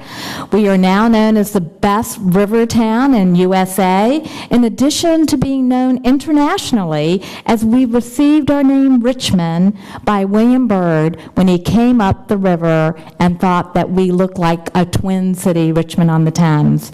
The plan is leading the direction with people. It's creating a way to get people to come downtown, create a sense of place, produce more taxes, and attract both our citizens and tourists. We used to flood. We don't flood anymore. This is an opportunity. The James River is the historic heart of our city. It will make us a first-class city, invoking pride, beauty, and the future enjoyment of all, bringing both people and dollars into our city. Thank you to each of you. Thank you to the planning staff of the city. The plan can bring transformation to the city and the region. On behalf of Historic Richmond, we are in full support of all the opportunities this plan can afford our city and our river. Thank you. Thank you. I'm going to bring this back to council for discussion. Ms. Robertson? Yes, thank you, Madam President. I first want to thank the staff and all the citizens that have been involved in this process of putting together the riverfront plan. It is exciting to see all of the activity down on the river. It's amazing how many people I talk to that live in the city of Richmond that have not discovered this great treasure that we have right here in the city. But as the work that Venture Richmond has done in attracting a lot of really significant events to the river have made a tremendous difference, not only for the city, but for the region and beyond our immediate region. I have just one, I do want to follow. I am a little concerned that we make sure that as we go through the process of this amendment, proposed amendment to the master plan, that the private property owners also feel that their rights are being protected in the process. And I want to follow up on a question that was asked by the representatives for the Mayo Island, which seems to be the only opposition that I've heard tonight in regards to this. Otherwise, it sounds like it's a great plan.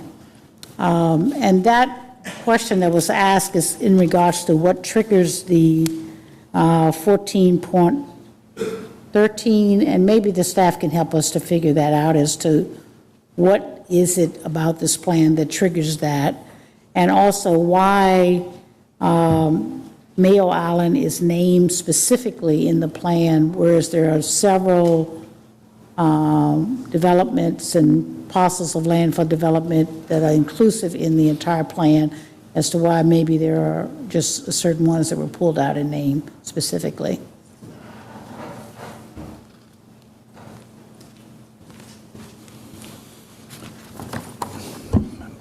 Mark Ollinger, Planning and Development Review. Councilwoman, let me begin by answering your first question first, and if you could repeat question number 2, I'll try to address it. Section 1413 of the code specifically recommends that any time an action occurs for the pulling of a building permit that is in excess of $10,000 or more, the Commissioner of Buildings will double check to make sure whether or not that parcel of land or that property is in the city's adopted master plan for potential acquisition. If it is, they notify me. I in turn notify the Planning Commission. Ultimately, the Planning Commission makes a determination whether we pursue acquisition. Ultimately, you make the decision as to whether or not we acquire the property. Under our existing adopted downtown plan, I can show you several instances within the adopted language where we mention Mayo Island specifically. Let me give you the most specific recommendation. On page 7.8, acquire targeted properties for open space. The first priority for allocating funds should be for the acquisition of Mayo Island. The downtown plan recommends that a riverfront park be created at Mayo Island. With that language, which you all adopted in 2009, you kick Mayo Island into 1413. What we have said in here is that in the riverfront plan, if adopted as amended by the Planning Commission, Mayo Island is a part of 1413. If the owners of that property come in to pull a building permit in excess of $10,000, I will be notified. I will notify Planning Commission. Planning Commission will make a recommendation to you all, and you all will need to make a determination. 2009, that language was specifically put into the downtown plan and is still there. So irrespective of what we do tonight, any activity that is triggered by Mayo Island triggers 1413. So I'm a bit at a loss to understand how there's a disconnect between the language in that plan and this by the representatives of Mayo. We think the language is very clear, and because it says specifically that we should acquire in 2009, that kicks in 1413. Your second question, madam? I just want to do a follow-up to that question, just to make sure. So other parcels of land that are within the river study, as well as the downtown master plan, that does not name a particular property specifically, therefore 1413 wouldn't be triggered. Is that what you're telling me? If we identify an area as open space or parkland on a map in a master plan, we are working under the assumption that there is an acquisition at stake. There are additional properties in the city right now that are being reviewed in conformance with 1413 because there are master plans that have been adopted by City Council which show these parcels as being potential green space in the future. We have to go through that due diligence, and a couple of those may come to you in the not too distant future. So I want to make sure that everybody's clear that this isn't just a Mayo Island discussion, nor is it a USP or a downriver discussion. There are other parcels in the city at which 1413 comes into play.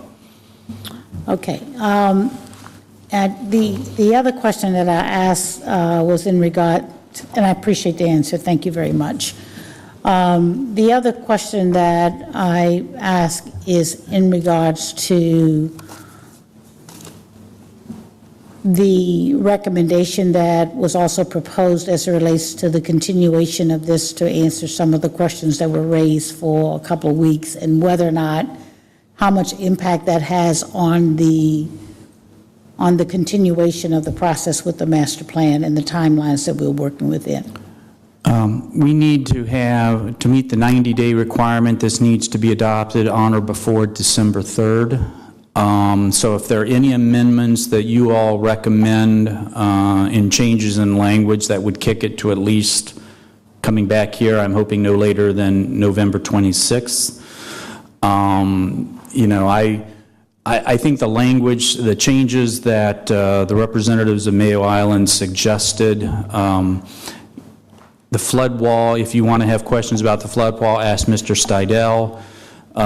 Any development in a floodplain automatically kicks you into section 90 of the ordinance. So whether or not we say commercially viable or commercial properties or whatever about the secondary means of access to the site doesn't really matter, because it all gets kicked into 9051 as it relates to floodplain development, and that's the controlling ordinance, and that's the controlling code over any of that development.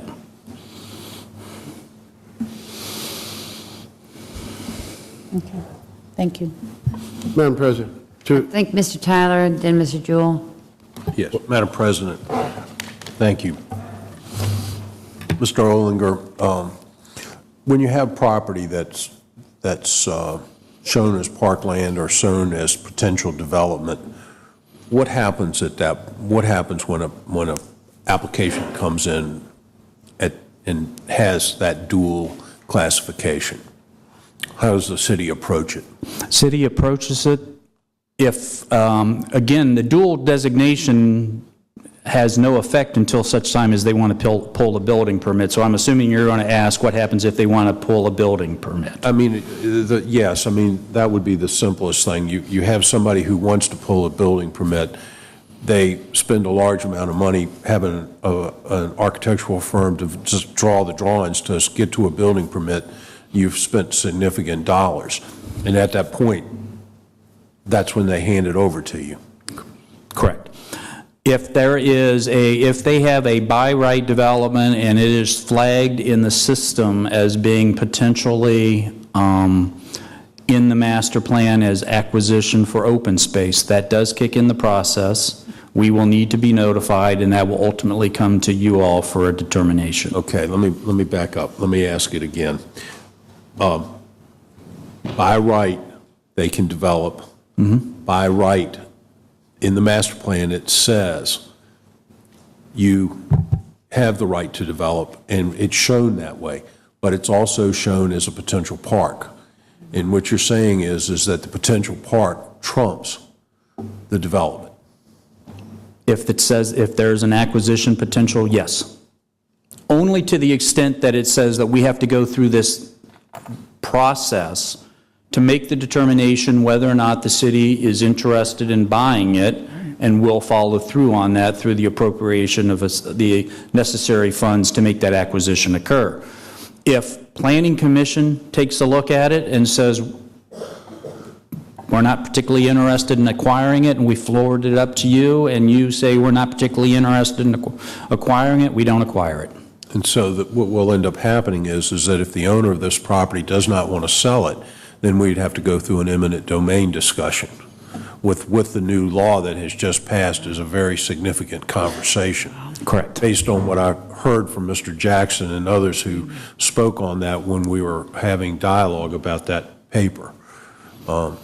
So the difference, well, I'm not the city attorney, so I won't offer I won't offer my take on it, but I do believe that that the city, you all make the final determination on whether or not we proceed with the acquisition or not. Okay, that's helpful. Thank you very much. Okay. Mr. Jewell? To that end, if we chose not to acquire the land, God knows where we get the money from. You're talking $20 million worth of property to make for green space. It better be Disneyland. The question is, if we pull permit for acquisition, it would more than likely be for development. Is that prohibited at that point? If the city opts not to exercise what is, in essence, an option of first right of refusal. If the city says throughout, at the end of this 1413 process, that it is not interested in acquiring the parcel for parks purposes, that flag is removed off the property, and the building permit is pulled and work can commence. Well, I think there's enough confusion around this language that it merits putting off for a couple of weeks here.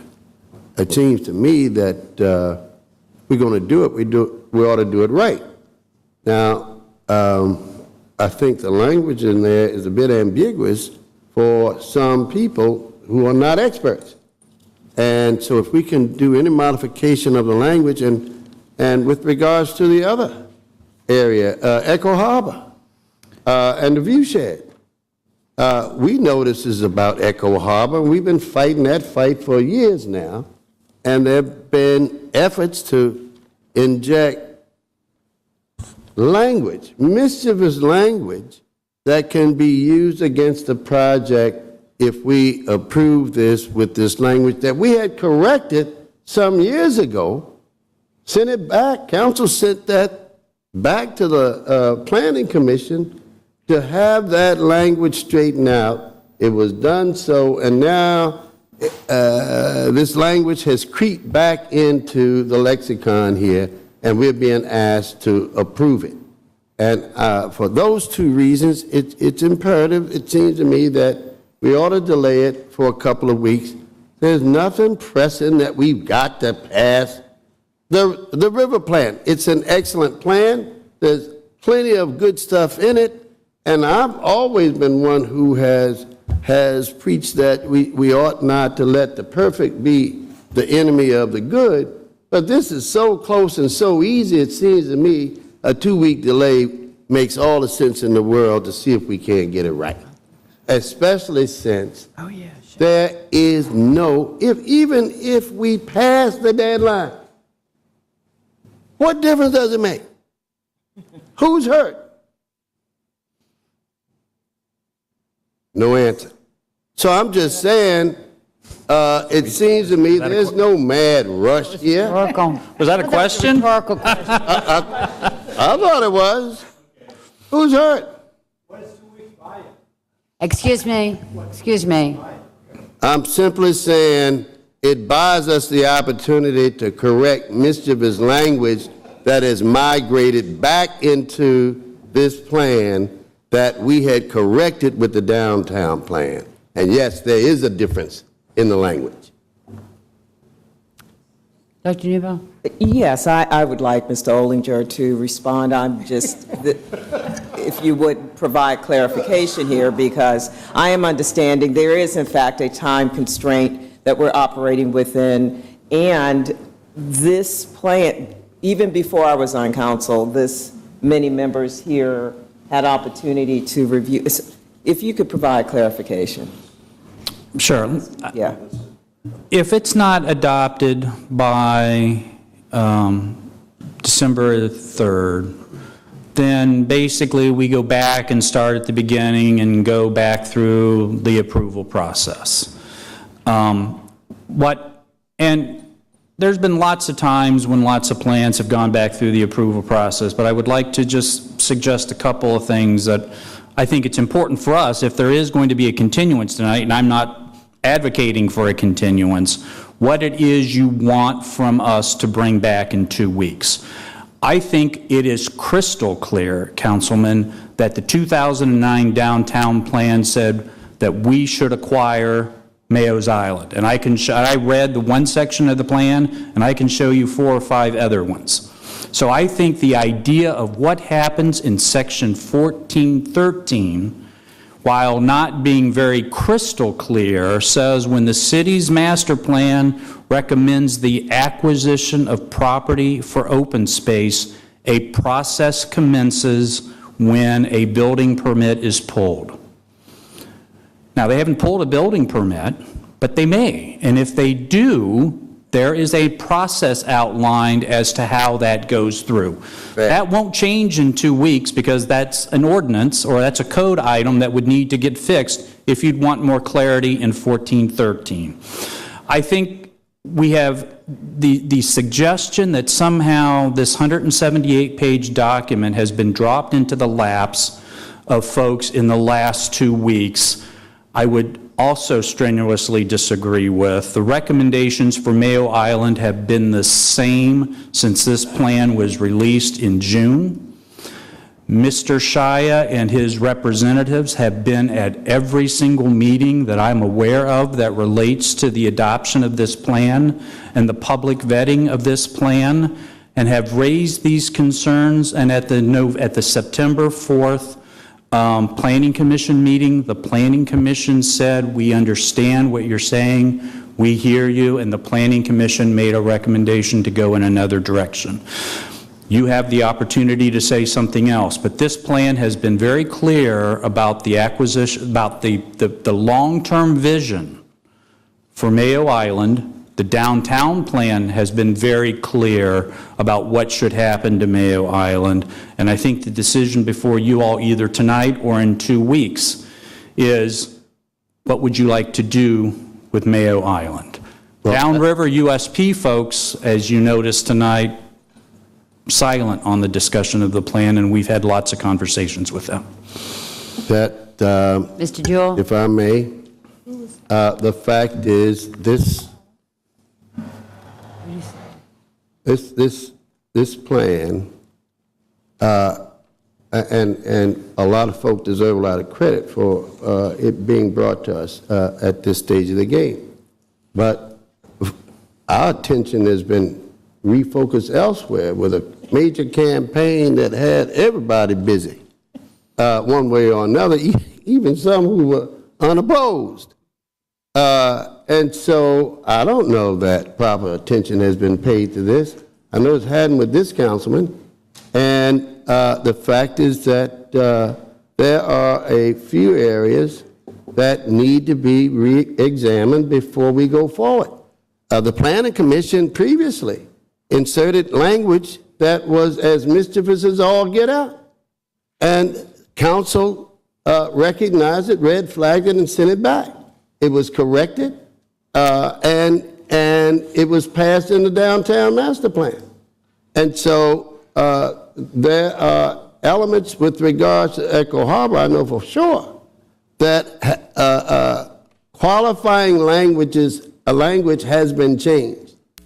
For what reason, we don't know. And I'm simply saying a couple of weeks won't hurt. We don't have to miss a deadline. And if we missed it, again, if we missed it, who loses? The fact is we need the plan in place, granted, but we don't need it right now.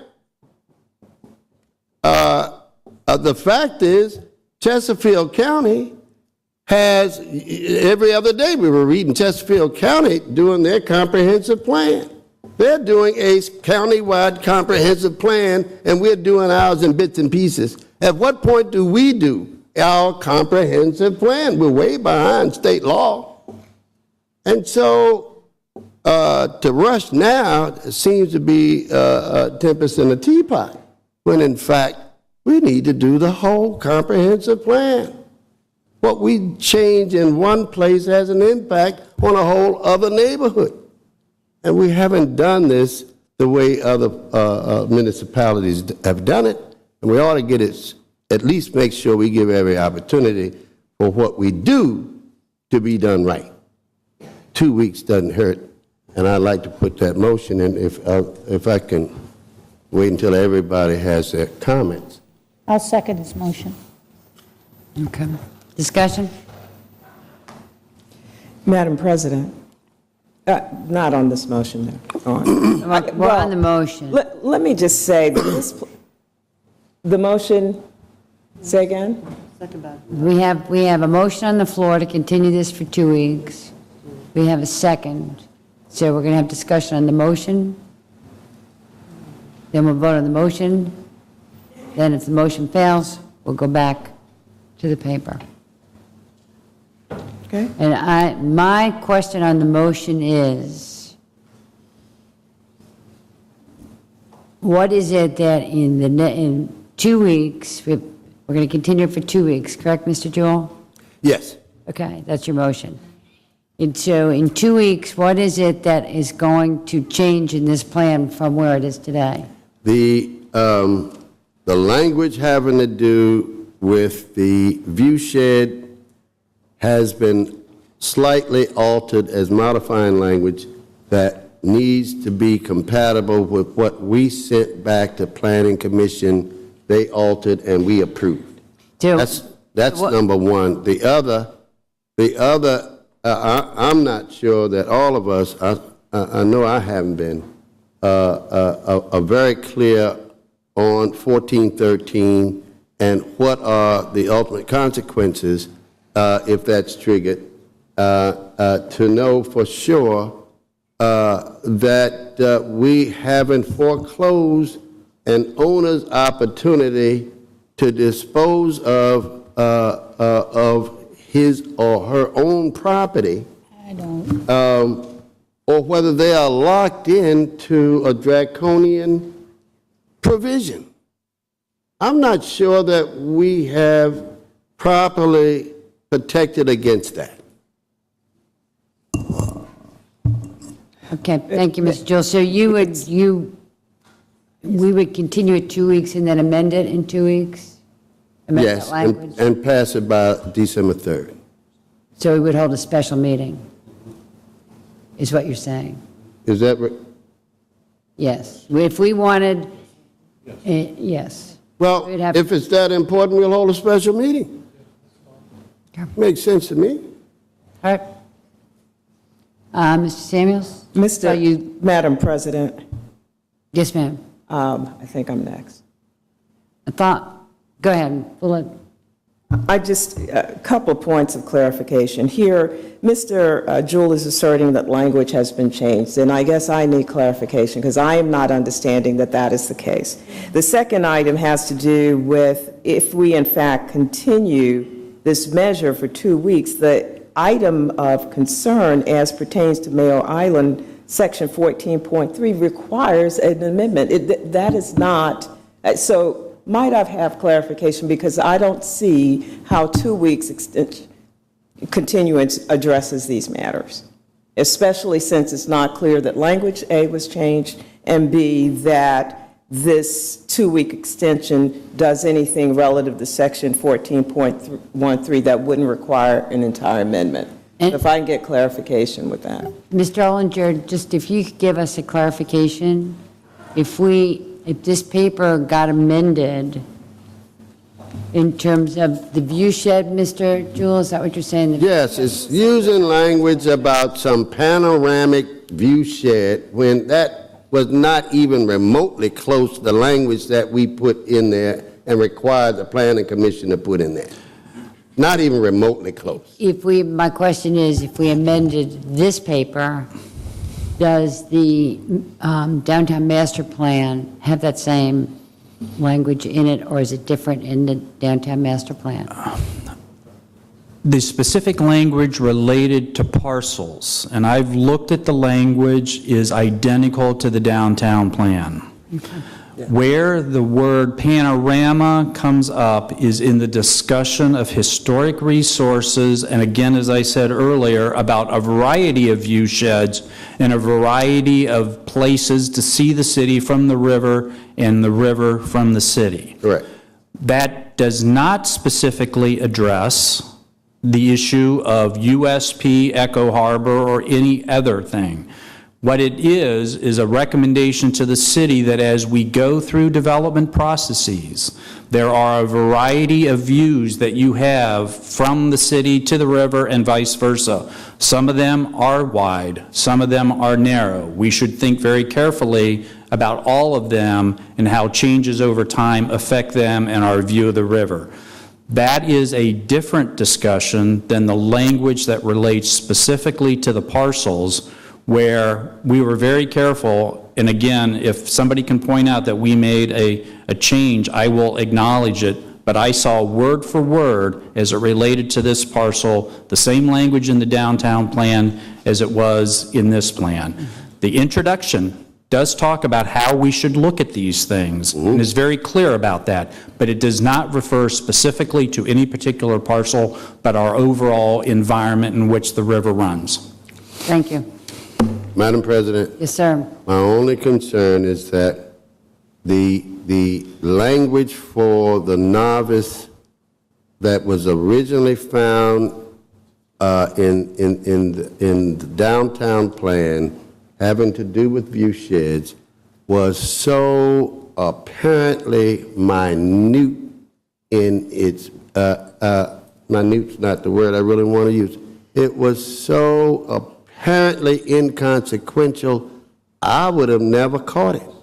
But those who are trained in this business caught it, and we caused them to alter that language. We sent it back. Some of us were here then. We caused that to be sent back to planning, and we gave them specific language to change. And we need to make sure that that is consistent in this new permutation with regards to the riverfront plan. That's all I'm asking, is that we maintain fidelity to what we told planning to do. All right. Madam Clerk, could you call the question? This is on to continue the paper for 2 weeks. Is the motion correct, Mr. Jewell? Yes. Yes. No, actually, the motion would be, may I amend your motion? Yes. and say, we would like this to be sent to, continued for 2 weeks and sent to land use.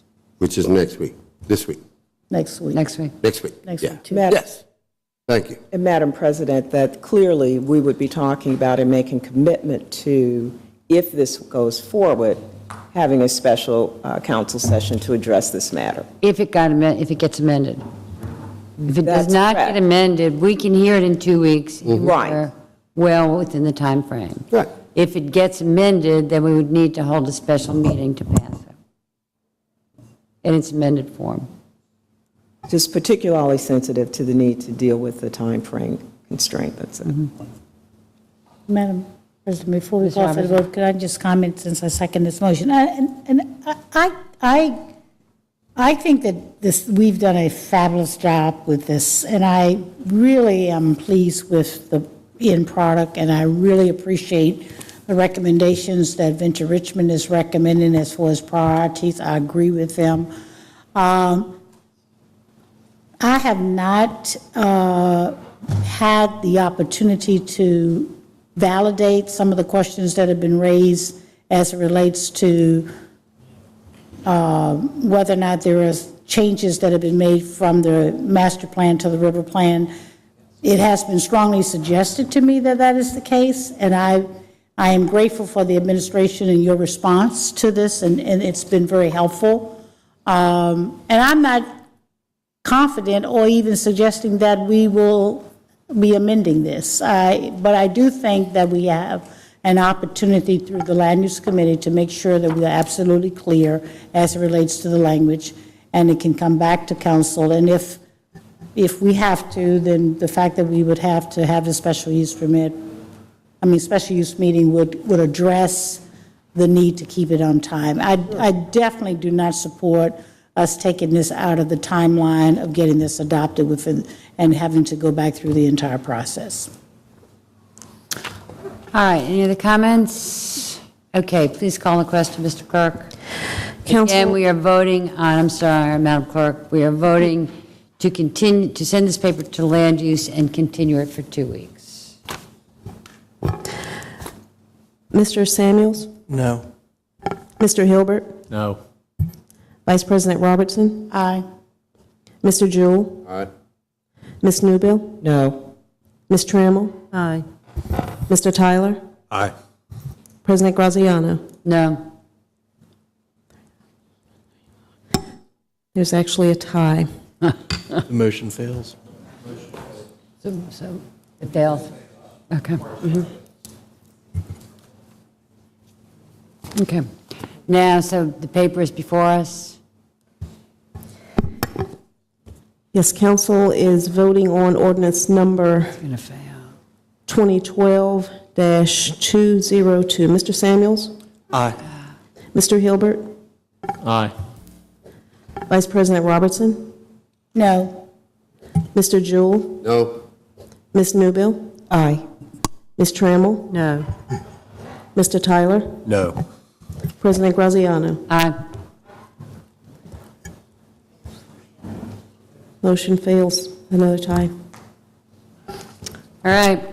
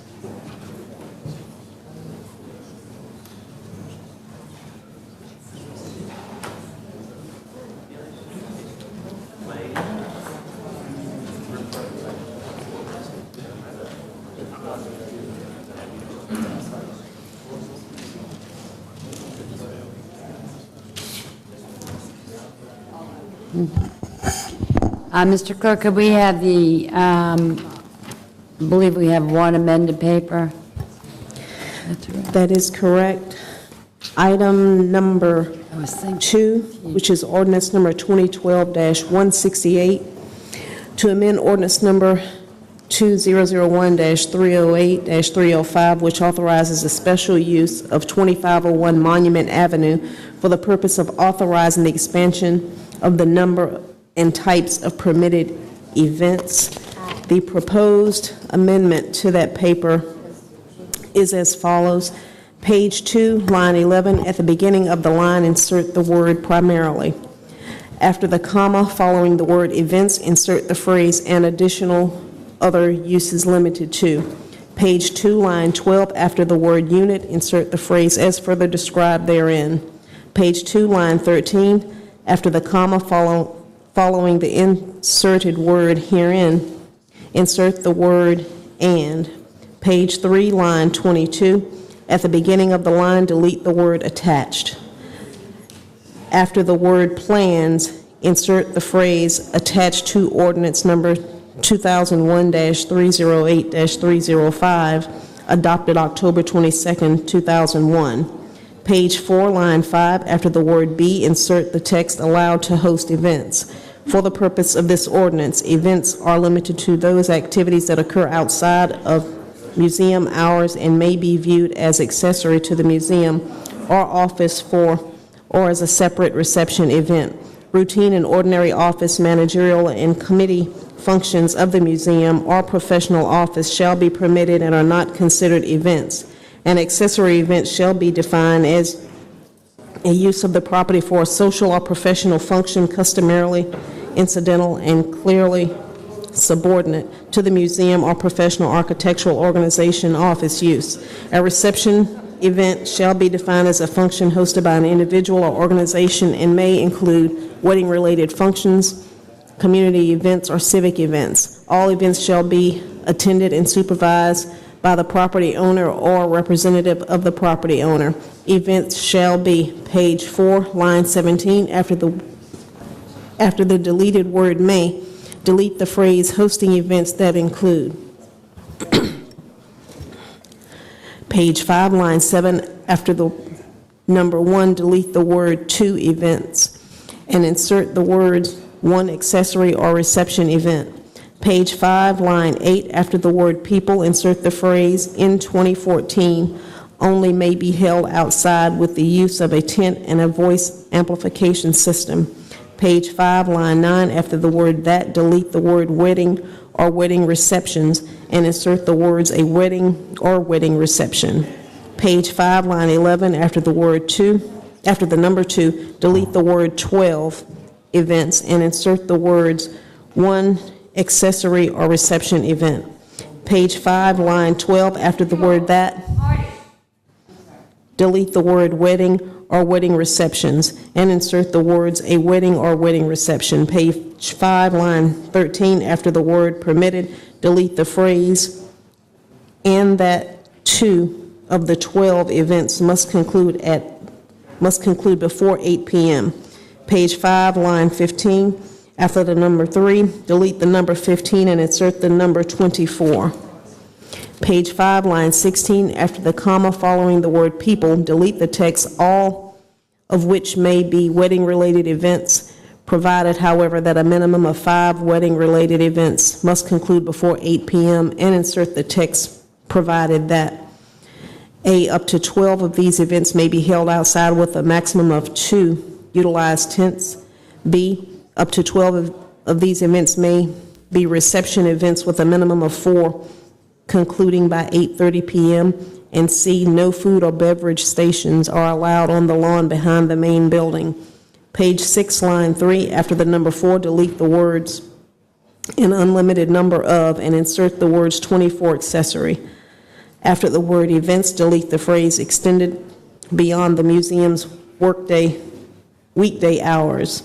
Page 6, line 4, after the word by, delete the words fewer than and insert the words a maximum of.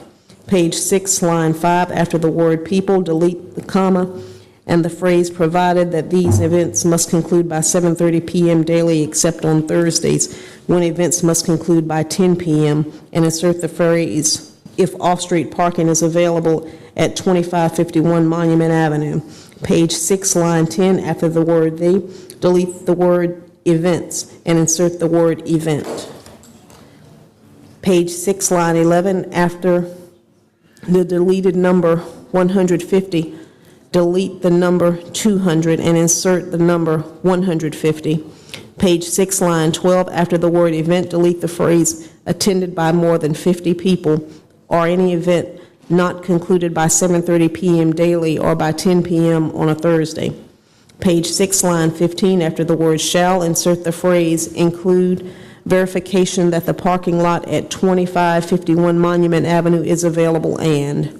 Page 7, line 1, after the word "that," insert the phrase "except for the 400-person event in 2014.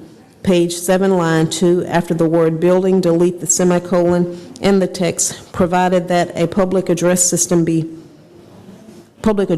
for voice shall be permitted for one event per calendar year when used within a tent and concluding by 9:00 p.m. Page 7, line 8, after the word "exceeding," delete the number 75 and insert the number 50. Page 7, line 11, after the word "in," delete the word "they" and insert the word "a."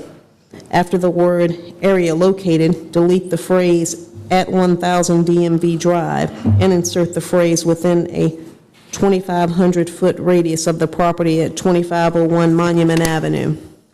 Page 7, line 12, after the word "a," insert the word "shuttle service." Page 7, line 13, after the word "service," insert the phrase "or similar transportation arrangement."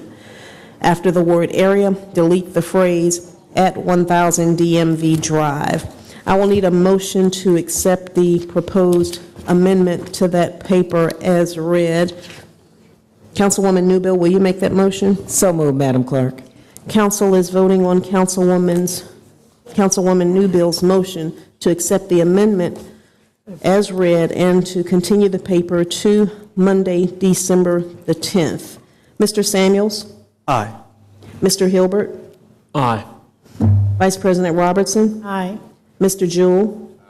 Ms. Newbill? Aye. Ms. Trammell? Aye. Mr. Tyler? President Graziano? Aye. That paper has been amended and will be before council again on Monday, December the 10th. Thank you, Madam Clerk. Before we go to citizen comment, I believe Mr. Jewell has a motion to make. On the previous motion and the confusion therewith, I'd like to motion to place a motion to reconsider. Okay. And that would be And that would be to, reconsider the paper on the Riverfront Master Plan. that is correct, such that we might continue the paper for 2 Well, weeks. first we have to reconsider it, then once we get it reconsidered, then you can make that motion. All right. Okay? Okay. Well, folks need to know what they're voting to reconsider, I think most folks. I would think. I hope they don't. We want to reconsider the flub that we made a moment ago and see if we can get it back on track and get the matter before us again in 2 weeks, Okay. having Ready? gone through land use. Do we need a public hearing? No, okay. Is there any discussion on this motion? Okay.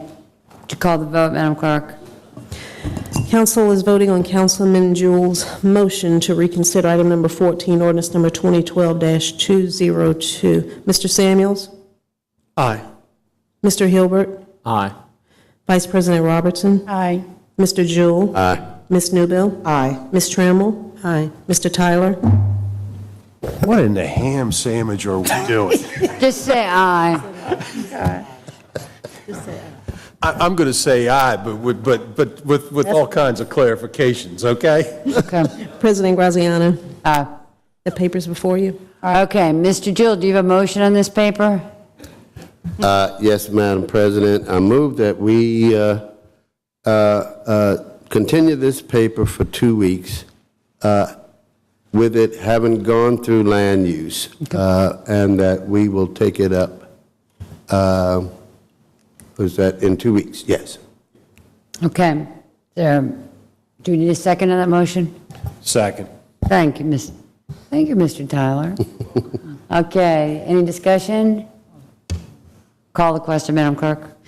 Council is voting on Councilman Jewell's motion to continue ordinance number 2012-202 for 2 weeks and to have the paper go to the Land Use Committee meeting next week. Mr. Samuels? Aye.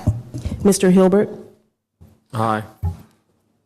Vice President Robertson? Aye. Mr. Jewell? Aye. Ms. Newbill? Aye. Ms. Trammell? Aye. Mr. Tyler? Aye. President Graziano? Aye. That motion has passed. That legislation will be sent to next week's Land Use Committee meeting and will be back before the council on November 26th. Okay, thank you, Madam Clerk. At this time, could we go to citizen comment?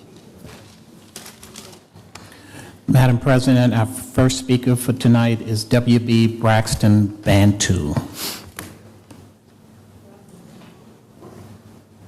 He's not here. The next speaker is Uzziah Miller.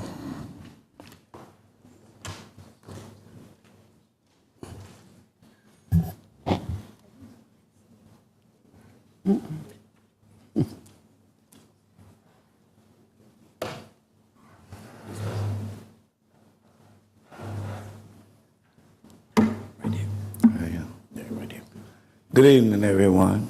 Good evening. I'm coming before you because I was directed to come here. It's nothing that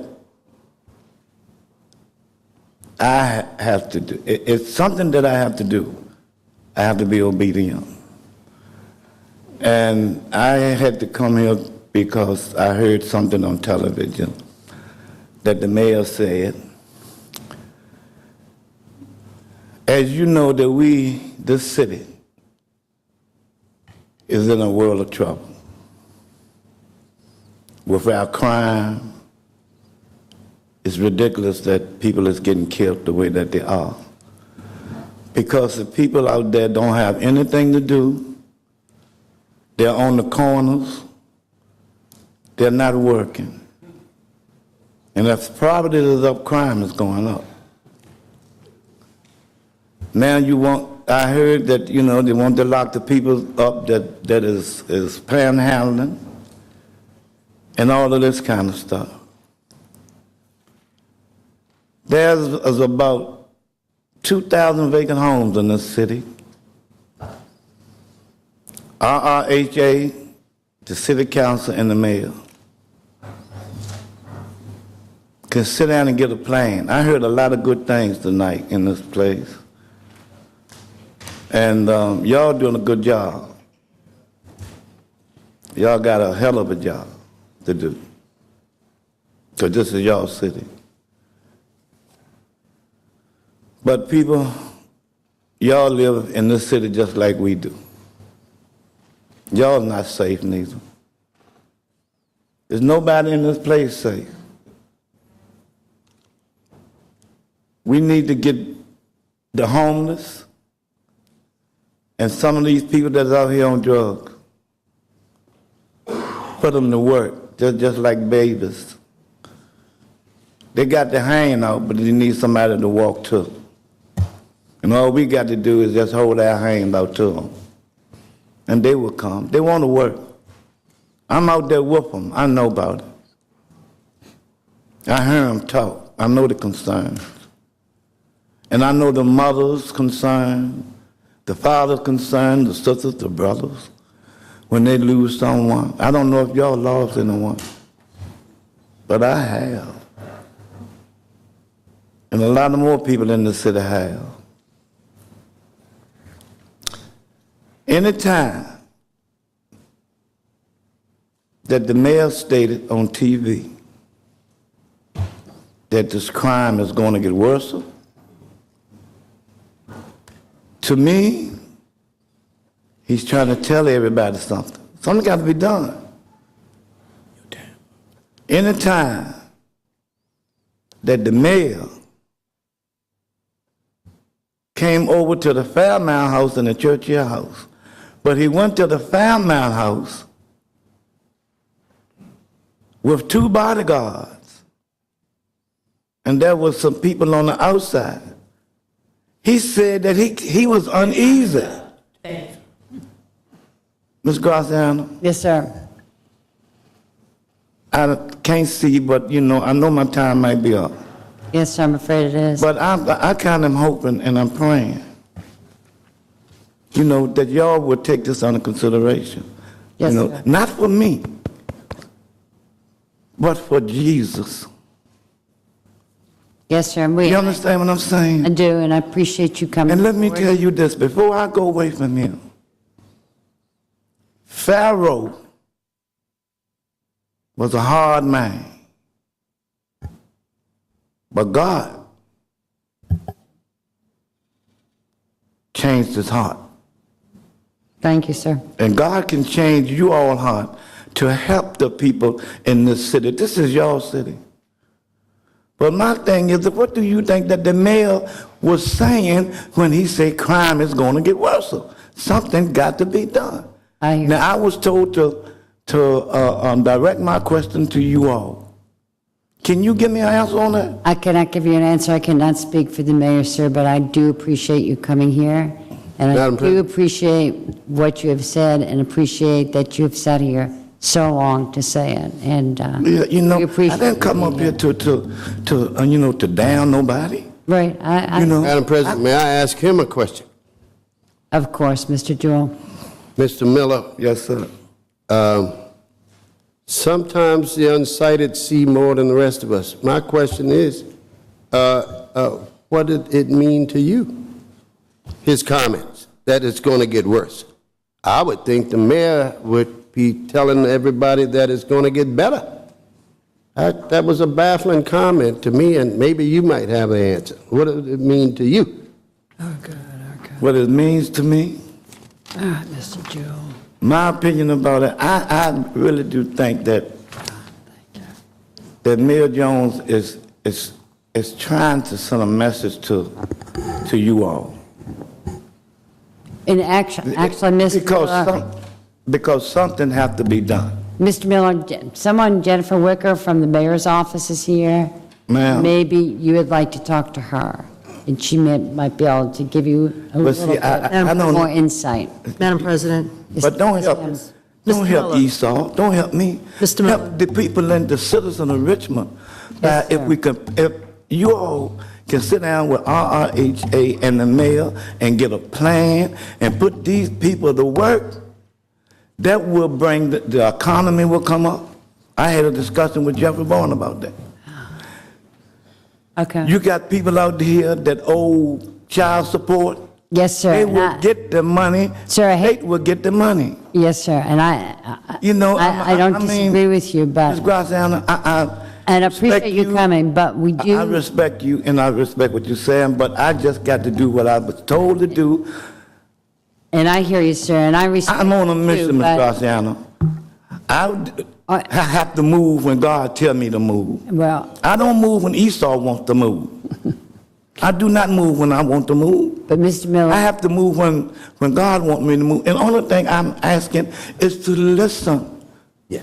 And I think, Mr. Because, you see this building? Mr. Miller, There's a leak in this building. Mr. Miller, And God is Mr. Miller, you have made your point, and I appreciate you coming down. I really appreciate you staying. Esau, I think everyone other on speakers council have to does. speak.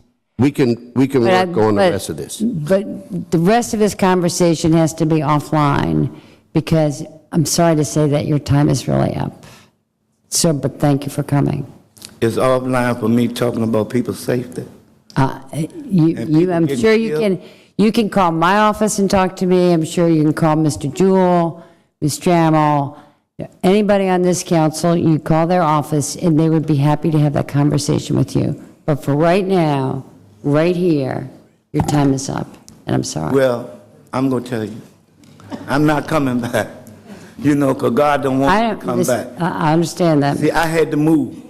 Mr. Miller, I'm sorry, but your time is really up. Hey, if y'all don't want to listen, We have listened, Mr. Miller, and we appreciate it. Just don't be surprised. And don't blame me. Okay. See, don't blame me. I'm doing what God wants me to do. You know, don't blame me, because if you go home tonight, Mr. Miller, anybody on the city council go home tonight and find out that one of your loved ones, Mr. Miller, your time is up. How are y'all going? Your time is up, and I'm going to ask you to please go sit down now. Y'all be blessed and you have a good night. And you be blessed also. Thank you very much. Go home. Thank you for coming. Madam President, the next speaker is Gloria Harris. She left. The next speaker is Darlene Richardson.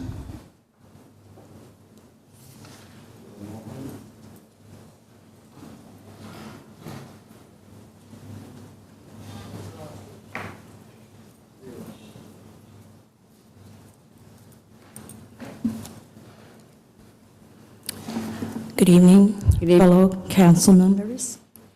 My name is Darlene Richardson. I am the former administrative secretary of Attorney John L. Tilder III. As before, my former discrepancy was in reference to the housing situation to help people who are homeless and living in poverty. I also work for Governor Gilmore. I have a criminology and law and psychiatry research background. My last venture was to alleviate that discrepancy. A collaboration of efforts is now what I'm proposing to achieve the goal of arranging some type of housing that is an easy process to accumulate. It should not be difficult to make sure that people who are homeless obtain housing.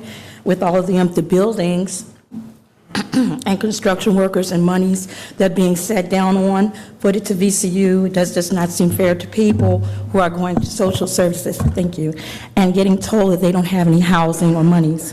Every state on the map has a social services department, and I've never heard of this before.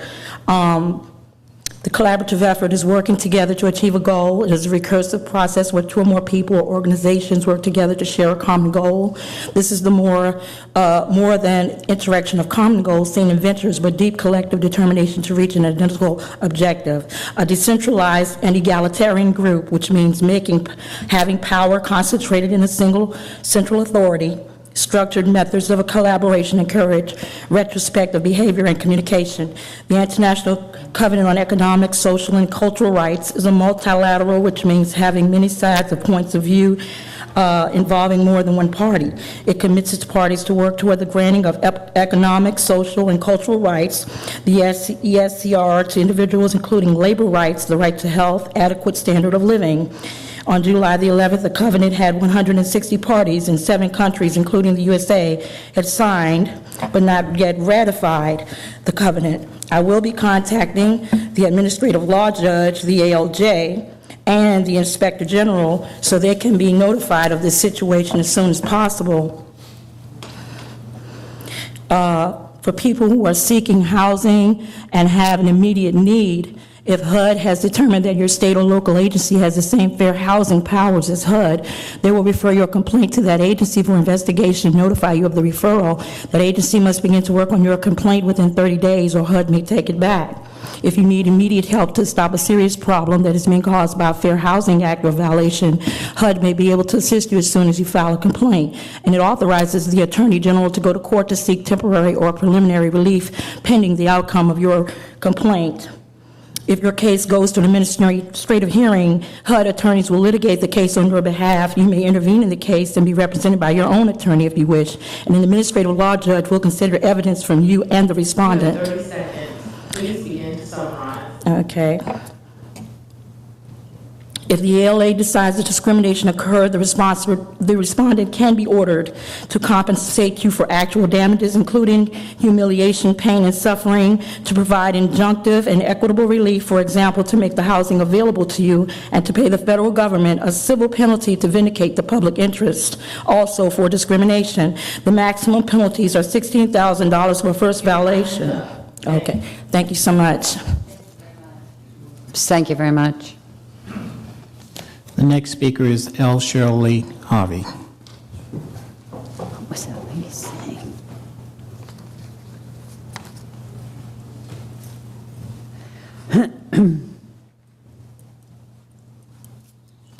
God wants me to be here tonight, too. Good evening. My name is L. Shirley Harvey. As a result of known problems counting voter petition names for the local fall elections 2012, several of us decided to look further. We found many other problems concerning qualification for council, mayor, and school board.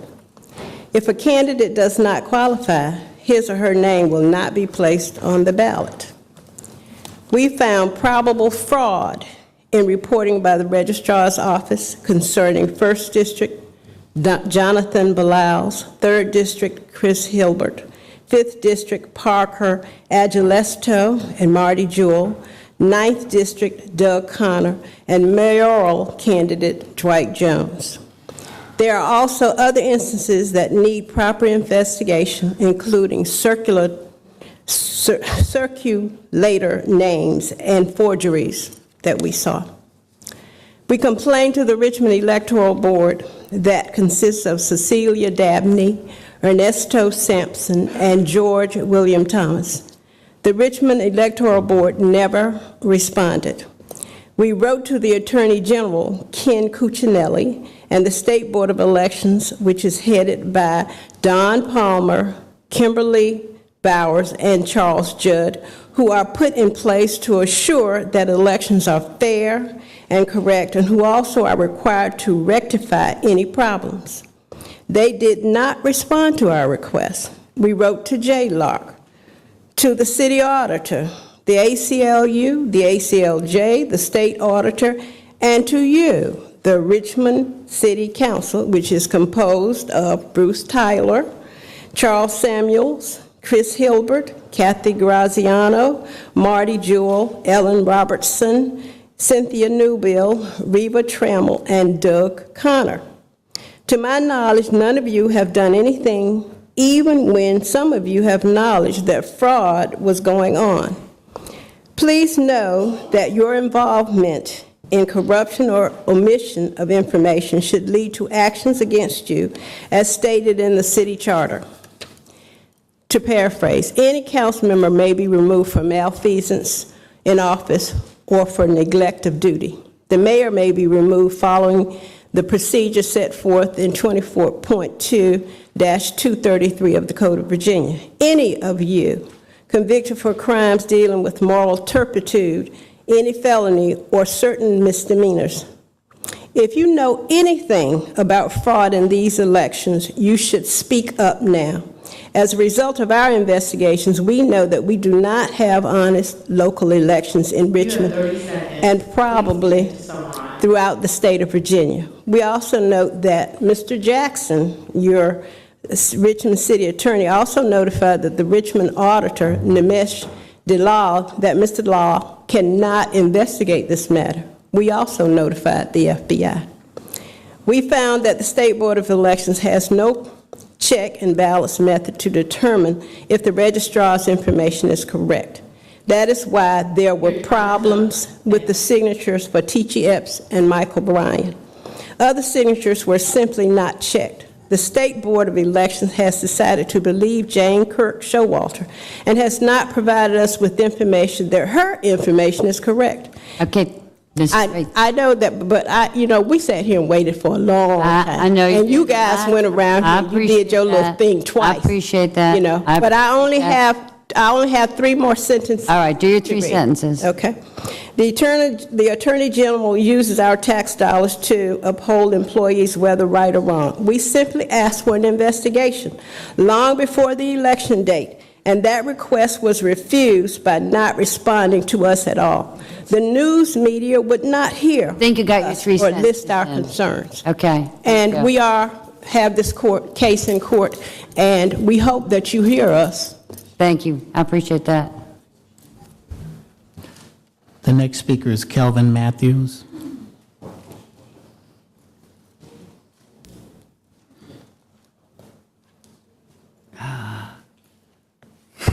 Good evening. My name is Kelvin Matthews, and I reside at 3613 Barmark Drive, over on the south side, the 8th District, where Mrs. Trammell is the representative. I'm here today. I don't have anything written down, but I'm here to speak from the heart and to tell my concern. In the latter part of last year, there was a note left on my sister's door telling me that my vehicle was not in compliance with the code of Richmond. And it was from Mr. Hanson Fields. And I immediately called Mr. Fields, asking him how to correct the situation. Of course, his voicemail came on, and I left a message, and he did not call me back. I came home several weeks later to find my vehicle towed from the backyard, and again I called Mr. Hanson Field and asked him what had happened to my vehicle, because I had gotten the vehicle inspected. But before I had gotten the vehicle inspected, my sister and I, we had asked for an extension. The extension was for the 20th of January. They came and got the vehicle on the 17th. And Mr. Hanson told me that I had an illegal inspection sticker on my vehicle, and I told him I don't see how that is possible, because with all my vehicle, I had never used an illegal inspection sticker, so I didn't know how that was possible. What had happened, someone had gone, when they came to take my vehicle, they actually stole my vehicle. They broke into my vehicle. They changed the number on the inspection sticker so that it would not match the VIN number of my vehicle. And then it told me that it was illegal. I had to go back to Pep Boys, where I had gotten the car inspected, get a copy of the report saying that this was a valid inspection sticker. They still refused to give me the car. I had to go to the mayor's office with an interview with Mr. Hanson and his supervisor. They found out that the car was towed illegally, and it was given back to me that same day. But in the process of them breaking into my vehicle, changing the inspection sticker, they damaged the vehicle, they damaged the property, and no one wanted to compensate me for any of the damages. They didn't want to compensate me for any undue stress and the rights of mine that had been violated. I was told that the city attorney would contact me. He or she never did. In the letter from the mayor's office, it says that Mrs. Victoria Benjamin Esquire, who is the liaison who handled this matter, would contact me. She did contact me. She said that she was going to do an investigation. I never heard from her concerning the investigation. The vehicle is still damaged. I talked to Siebert Towing. They said that their drivers do not go around damaging people's vehicles, that they were not going to pay for any type of damage. I received a letter from them. I got a letter from the mayor's office that's supposed to be a letter of resolution. I don't know whether it's a letter of resolution or not. I have the confirmation of extension, whereas they gave me an extension until the 20th, but they came and got the vehicle on the 17th. The police officer told me that they could come and get the car after the 20th, but they cannot come and tow the car earlier, which was on the 17th. I contacted my city council person, Mrs. Trammell, who gave me some assistance, but not very much. She sent Siebert Towing back out to look at the damages. Mr. Matthews, there's a lady back there, Jennifer Wicker, in that purple. She can help you. So okay, because this has been an ongoing thing, and I'm trying to get some type of resolution. You can figure it out, and Jennifer is the person. Okay, all right, well, thank you so much. Thank you very much. And I'm sorry that all that happened. Well, that's what the mayor's office said, that's what Siebert Towing said, but I'm still in a situation of trying to get some type of assistance, some type of restitution for, what I have gone through. And I still feel like, my rights, have been violated. So I'm, that's why I'm appealing to this chamber and asking that, that this chamber will do the correct thing to correct the injustice that I feel has been done, to me. And Jennifer will help you. And then Jennifer will get back to us and let us know what happened. Okay, thank you so much. Thank you. The next speaker is Richard Hammock. Okay, thank you. The next speaker is Charles T. Wood. Just for the record, the chicken people are here, correct? All right, if you're for chickens, stand up. Okay, thank you very much. I'm not going to ask who's against chickens. That's a leading question. Okay, thanks.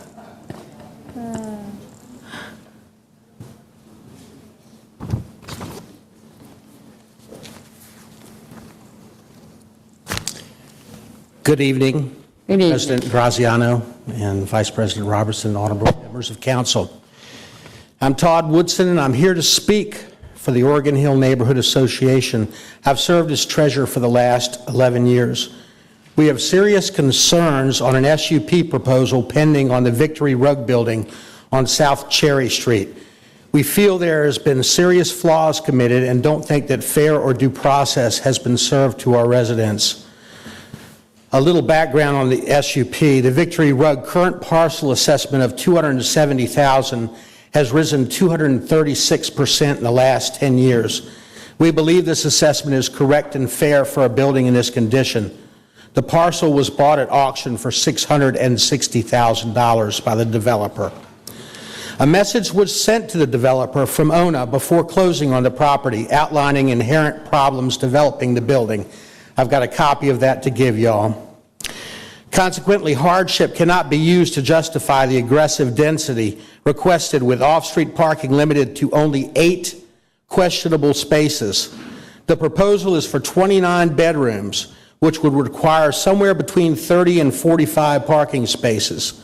Parking is already a hardship due to our proximity to VCU. This development is 2.5 blocks from the Mammoth VCU Recreation Center. The city has received 114 letters of opposition and no letters in favor.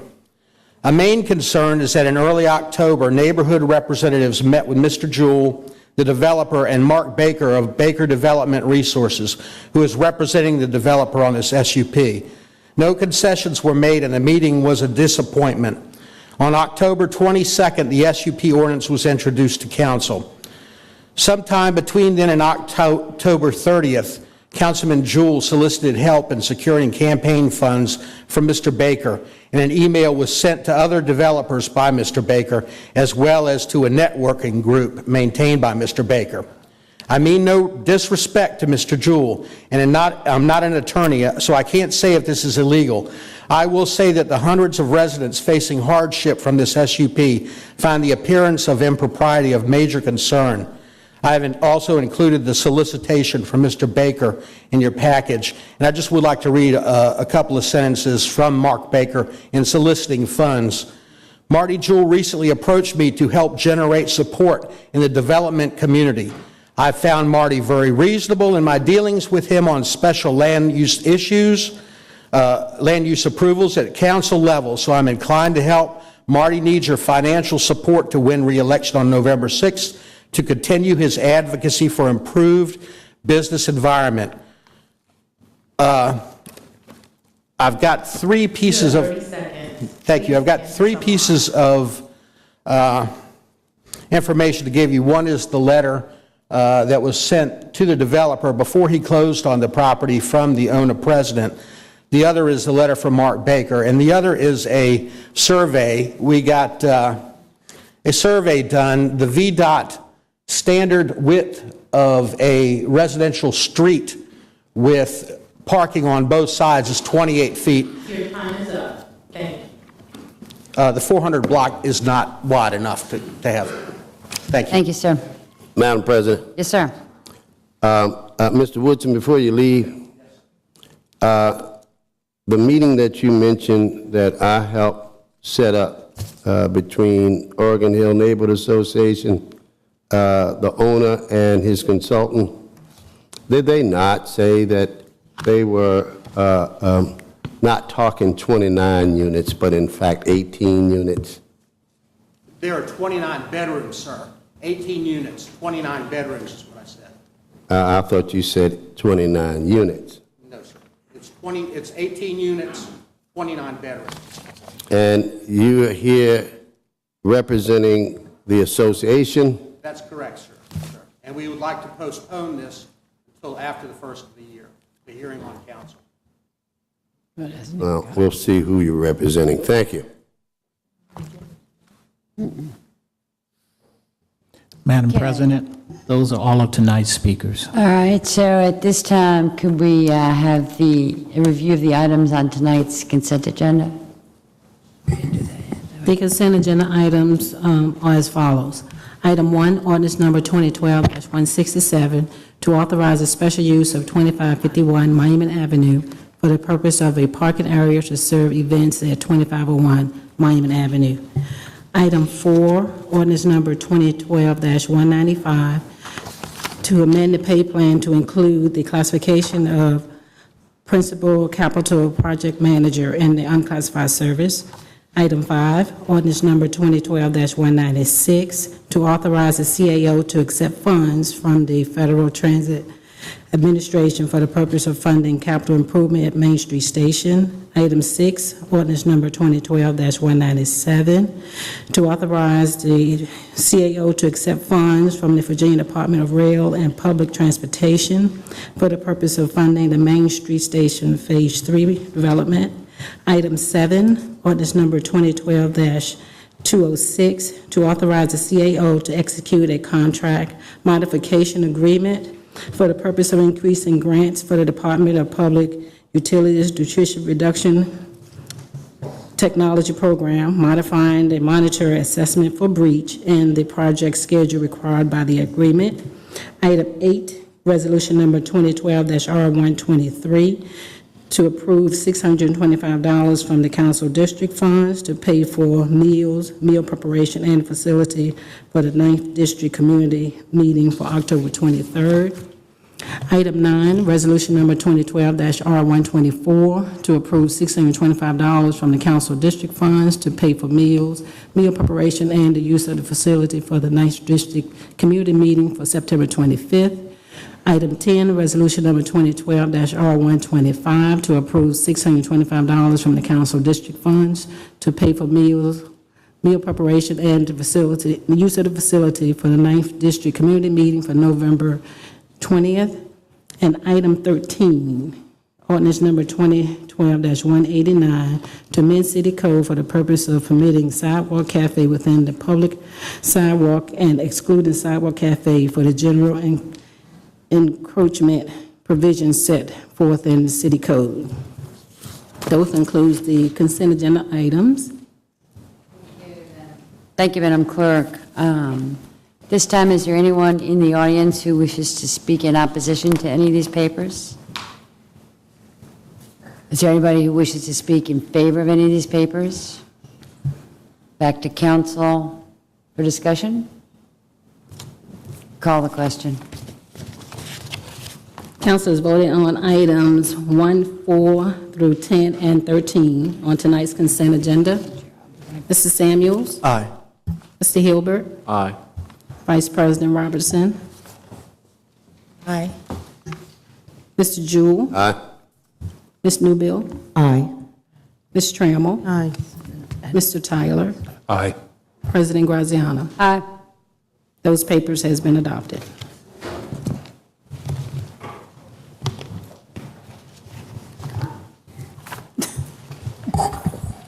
Okay, so what's next on the agenda? Approval of the minutes. Mr. Clerk, the next item on the agenda is to approve the minutes. Yes. Thank you. The minutes to be approved for this evening is the informal meeting held on Monday, October 22nd at 3, the formal council meeting held on Monday, October 22nd at 6, and the special council meeting held on Friday, November the 2nd at 12:30. And I need a motion to approve these minutes. Mr. Tyler, would you make a motion for these minutes? So move. We're voting on Mr. Tyler's motion to approve the minutes as read. Mr. Samuels? Aye. Mr. Hilbert? Aye. Vice President Robertson? Aye. Mr. Jewell? Aye. Ms. Newbill? Aye. Ms. Trammell? Aye. Mr. Tyler? Aye. President Graziano? Those minutes has been approved. Thank you, Madam Clerk. All right, next is any standing reports or announcements. Mr. Samuels? No, thank you. Mr. Hilbert? I don't have any. Thank you, Madam Vice President. Mr. Tyler? Thank you, Madam Vice President. A little late, 10:45. We're just rolling right along here tonight. I do want to say a couple things. First of all, on Tuesday, November 27th at 6:30 p.m. at Mary Mumford School, we're going to have a First District meeting. Mr. Olinger will be at the meeting, Director of Planning and Development Review. He will provide a look at the proposed zoning changes for the Libby, Grove, and Patterson Avenue Master Plan that we talked about, also known as West Hampton. So again, I think it's going to be an important meeting for the citizens in the First District, and I look forward to seeing them. Again, that's Tuesday, November 27th at 6:30 p.m. at Mary Mumford. Thank you, Madam Vice President. You're welcome. Ms. Trammell? Thank you. This Thursday night, November the 15th, we're going to have our 8th District meeting, and it starts at 6 o'clock to 8 o'clock. Marty. Killing me. I'll start all over. This Thursday night, November the 15th, from 6 p.m. to 8 p.m., we're going to have our 8th District meeting at the Satellite, and everyone in 8th District is welcome to attend. Again, it's this Thursday, November the 15th, from 6 to 8 p.m. This right here is your free smoke alarm. Not the Richmond Police Department, but the fire department. They will come to your home, and they will install this smoke alarm for you for free. Smoke alarms save lives. They save your pets, and they save your home. If you call 646-1526, that's 646-1526, those firefighters will come to your home. They will install this. They won't leave it with you. They will install it. And also, they will check your other smoke alarms to see if you need batteries. If you need batteries, they will install the batteries. Doesn't cost nothing. Right now, it's free. And we know last month, our President Barack Obama declared October the 7th to the 15th Fire Prevention Week, and he said that every citizen should have a working smoke alarm in their home. So let's take advantage of it while it's free, because right now, it's about the only thing that's free in the city of Richmond. Thank you. Thank you, Ms. Trammell. Dr. Newbill? Thank you, Madam President. I would just like to share that there will be a hosting of our second senior weatherization kit giveaway on Wednesday, November 14th at the East District Center located at 701 North 25th Street in Churchill. This is being put on by the Department of Public Utilities, but the intent is to, again, provide our seniors with weatherization kits to be able to keep the homes a little more secure during this winter season. So again, second senior weatherization kit giveaway, Wednesday, November 14th, located at 701 North 25th Street. And the time frame will be 9:30 till 2 p.m. Thank you. Mr. Jewell? Pass. I pass, Madam President. You pass? Okay. Mr. Samuels? We've already been there. Oh. I still don't have anything. You already? And you? Yeah, me. Ms. Robertson, do you pass? No, I have one announcement. On the 22nd of November, there will be a meeting at the Ann Hardy Park. The Quality of Life team is having their regular monthly meeting there, 5:30 to 7. And the district meeting for the 6th District will be held on December the 8th at Fifth Street Baptist Church from 10 to 12. Thank you, Madam President. And is finance meet this week? Yes, Finance Committee meeting is this week, Thursday at 3 o'clock. And I guess for the benefit of the discussion we had, there are several papers that are on the docket in regards to the development deal that we've spoke early about in regards to the Redskins coming to town. So I would encourage those that are interested in hearing that discussion in detail to make sure that they plan to attend the finance meeting on this week, Thursday. And the meeting starts at 3 o'clock. Is that correct? Is it 3 or 4? Let me double check, Mr. Jewell, whether it's 3 or 4.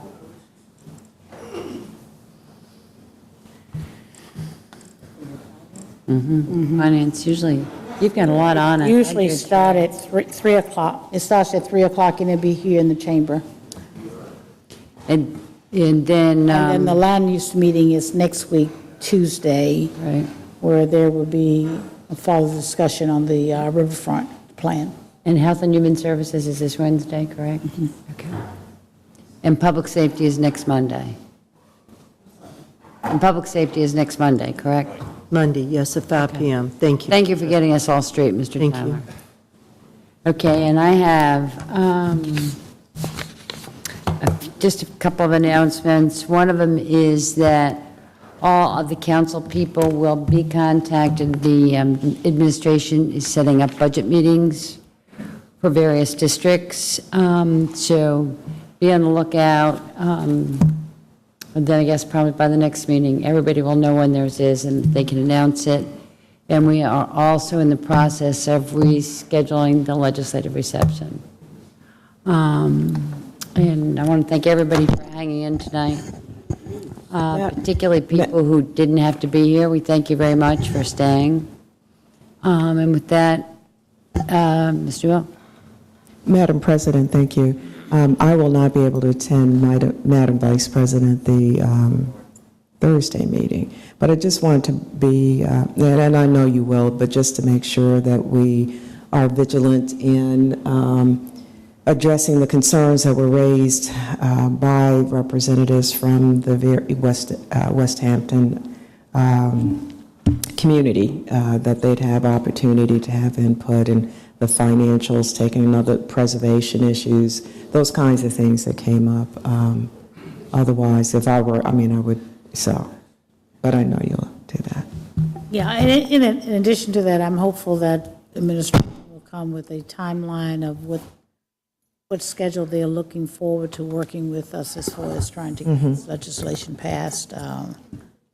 I would also ask the representatives, Madam President, if I may, the representatives in regards to the Mayor Allen to forward the questions that they raised tonight, that they felt there were a discrepancy as it relates to the master plan and the riverfront plan, to send forward those questions to the members of the Land Use Committee tomorrow so that we can have an opportunity to review those before the Land Use Committee. Madam President, Vice President. Ms. Newbell. Could we ask Madam Vice President that the entire council receive that information as well? That's fine. That's fine. I have no objections to that. I just wanted to make sure that all of the land use received them for sure. Thank you. And your request, Ms. Newbell, was for everybody to get it? Well, in Why don't you regards just to... send it to Lou, and Lou can send it to everybody? in regards to the riverfront that all members received, Right. and then the other Vice President had in terms of the Redskin paper. Okay. All right, any other? All right, let's have the introduction of the new papers. Introduction of new papers. Ordinance number 2012-207 to authorize the CAO to accept funds from the United States Environmental Protection Agency for the purpose of forming a watershed coalition in the Bellmead development. Finance and Economic Development, November 15th. Council public hearing, November 26th. Ordinance number 2012-208, to authorize the Chief Administrative Officer to accept funds from the Virginia Department of Transportation for the purpose of funding the Hall Street Road at Dorrit Road and Hay Road Highway Safety Improvement Program. Planning Commission, November 19th. Council public hearing, November 26th. Ordinance number 2012-209, to amend city code by adding a new section for the purpose of declaring certain unsanitary and unsafe condition to be nuisance and prohibited persons who owns or occupy property for allowing such nuisance to exist. Education and Economic Development, November 28th. Council public hearing, December 10th. Ordinance number 2012-210, to authorize the CAO to accept funds from the Institute of Museum and Library Services for the purpose of providing summer programs to reduce summer learning loss. Education and Human Services, November 28th. Council public hearing, December 10th. Ordinance number 2012-211, to amend ordinance number 86-44-50 for the purpose of authorizing certain renovation to and increase the number of residents permitted in the adult care residence. Planning Commission, December 3rd. Council public hearing, December 10th. Ordinance number 2012-212, to erect all-way stop sign and all-way flashing red lights at the intersection of North Nassamon Street and Kensington Avenue. Land use, November 20th. Council public hearing, November 26th. Ordinance number 2012-213, to accept a deed from the school board conveying 5600 Patterson Avenue to the city of Richmond. Planning Commission, November 19th. Council public hearing, November 26th. Ordinance number 2012-214, to declare surplus and to direct the conveyance of 5800 Patterson Avenue to the Economic Development Authority for the purpose of development of the property and to authorize facility as defined in Virginia Code 15.2-49.2. Planning Commission, November 19th. Council public hearing, November 26th. Ordinance number 2012-215, to authorize the CAO to execute the Lee Street Development Corporation Agreement between the city and the Economic Development Authority for the purpose of providing the authority to develop and manage the training facility design and occupied used by the Washington Redskins summer training. Finance and Economic Development, November 15th. Council public hearing, November 26th. Ordinance number 2012-216, to amend ordinance number 2012-34-70 for the purpose of transferring certain funds and shifting into future fiscal year certain plan appropriation to the Economic Development Authority to develop and manage facilities for commercial enterprise, including the Washington Redskins and Bon Secours Regional Health Center. Finance and Economic Development, November 15th. Planning Commission, November 19th. Council public hearing, November 26th.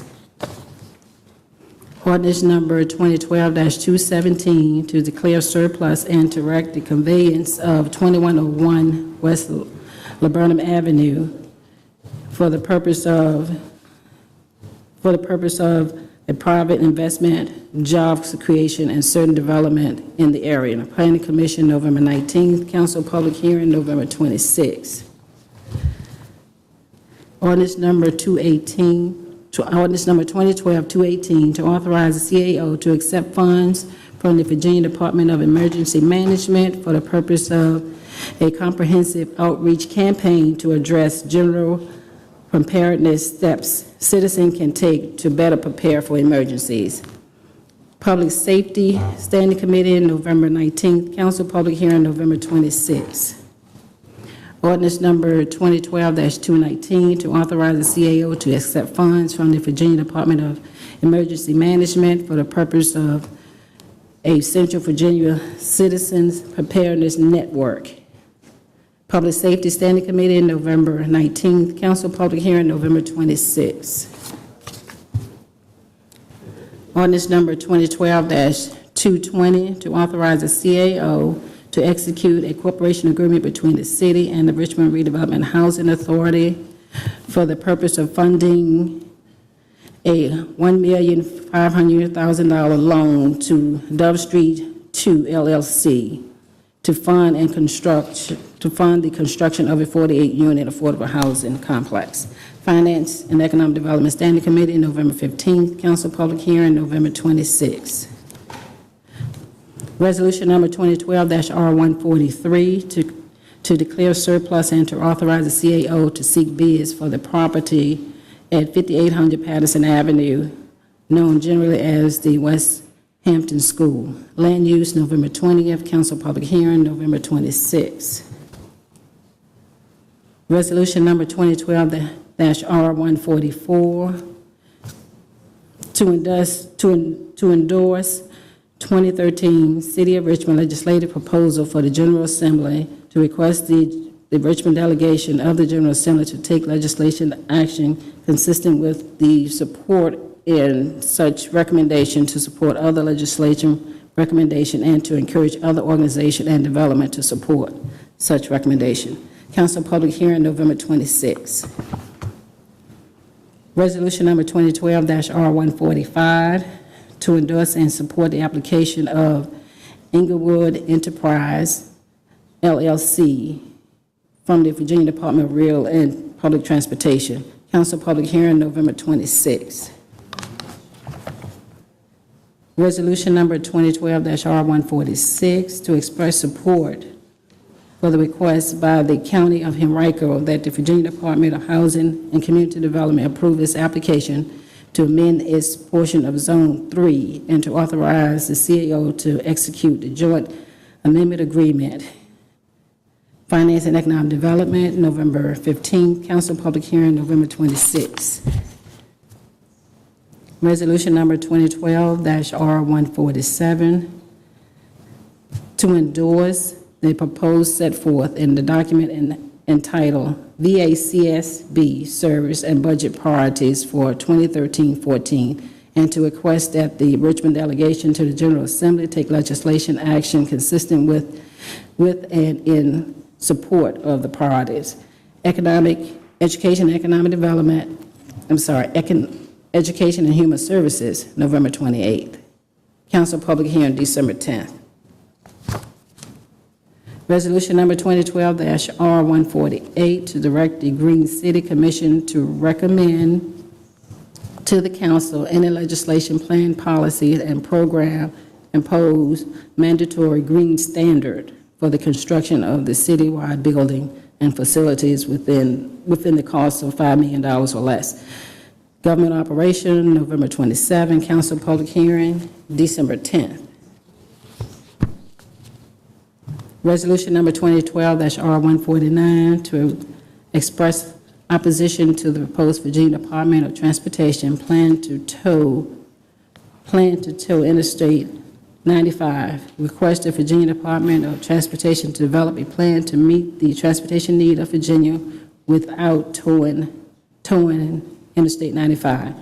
Land use, November 20th. Council public hearing, November 26th.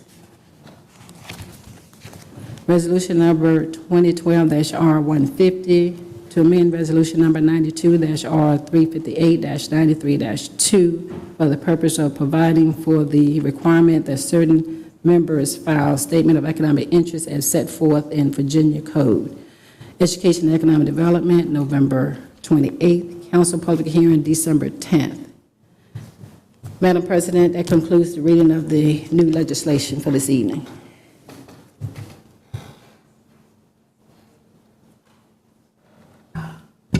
Thank you, Madam Clerk. Unless does anybody have new business they want to bring up? No. Okay, then this is adjourned.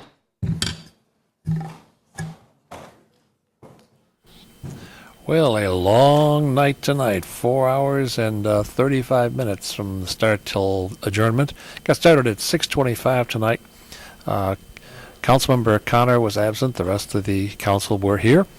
Got to the awards and presentations, the agenda review, and then we got to the regular agenda at about 10 minutes before 7.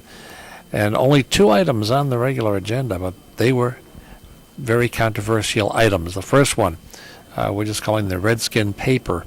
There was a presentation first. That took about 20 minutes, and then we got to the public hearing.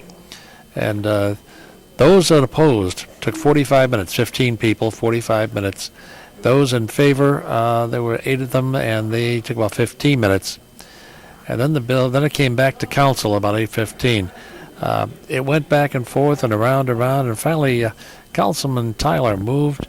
He wanted to split. The big thing seemed to be the West Hampton School, and he made a motion to split the paper by removing the West Hampton School from the resolution. That lost by a 6-2 vote, and then they called the question, and the paper finally passed by a 6-2 vote, the 2 dissenting votes coming from Councilmembers Tyler and Hilbert. Then, and that took, it took about 2 hours, that one particular paper. Then we got to the paper on the Richmond Riverfront Plan.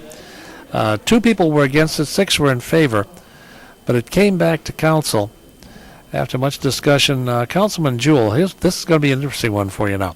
Councilman Jewell moved to continue the paper, send it back to land use, continue it for 2 weeks. That paper failed.